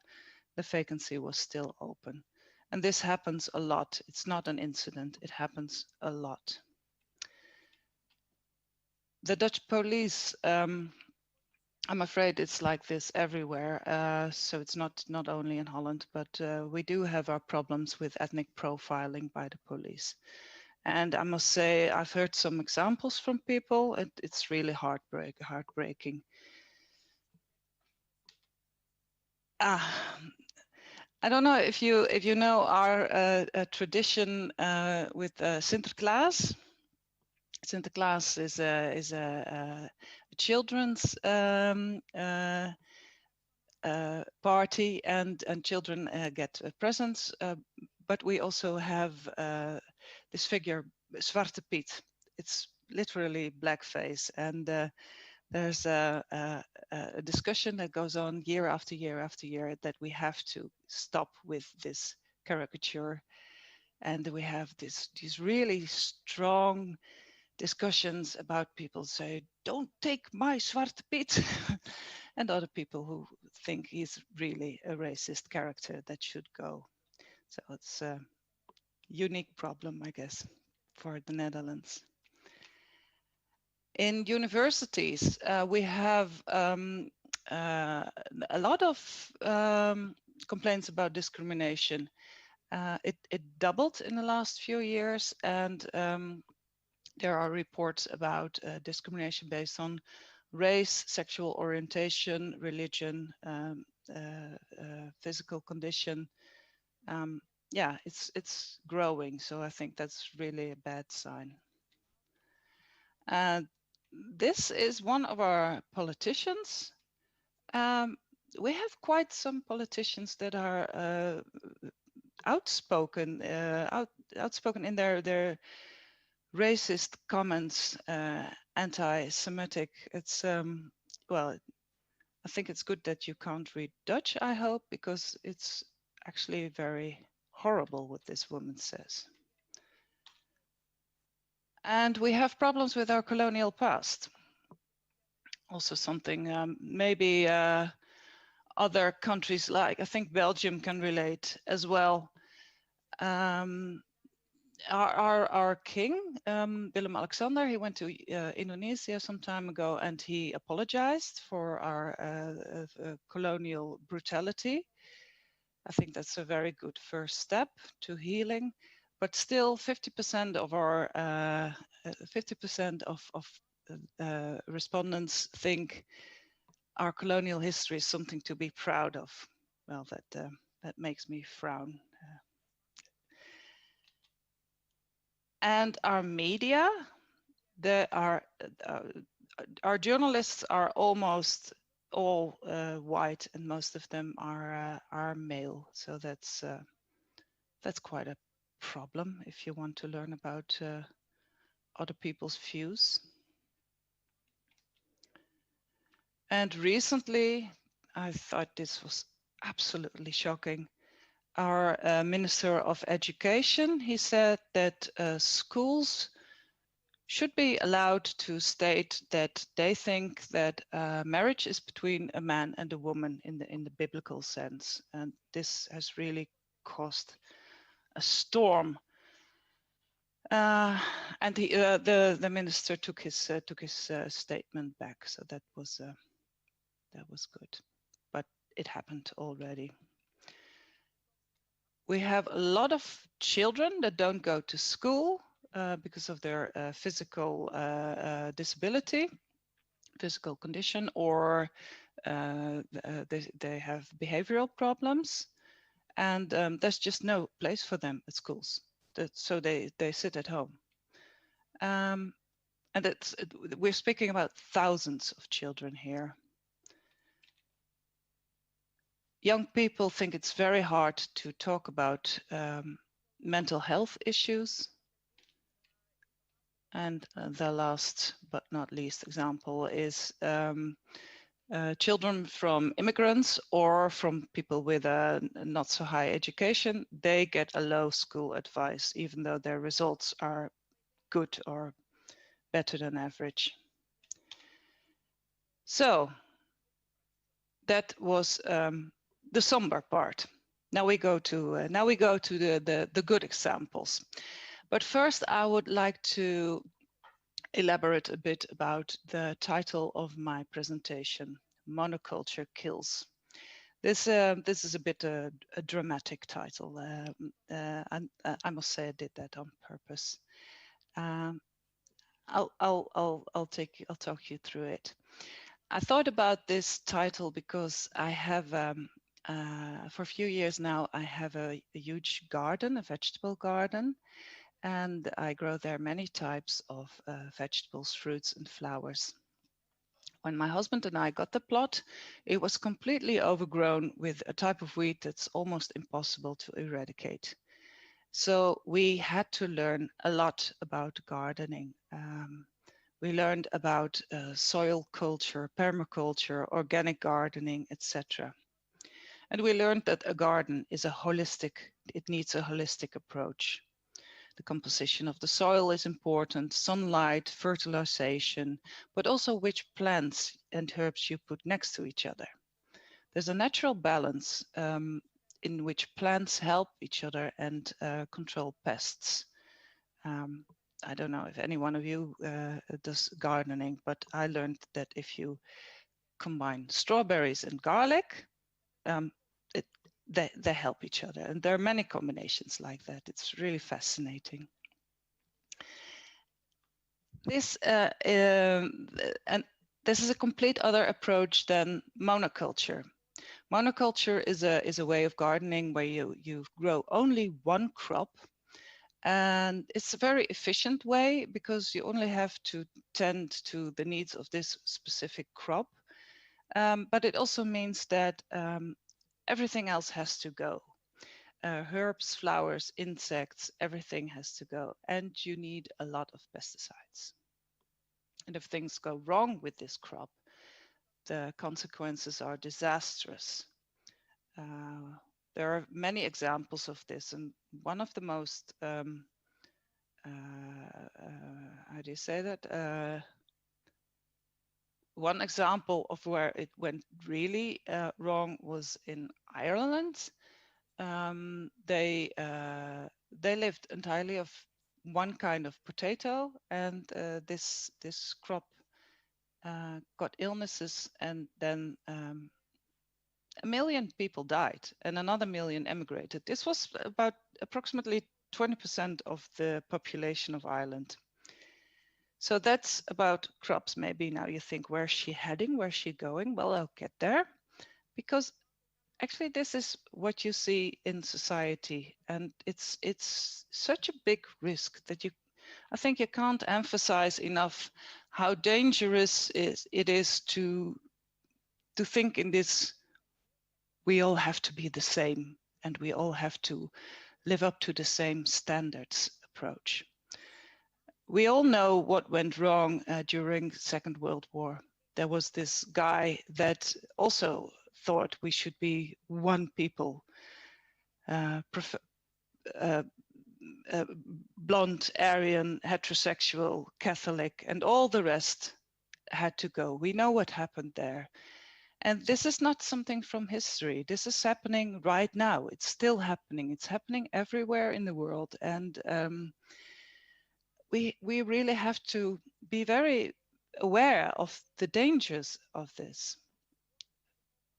You all know, because that's why we want to have a more inclusive society. But I think we should also warn other people about this. So now I get to the hopeful part, because I told you I would show you some good examples from my country. We have this legislative proposal. It's a proposal for a women's quota, and it's meant to bring more women to top jobs and have a more balanced, a better balance between men and women in top jobs.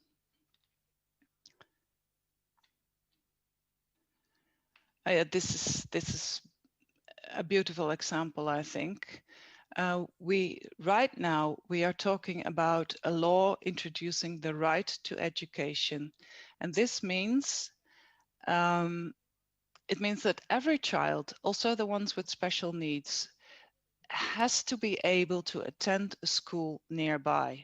So schools need to provide the time and means to educate every child. Where the conversation is about, let's make it possible for people with conditions and without conditions to share schools. I think this is a very big step.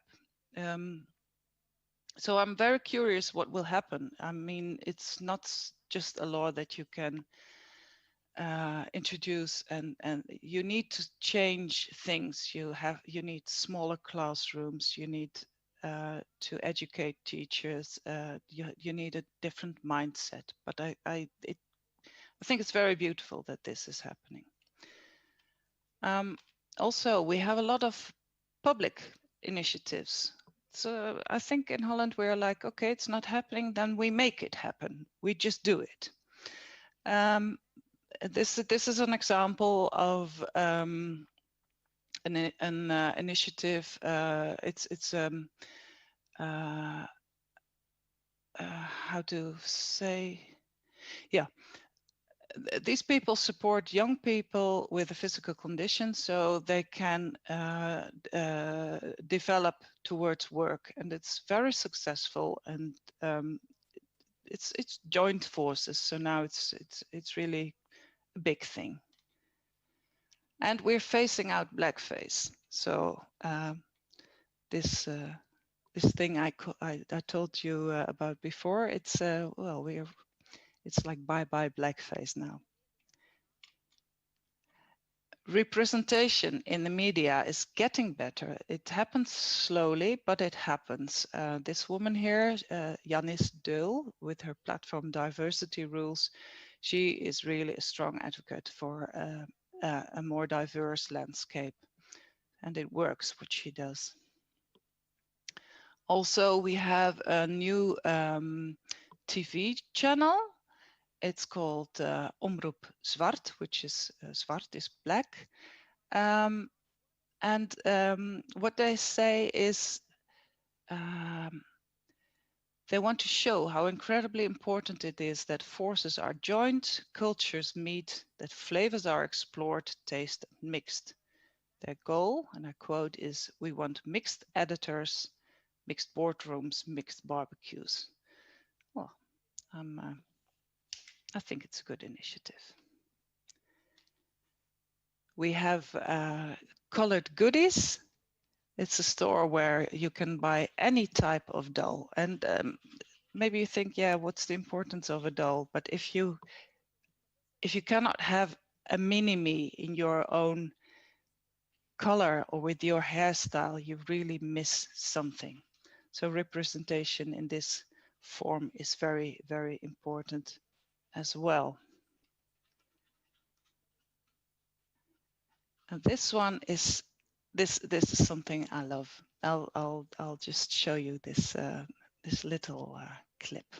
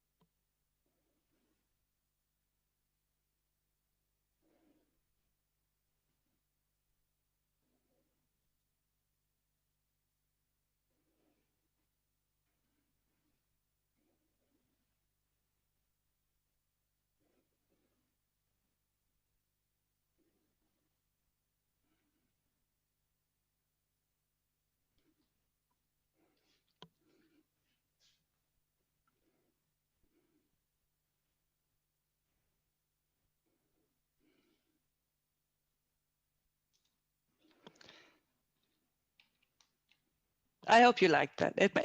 Things like this make me really happy. We also have a huge initiative about being open about mental health and support people with mental health problems, especially youth. I'll translate it. We want to be the mentally healthiest youth of the world. Well, I think all youth should be healthy, but anyway, you have to start somewhere. So this is really a very good initiative. And we have this community urban education where over 30 schools in big cities, they join forces. They want to learn and educate teachers. They want to learn about the challenges of living in a big city, living in a multicultural society. So it's really good that they work together. I have another clip for you. That is the last thing to make my point about the importance of representation.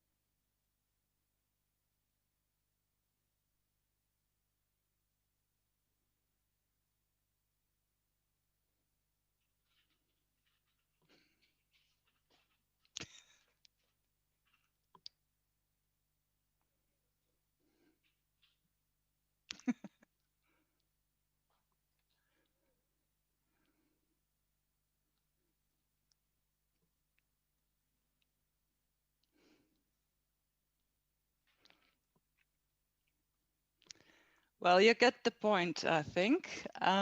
So representation is very, very important. But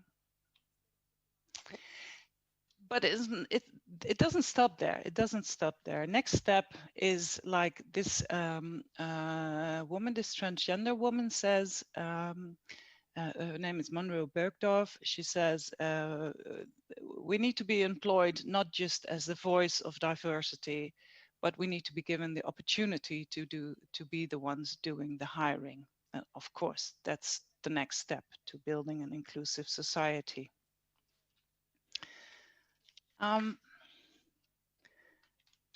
Another thing I think is very important, whether it's in the classroom or in business life or just social life, you have to meet. You have to meet. If you want to get to know other people, if you really want to step into each other's shoes, you have to meet, you have to talk. And this is a photo that this was a couple of years ago. I organized a huge event in Arnhem, my hometown. We had a lot of Syrian refugees living, and I felt the need to bring them in contact with Dutch people. So I organized an evening where we could eat. There were spoken word artists, and we played my board game, the 360 Stories board game. That's a board game you use to share personal stories. It was quite nice because I invited, as one of the speakers, I invited Ishwana Clark. He's a spoken word artist that had to leave his country, Jamaica, because of his homosexual orientation. So he had a beautiful piece about his life. And my husband was there as well, and he sat next to a Dutch person, and that guy whispered, "Oh, can you do this? Have a homosexual with all these Muslims?" And yeah, it could. Of course you can. Of course you can. You have to be open about yourself and show that everyone has their struggle. So it was a wonderful evening, and a lot of friendships were made, and it was great. It was a great time. So we have to meet in person if we can. Another great example of meeting each other is the Human Library. You can borrow an actual person, a living book, and they tell you about their lives. And that's a very easy and nice way to get in touch with people that are different, not like you, people from outside your bubble. I think it's a wonderful initiative, and if you don't have it in your country, just start it.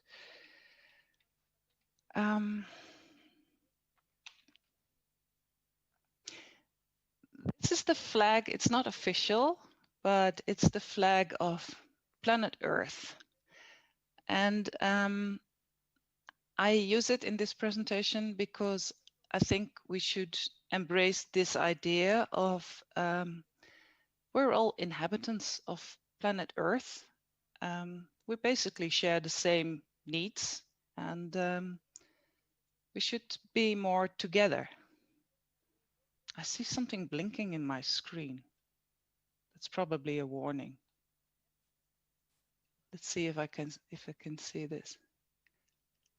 Ah, 2 more minutes. Yeah, I'll be in time. I'll be in time because we're getting to my last slide.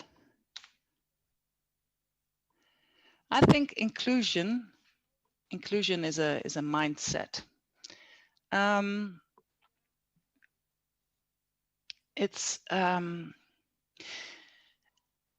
Inclusion is a way of being in the world where everyone is valuable. Every person, and if you're open to it, also animals and nature, everyone has the right to be here. And I think we should stop talking about minorities. A minority is a point of view, and whether you like it or not, some moment in your life you'll be part of this minority as well. I mean, someday we hope you'll be old, or maybe someday you're sick or whatever. It's always possible to be part of minority. So let's just stop thinking in minorities. We're all people with needs. Yeah, let's use the last minutes for another beautiful film. And okay.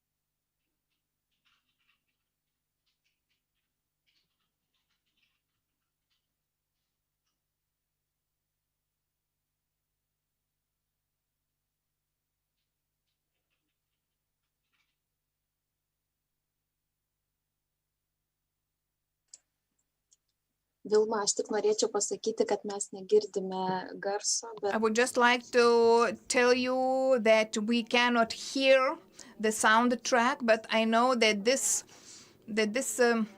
video is online available and people can download. Well, I will share the title of this video, and people will be able to download that movie and enjoy it and the insights of it. Yeah, good. Okay, it's good that you tell me, because I hear the sound, of course. Yeah, put it online, because it's really a very nice video. Okay, so we get to the end of my presentation. I hope I inspired you, and well, thank you for inviting me. It's really nice to be here. ačiū labai, Vilma. Thank you, Vilma. It was a great pleasure to listen to your attitude, to your mindset living abroad. I've been thinking that the Netherlands is the most tolerant country globally, but I see you do have some challenges to handle, but you have also very good practices. And those good practices are really inspiring how to handle those challenges and issues. And I believe that the majority of the attendees will really think and reflect on that. And due to the lack of time, I would prefer the questions to be put on the YouTube or Zoom or Facebook at the post with Vilma's photo and some insights. And please comment, and then we'll make sure that Vilma can reply to your comments. Thank you very much, and enjoy the rest of the day. Es atslēgšu telefonu, es izcelšu ārā. Mes girdime vertėjas kalbančias, tai dabar dalyvė, supratau. Tai ką, ruošiasi iš tikrųjų, girdėjom Nyderlandus. We just heard a presentation from the Netherlands, and now we'll hear from our next presenters, our sister country, Latvia, and we'll hear about teachers' attitude in the context of inclusive education in Latvia and Lithuania. They're about a pilot study. I'm very happy to invite Linda Pavelta and Dina Berhere, and representing Liepāja University, and I'm very pleased to have them with us. And please, the floor is yours for the presentation. Yeah. Good afternoon. Yeah, we here are two presenters. Yeah, as you told, Linda Pavitola and my colleague Dina Berhere. But actually, we worked on this research, four of us. Also, our colleague from Rēzekne Technology Academy, Svetlana Ušča, and also our colleague from Marijampolė College, Lithuania, Romalda Kasilauskiene. And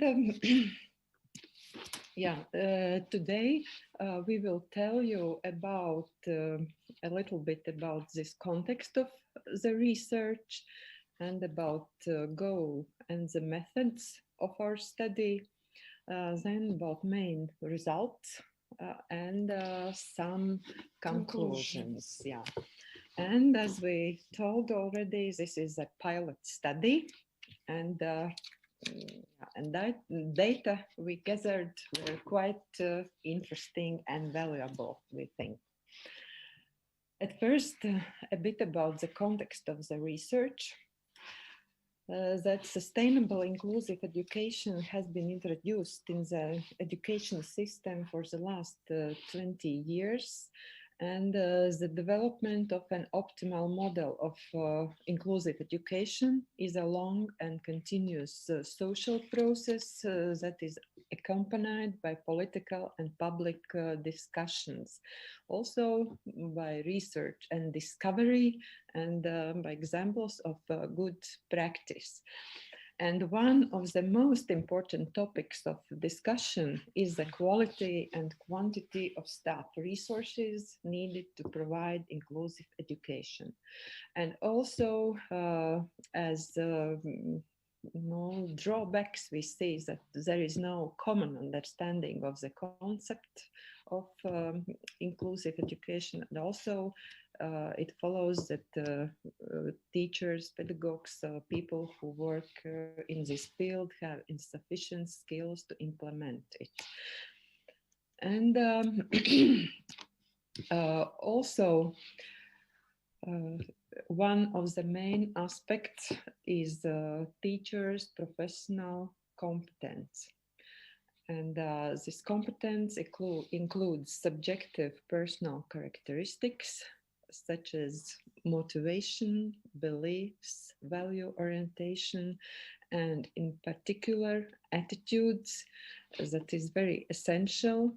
And attitude is the core thing we tried to study in our research, because we believe that this stimulates professional interest and also motivates teachers to critically evaluate information, and promotes also to develop also pedagogical concepts.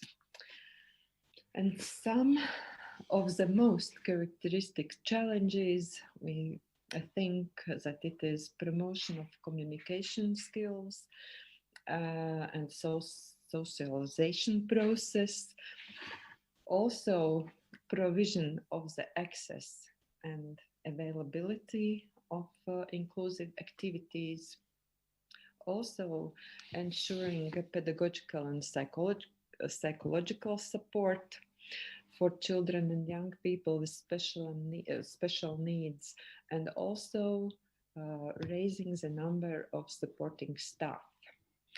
And very important is mutual collaboration in this process, and also professional development of teachers.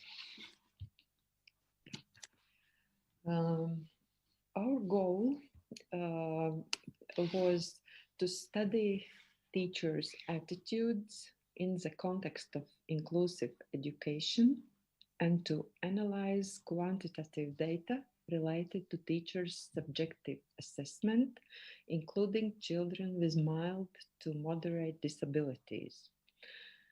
And our research questions were two of them.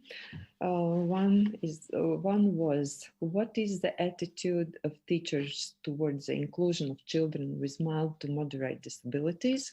And the second one, what factors may be involved in teachers' attitudes towards the inclusion of children with mild to moderate disabilities?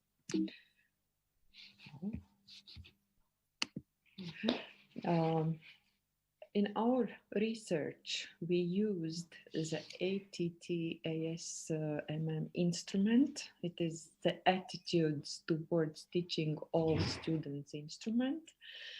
And it is developed by Gregory and Noto, this survey. And we found that, believes that three components of the attitudes is very important, and these are included in this instrument as well. They are cognitive, affective, and behavioral components. And actually the affective component or the component of feelings, it is of utmost importance and have a significant impact on the other two components.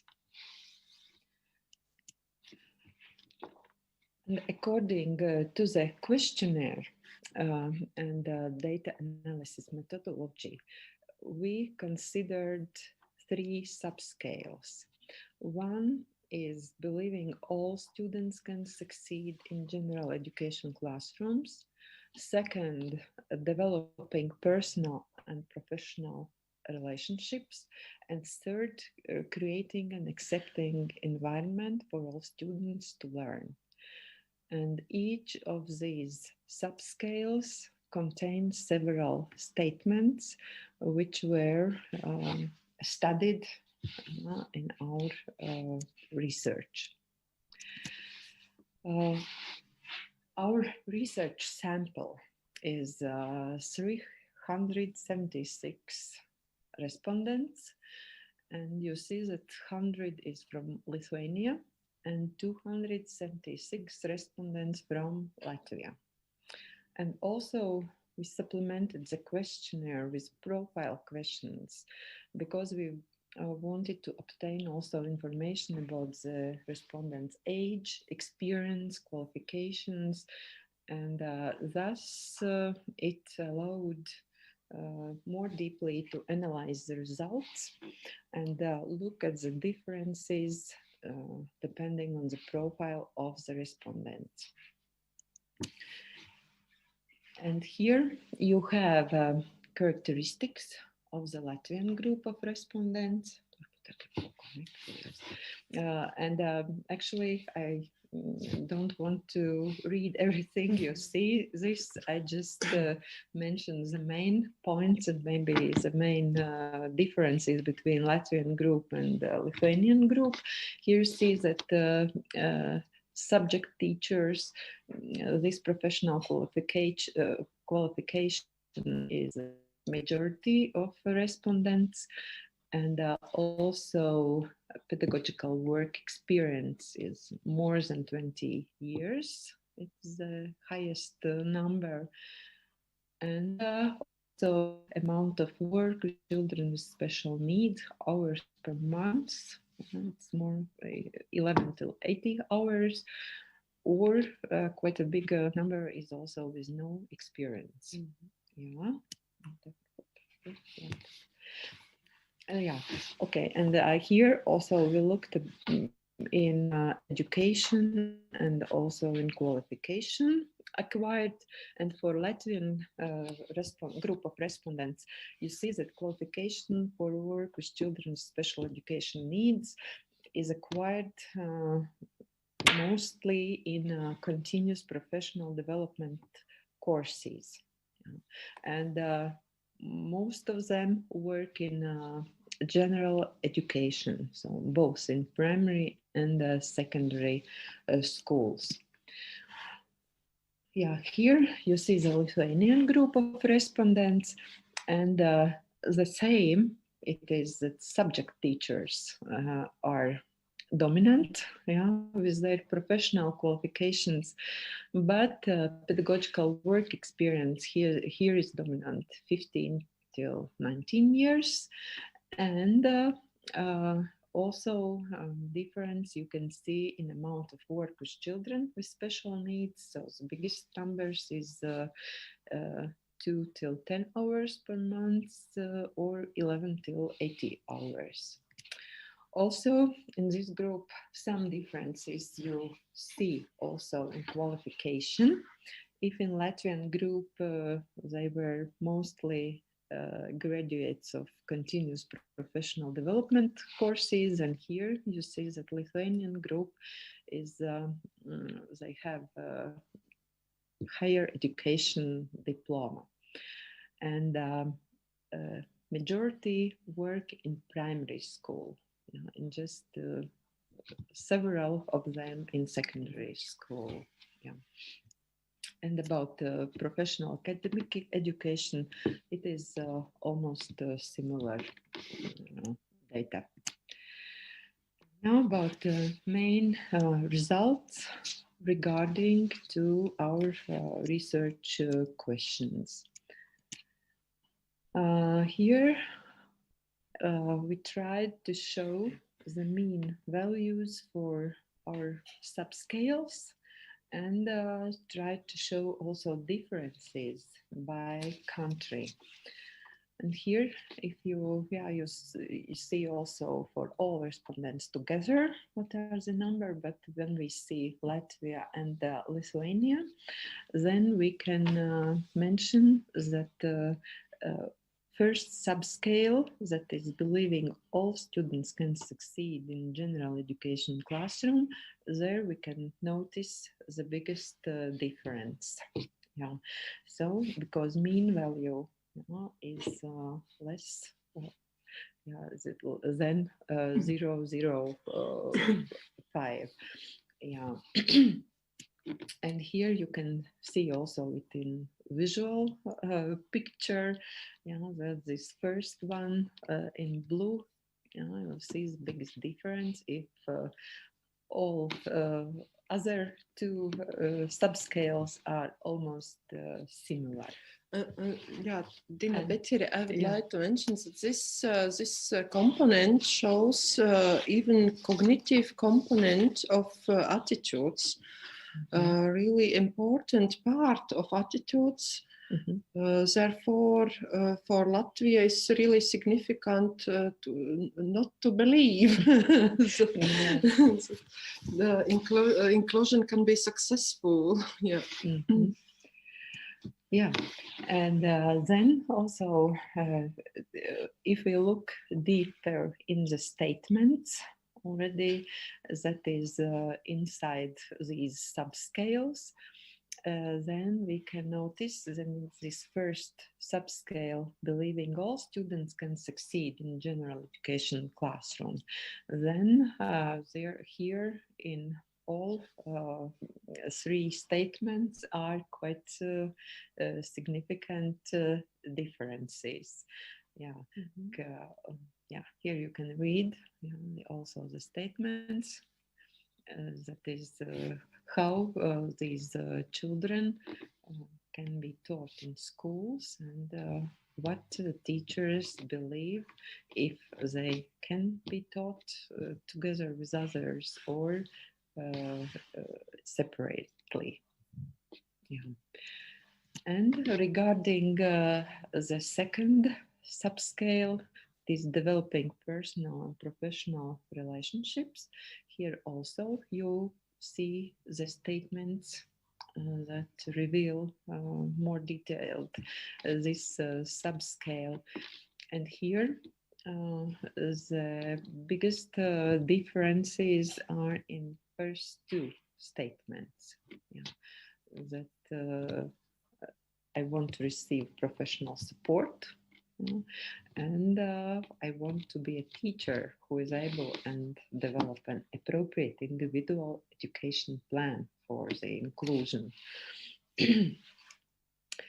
And regarding the third subscale, and also looking at the statements, and then here also we see differences in two statements. That yeah, and especially with in this last one, that all pupils with mild to moderate developmental disabilities should, as far as possible, be educated in inclusive classes with peers without special needs as far as possible. Then we also try to look at the data and correlations. Here in Latvian data, we can notice correlation between subscales, and Pearson correlation test indicates these interrelationships between subscales. Maybe like, yeah, right. And here, yeah, and if we look at Lithuanian data, then also these correlations are observed, but here these interrelationships are closer, to say, yeah, in these numbers. And how can you see this correlation is more significant between emotional component, this is development of personal and professional relationship, and behavioral component? But this this cognitive component is, I think it's special. I believe it's special case. We need to research more. Yeah, about. Mm-hmm. And also, we tried to look at the factors that cause these correlations. And here also we can notice some differences between Latvia and Lithuania, but nevertheless, they have also similarities. For example, professional qualification is one very important factor that appears in almost all these correlation. Then also is experience is very important, and workload. Yeah, workload is on main factors that cause these correlations. Yeah. And and some conclusions of our research. And as Dina already mentioned about these components of behavioral and emotional and cognitive, then we can see that actually is identifiable disharmony in the interaction of attitude components, and the dominance is prevailing of affective and behavioral components in relation to cognitive component.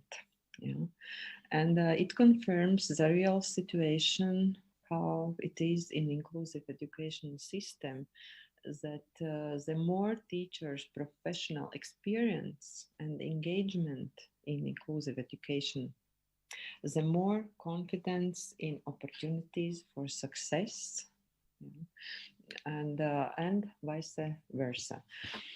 And it is possible that such attitudinal development is determined by social factors such as insufficient financial resources of the educational institution, also the lack of systemic education of mainstream teachers in inclusive education. And this also can be a contributing factor in this context.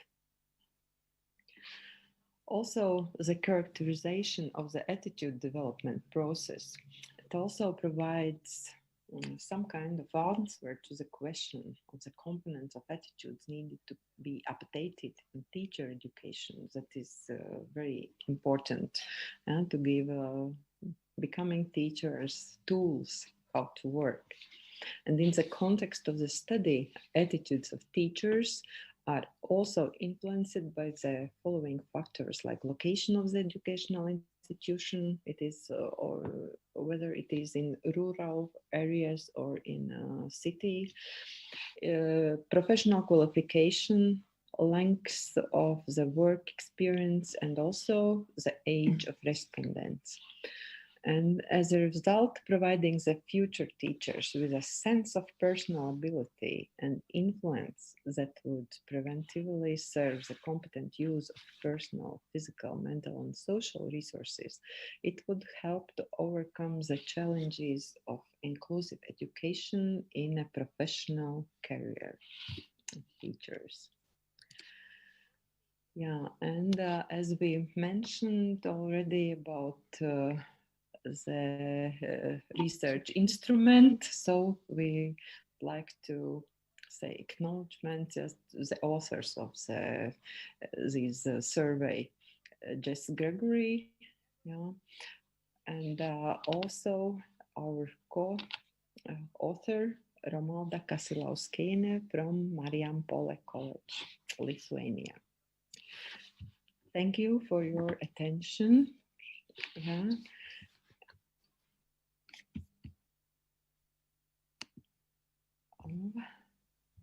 Dėkojame profesoriams už šitą įdomų. Thank you for your interesting presentation. It was really interesting to see the comparison and this correlation between Latvia and Lithuania. Of course, we were more interested into the Lithuanian data, but it was really nice to hear that Marijampolė College joined.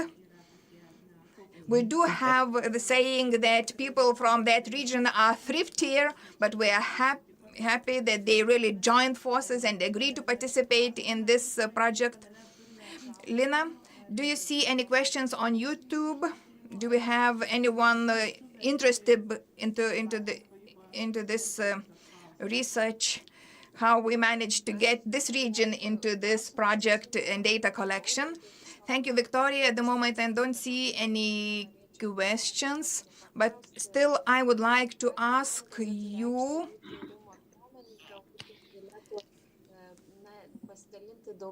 Could you share a little bit more insights? How should we handle this preparation process in Lithuania, preparation of educators, so our teachers are more self-sure and know how to deal with this inclusive education? No, actually, it's difficult questions because for this part of research was responsible our colleague from Marijampolė, Romalda. We have this collaboration in other fields. I think for 10 or 15 years, I believe. And we spoke about this possibility to improve research in Lithuania. It means that we need to translate research in Lithuanian.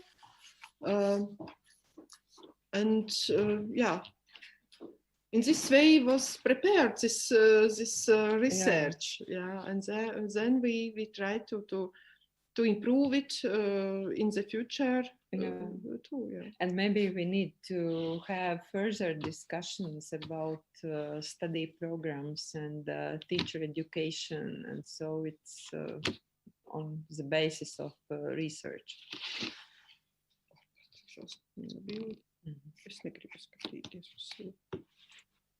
So. Thank you very much for your response.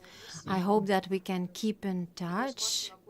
Sure. And we'll be searching for possibilities how to use this valuable knowledge. Thank you very much for inviting us to the conference.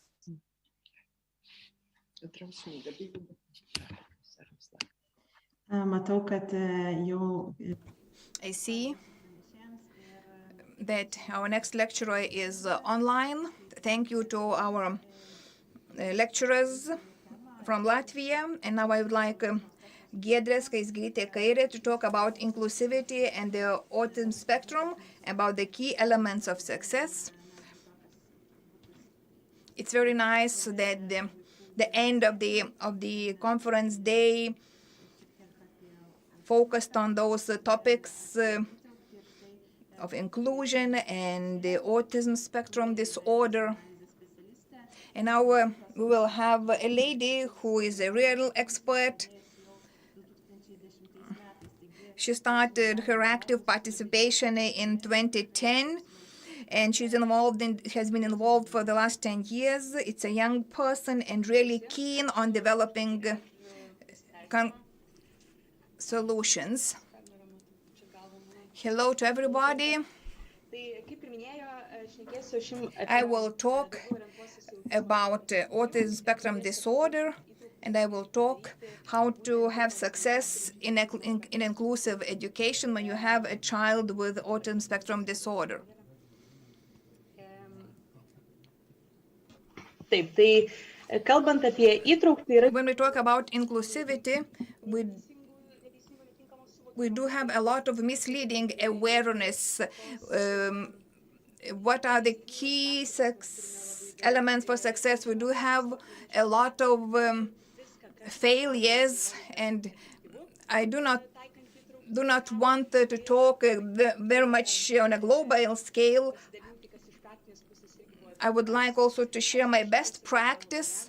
I will talk about this ideal situation. Of course, we do have some shortages, some challenges, but we do have some things to strive for, to aim at, in order to have this education as effective as possible. When we talk about inclusion, we think that if a child joins the mainstream school, we have this inclusion. We know that inclusion is much wider phenomenon. When you have a child at mainstream school, it's not an inclusion in itself.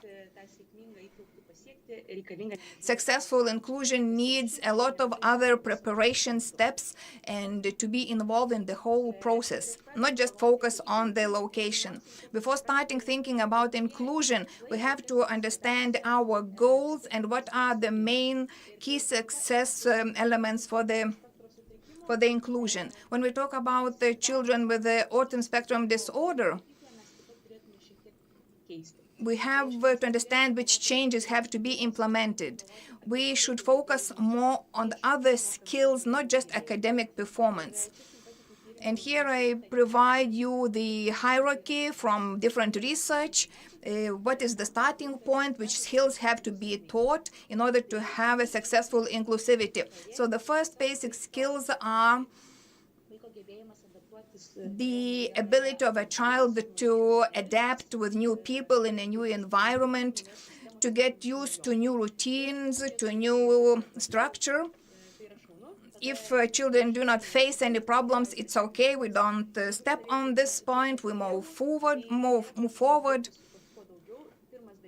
So the first thing is to teach a child to tolerate the system, the circumstance, the people around the child,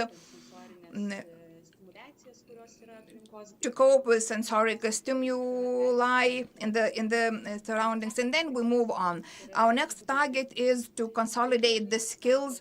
We see some situations when children with autism disability, what they learn in one circumstance, in one environment, they use it only in this environment. And they do not transfer those skills to a new environment. Let's say at home a child can dress himself, he's really independent, he can say hello, he can greet people, he can find some activities for himself, meaningful activities, but when he comes to the school, he cannot do that, he cannot practice the same skills, and it's really characteristic of the children with autism, because it leads to the situation when we have to transfer those skills in this new environment and to support the child in this transition. Next goal is the modeling the social behavior, proper social behavior. It's important for the children to see the models, so they have to see the peers and their behavior and to model their behavior. If the child doesn't pay attention to his peers, he will not be able to follow that goal. The child will not be able to model his peers. It's a very big goal to help a child to notice and to interact with his peers, to notice their behavior models and to practice the same behavior in certain circumstances. Let's say, how do peers react when they lose? What should be the initial phases for interaction with peers? How to participate in the games with peers? How to control emotions? So it's a very wide area to work in and to handle, and it's very important to start and to teach the child to notice the behavior, appropriate behavior, and to repeat it in proper situations. Then we can move on for establishing social connections, interactions with peers. We don't have to expect when we have a child in a new environment in the school that this child will start interacting right away. Usually we have to artificially create certain possibilities for socializing and interacting. If it's a kindergarten, the situation will be different. If it's a school, it will be also different. So we do have to ensure social interaction. When we start implementing this goal, we can move on to creating possibilities to interact, to communicate with peers, with the teachers, with the staff around and other people around. And this communication is usually one of the disorders that children with autism face or have. Children could start screaming or reacting in another inappropriate way, and the child might refuse the support. He doesn't know how to react when he needs something, when he finished some activity, and so on. He doesn't have proper behavior expressing his needs. They cannot communicate their emotions. There are so many fields where communication needs to be taught. It's our task to create the opportunities for this communication.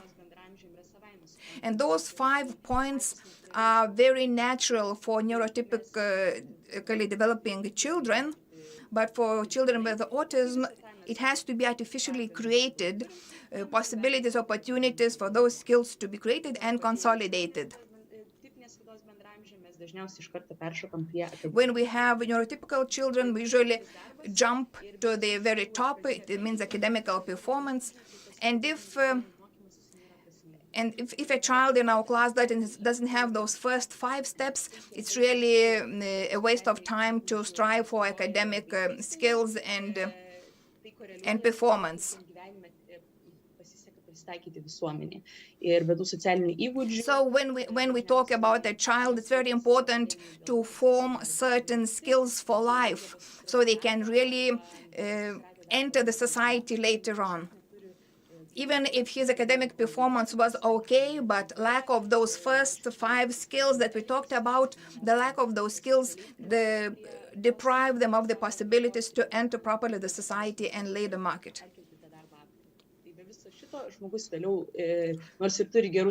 So, once again, if academic performance and achievements are quite high, but the person without those skills, basic skills, the possibility to communicate and transfer the skills into a new environment, doesn't allow that person to be integrated into society. So it's very important to create the possibilities and opportunities for those skills to be developed in a new environment. We cannot expect that those skills will be learned automatically. If it happens, it's very good, then it's easier for you. Otherwise, we as a team working with that child have to ensure that we create those possibilities and opportunities so the child can gain those skills. So what should we do to ensure that hierarchy in skill development? There are certain important points. And if we do not ensure those points fulfilled, actually we cannot have a successful outcome. One thing is it's to have this individualized approach, and next point is it's teamwork. So the team can be comprised of several positions. Some of the teams might be comprised of 7 specialists. What if the team is only 5 people, then certain duties and activities will be taken by those people who are within the team in order to have a successful outcome.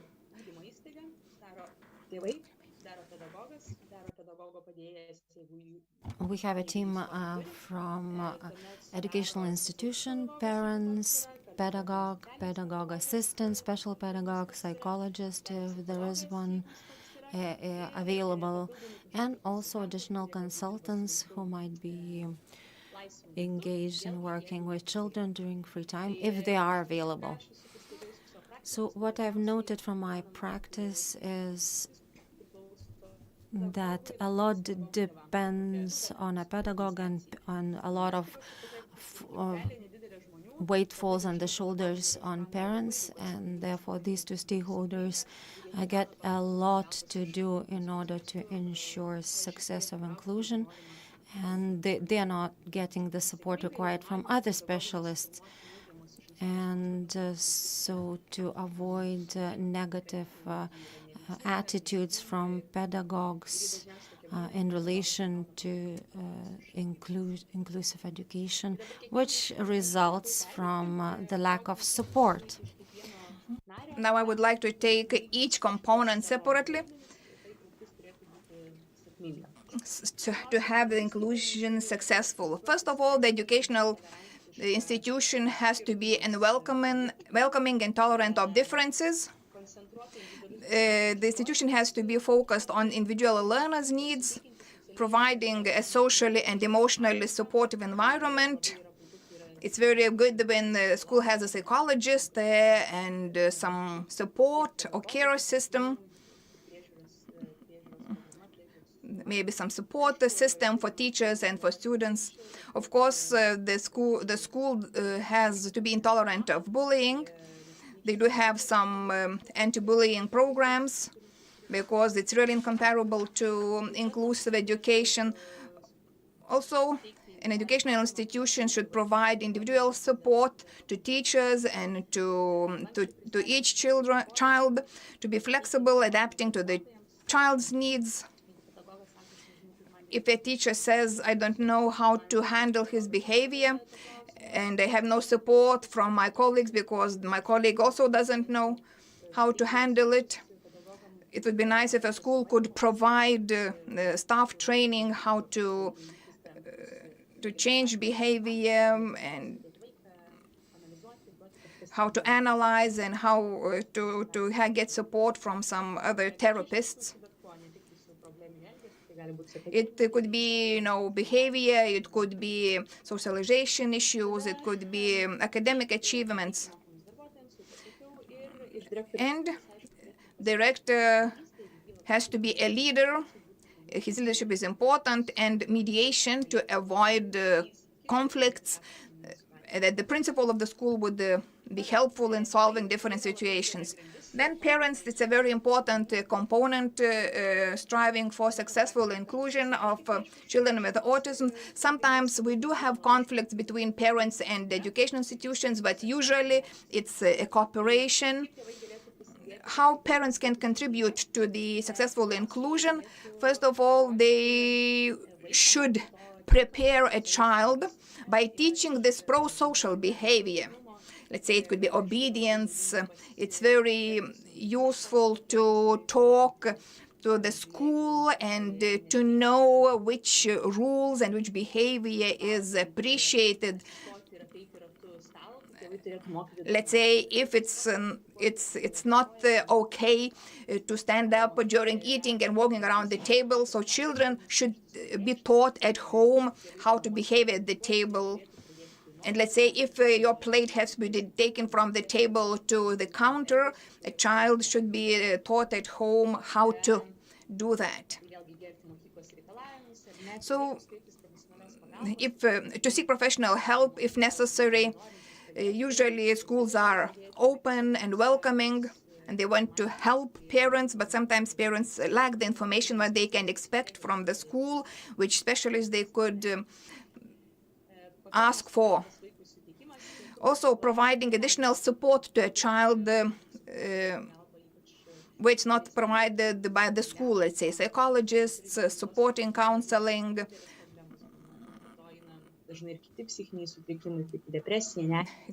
Different disorders, anxiety, depression, where special psychological support is needed, and parents know and where to look for this special support, and they do that.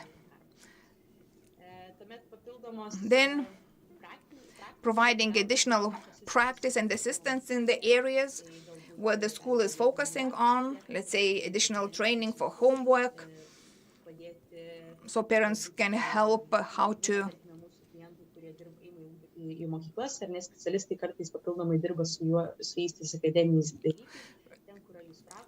let's say we have different specialists in the team who help the children to handle homeworking after school.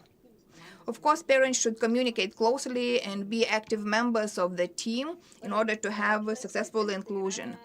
Another component of the team, it's an educator, a teacher, and the teacher creates classroom atmosphere. And so it's very important to create this positive, compassionate and tolerance attitude towards acceptance and equality. I really favor this idea that in the class we are different, but we have the same right to similar and the same things. We have different ways accepting, receiving, and processing information. We all have the right to process this information in our own way and to meet our needs and demands. And the atmosphere in the class really depends upon the teacher's attitude and the ability to explain certain situations to the children.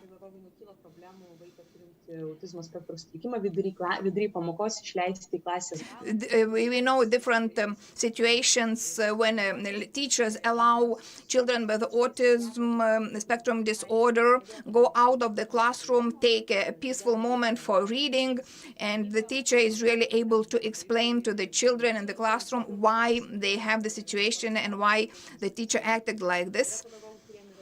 There are teachers who really find it difficult to explain this information to the children. Then we can have a psychologist helping and supporting the teacher to explain that to the classroom, because it's very important, because this is the very starting point leading to tolerant attitude within the classroom. It's important if the teacher can take each child as having individual needs with certain special needs, and the teacher can explain the subject to the whole class, and then takes a minute to explain separately to a child who needs a separate attention. For example, you can take the child's exercise book and show as an example to the class how the assignment has to be done, but this child with autism sees it being shown on his exercise book and perceives the information better.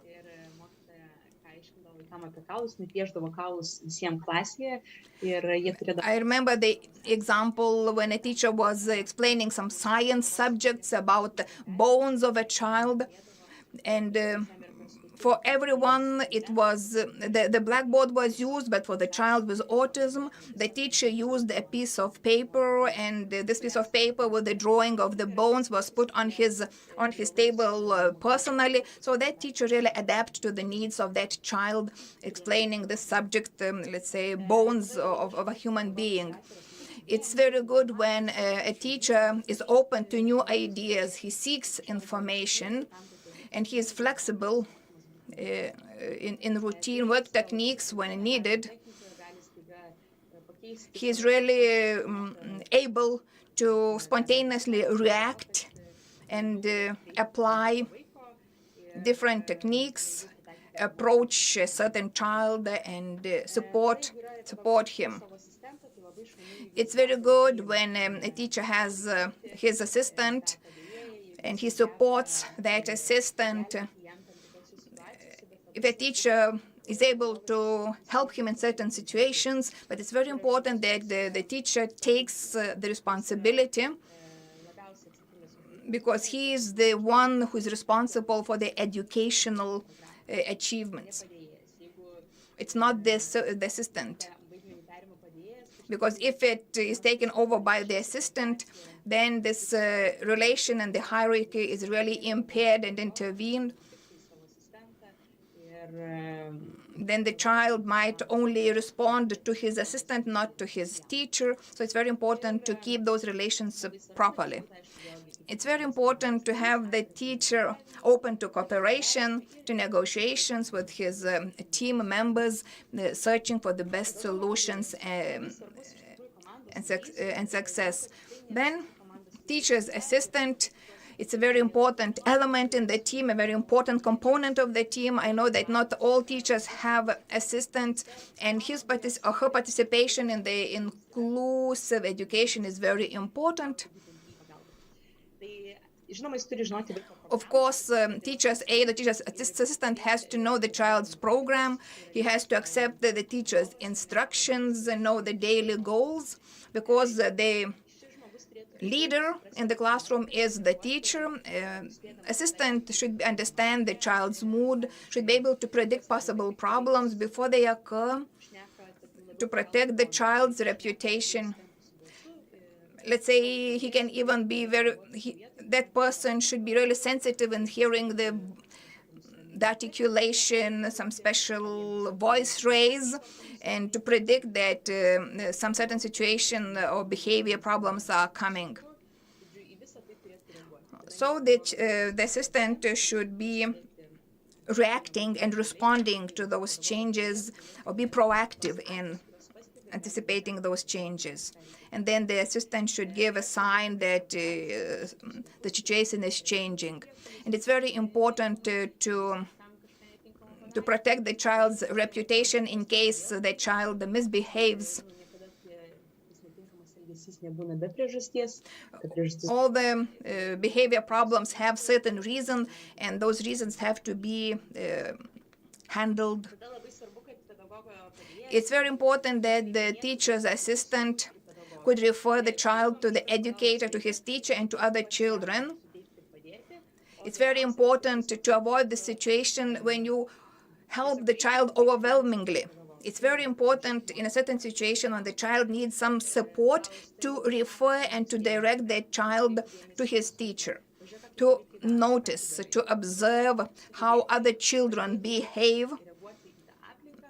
It's important to be able to support the child accept the environment, that at a certain point the assistant is not needed anymore. It's important that the assistant could create opportunities for the child to socially engage in activities with other peers. If we know that the child with special education needs could play together with other children, then the assistant could start some game and involve other children, including the child with special education needs. It's also important for the assistant to be able, when needed, to assist in the academic field by breaking down some tasks into parts, into elements, or to use visual aids.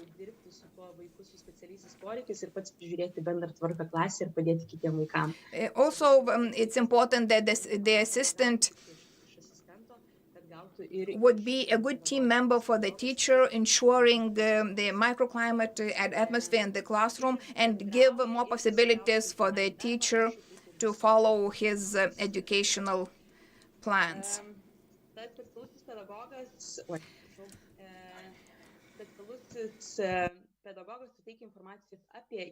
Special pedagogue provides information about various important and necessary techniques and strategies that can help transfer and make knowledge and make the education successful in order to resolve various issues, a variety of issues, also analyze joint meetings with the team so the team can successfully address certain issues and seek for objectives, and I help children to achieve learning outcomes, academic outcomes. And psychologists provide emotional psychological assistance to child, to parents, and also to school employees who encounter a lot of psychological issues, and they quite frequently do not receive any psychological assistance. If it's a cognitive therapy, cognitive behavior therapy, which is very good, this is an effective area that can be applied, and then psychologists could work with the community to get ready to accept a different child and provide information about this health issue, of course, without naming which kids have what sort of a disability or health impairment, but basically to providing more information and set realistic goals. Consultants are the last link in the chain. They could provide information about the consent, also recommend various work techniques, relevant strategies, also observe a child before submitting recommendations and share their findings with specialists and parents. And based on a requirement, provide consultations and be active members of the team. Before starting, it's also very important for every team member to undertake their role and to allocate time before inclusion processes to come together and discuss what should be done and how, who would be responsible for what, so that the later process would be successful, and agree on regular meetings that every 2 weeks or every once per month we would be looking at our progress. And of course, it's important to prepare the environment according to individual needs of a child, receive all the required information from parents on issues, problems, how to successfully resolve them, to help the child to prepare, maybe to come beforehand to meet the teacher, to take photographs in order to prepare visual aids. And of course, communication and further communication, which is very important for inclusion. I see that I only have 1 minute left. So very quickly about individualized attitude to child education. It's important to keep in mind the goals that I already mentioned at the beginning, and the educational plan should start with the current condition and future objective, and then having this interim goals in small steps. So you start from what's possible at the moment, and this is your step 1.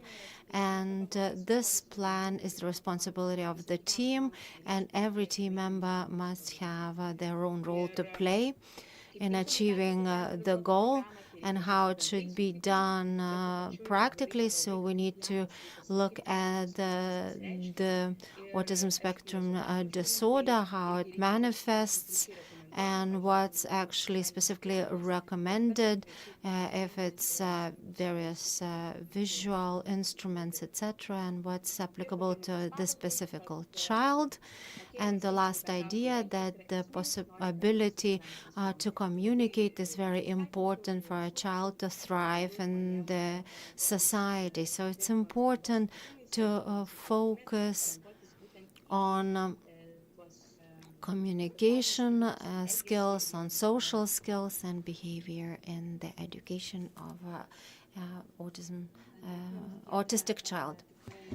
Thank you, Giedrė. The topicality was clear, a lot of information within one presentation, and I believe we have some time for questions. What is the situation on YouTube? Do we have any questions written there? If there are no questions, then we have some questions, because your presentation was really topical. I don't see questions, but I see comments. Yeah, there are a lot of thanks, a lot of gratitude comments for this systematic presentation and practical insights. Thank you, Giedrė, once again. Now, I would like to ask about the team, how to form that team. If we have a typical mainstream school or a kindergarten, how parents, when they come to that institution, how can they ask for this team to be formed so this team could work meeting the needs of that child? how these things are practically doable? Thank you. It's a very good question. There are different institutions who initiate themselves. They have this child welfare committee and they sit down and decide upon the solutions. There are institutions who allow everything to develop as it develops. But it's very good that when parents join the team and they can contribute to the decisions and the solutions. If an institution shows no initiative, we ourselves have to be proactive, meeting specialists and therapists and to talk which issues we face, what are our expectations, and to highlight that such meetings should be done regularly, that we as parents look forward to the teamwork. We want to follow the achievements, the goals, so the child really receives proper and appropriate support. When teamwork is effective, then the goals can be reached faster, then the issues are handled faster, and the whole team can be happy with their results. To make it short, if school doesn't take the initiative, then parents can be proactive. I don't know any case when a school would not react. Thank you, Giedrė, for your response.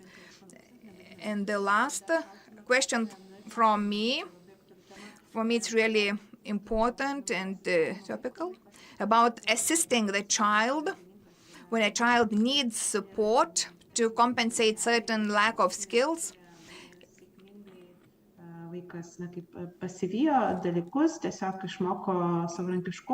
And we have if we have a situation when a child doesn't need assistance at school, if it was a successful situation in the kindergarten where he had an assistant and he succeeded to gain needed social skills in the kindergarten, but when he goes to the school, he really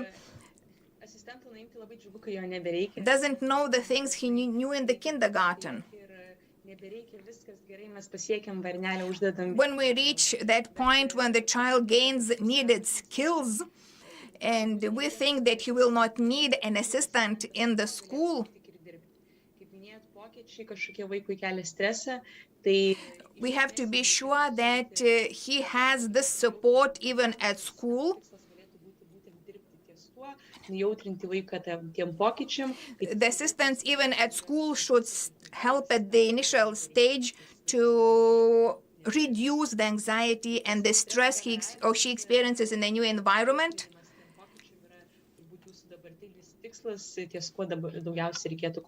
And I believe that in the kindergarten you have to focus on supporting the child, the gaining needed skills for the school. One comment is from the kindergarten in Shanxi. They like the presentation and they usually like listening to your insights. The situation that many teachers face, that they lack certain team members that you mentioned. Then another question is about sharing the duties, activities between the teacher and his assistant. Now, regarding the psychologist and his or her availability at school,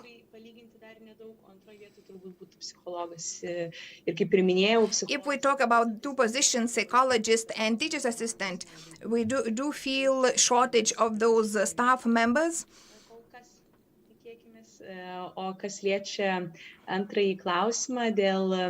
Now, regarding the second question, could you repeat the question? I could not follow what was the question. It's about sharing activities and duties between a teacher and his assistant. The teacher is the key person in the classroom. and he is responsible for this educational plan. Assistant is the person who can support the teacher in delivering the program academically. If the child needs some explanation with visual aids, then let's say they share the duties by deciding who will help the child with visual aids and who will go to other children helping with this task.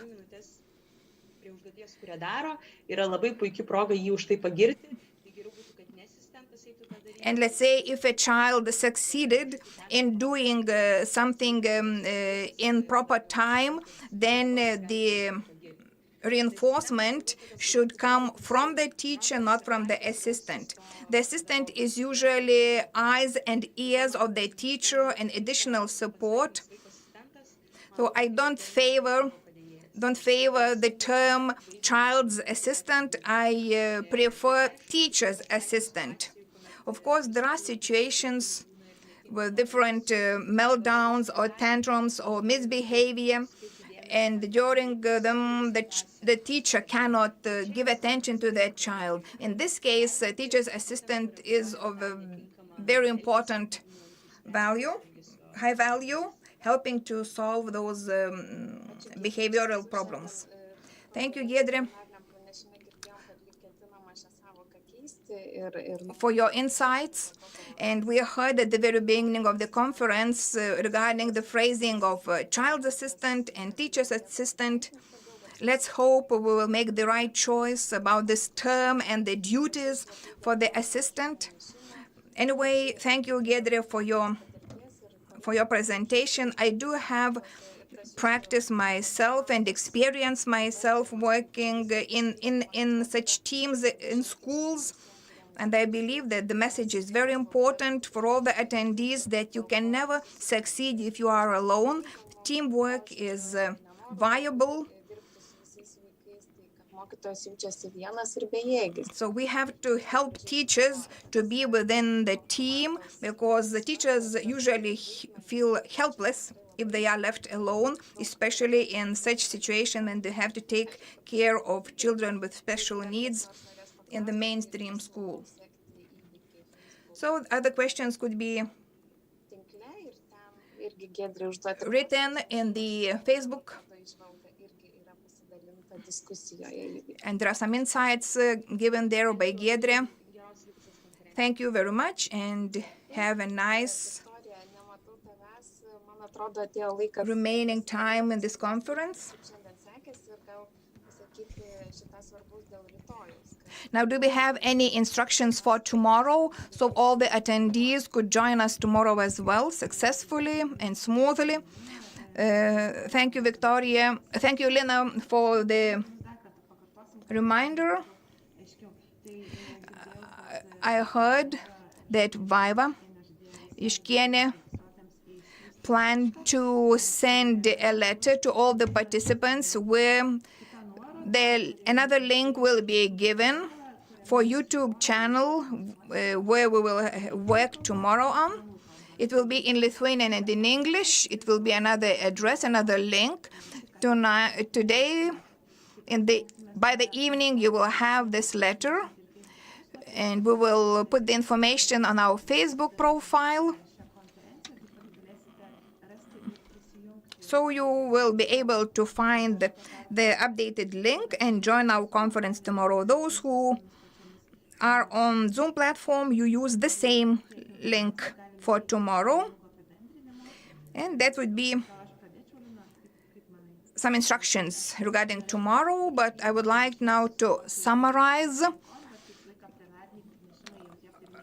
Of course, I will not be able to summarize and to stop at each presentation.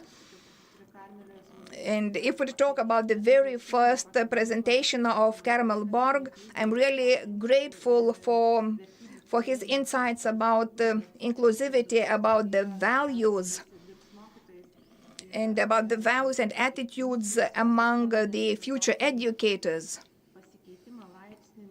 And this shifting and transition from this deficit approach to the inclusive approach, it implies growth, changes in our mindset.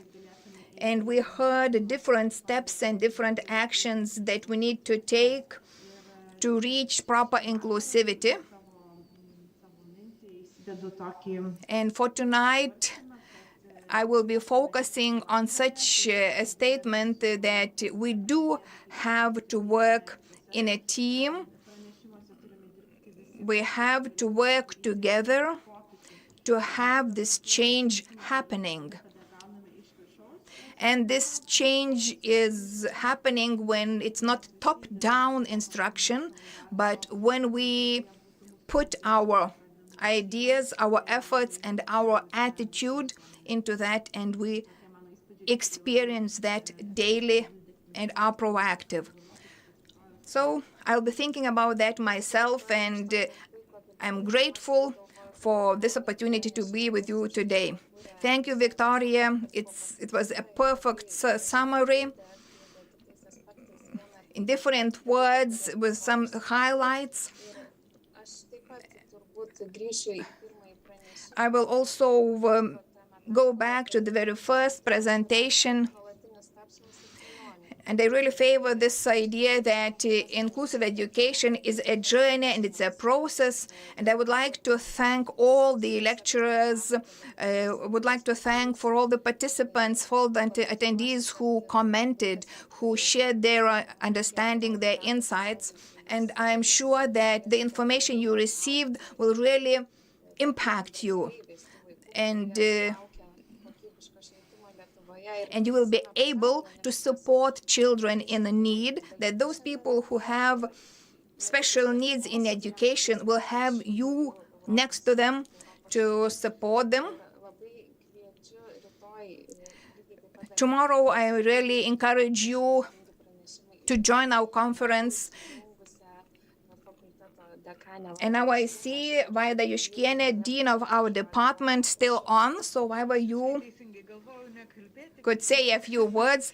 Thank you very much. I was planning not to say anything anymore, but I wanted to emphasize that today we had a very important day, a very rich day, and those ideas that we heard will impact our daily life.